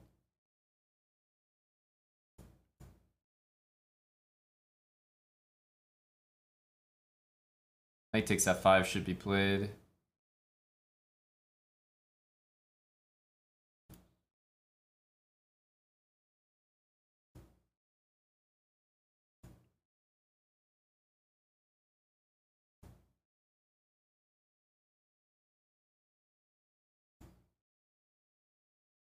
Takes e4, queen c3 check. Rook f7 and rook g7.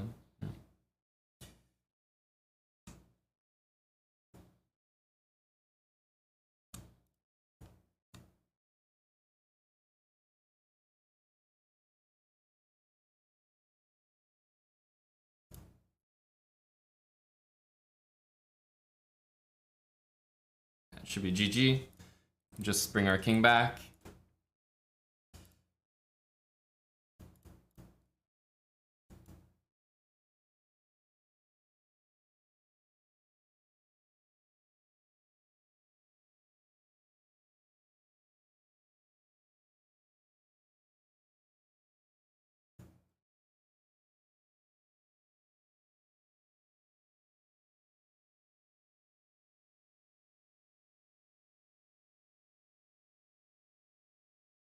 Don't know why I'm not playing this move.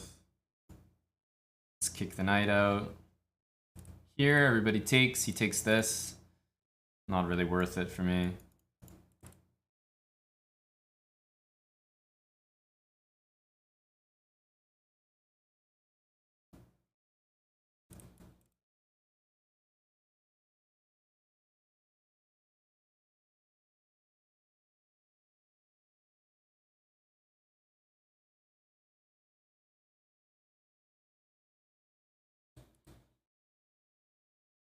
I have to leave my knight there.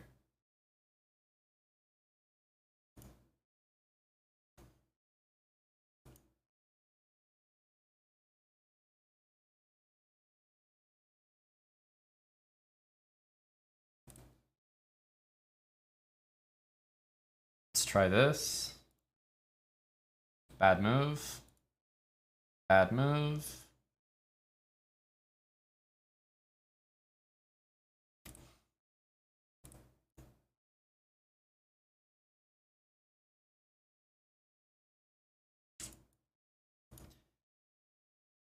Damn, dude.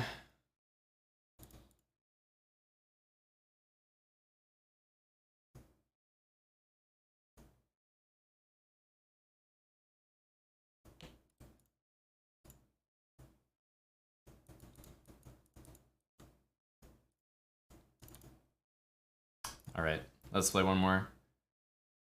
I gotta go. Upscale tie. Are we gonna get a win here?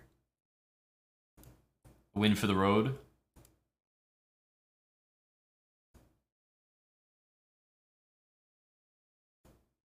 It's not a good move.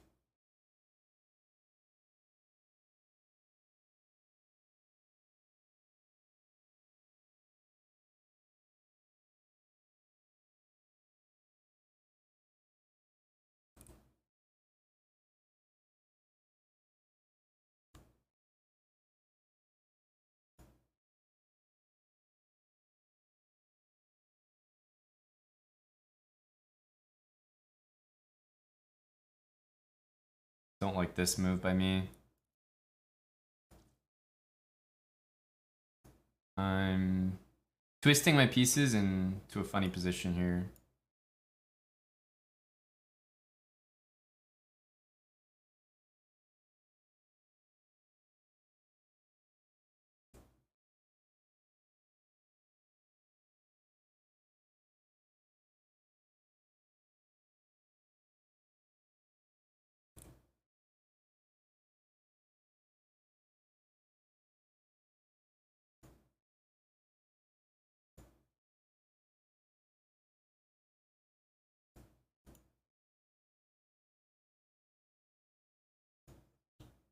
Takes bishop d5, yeah.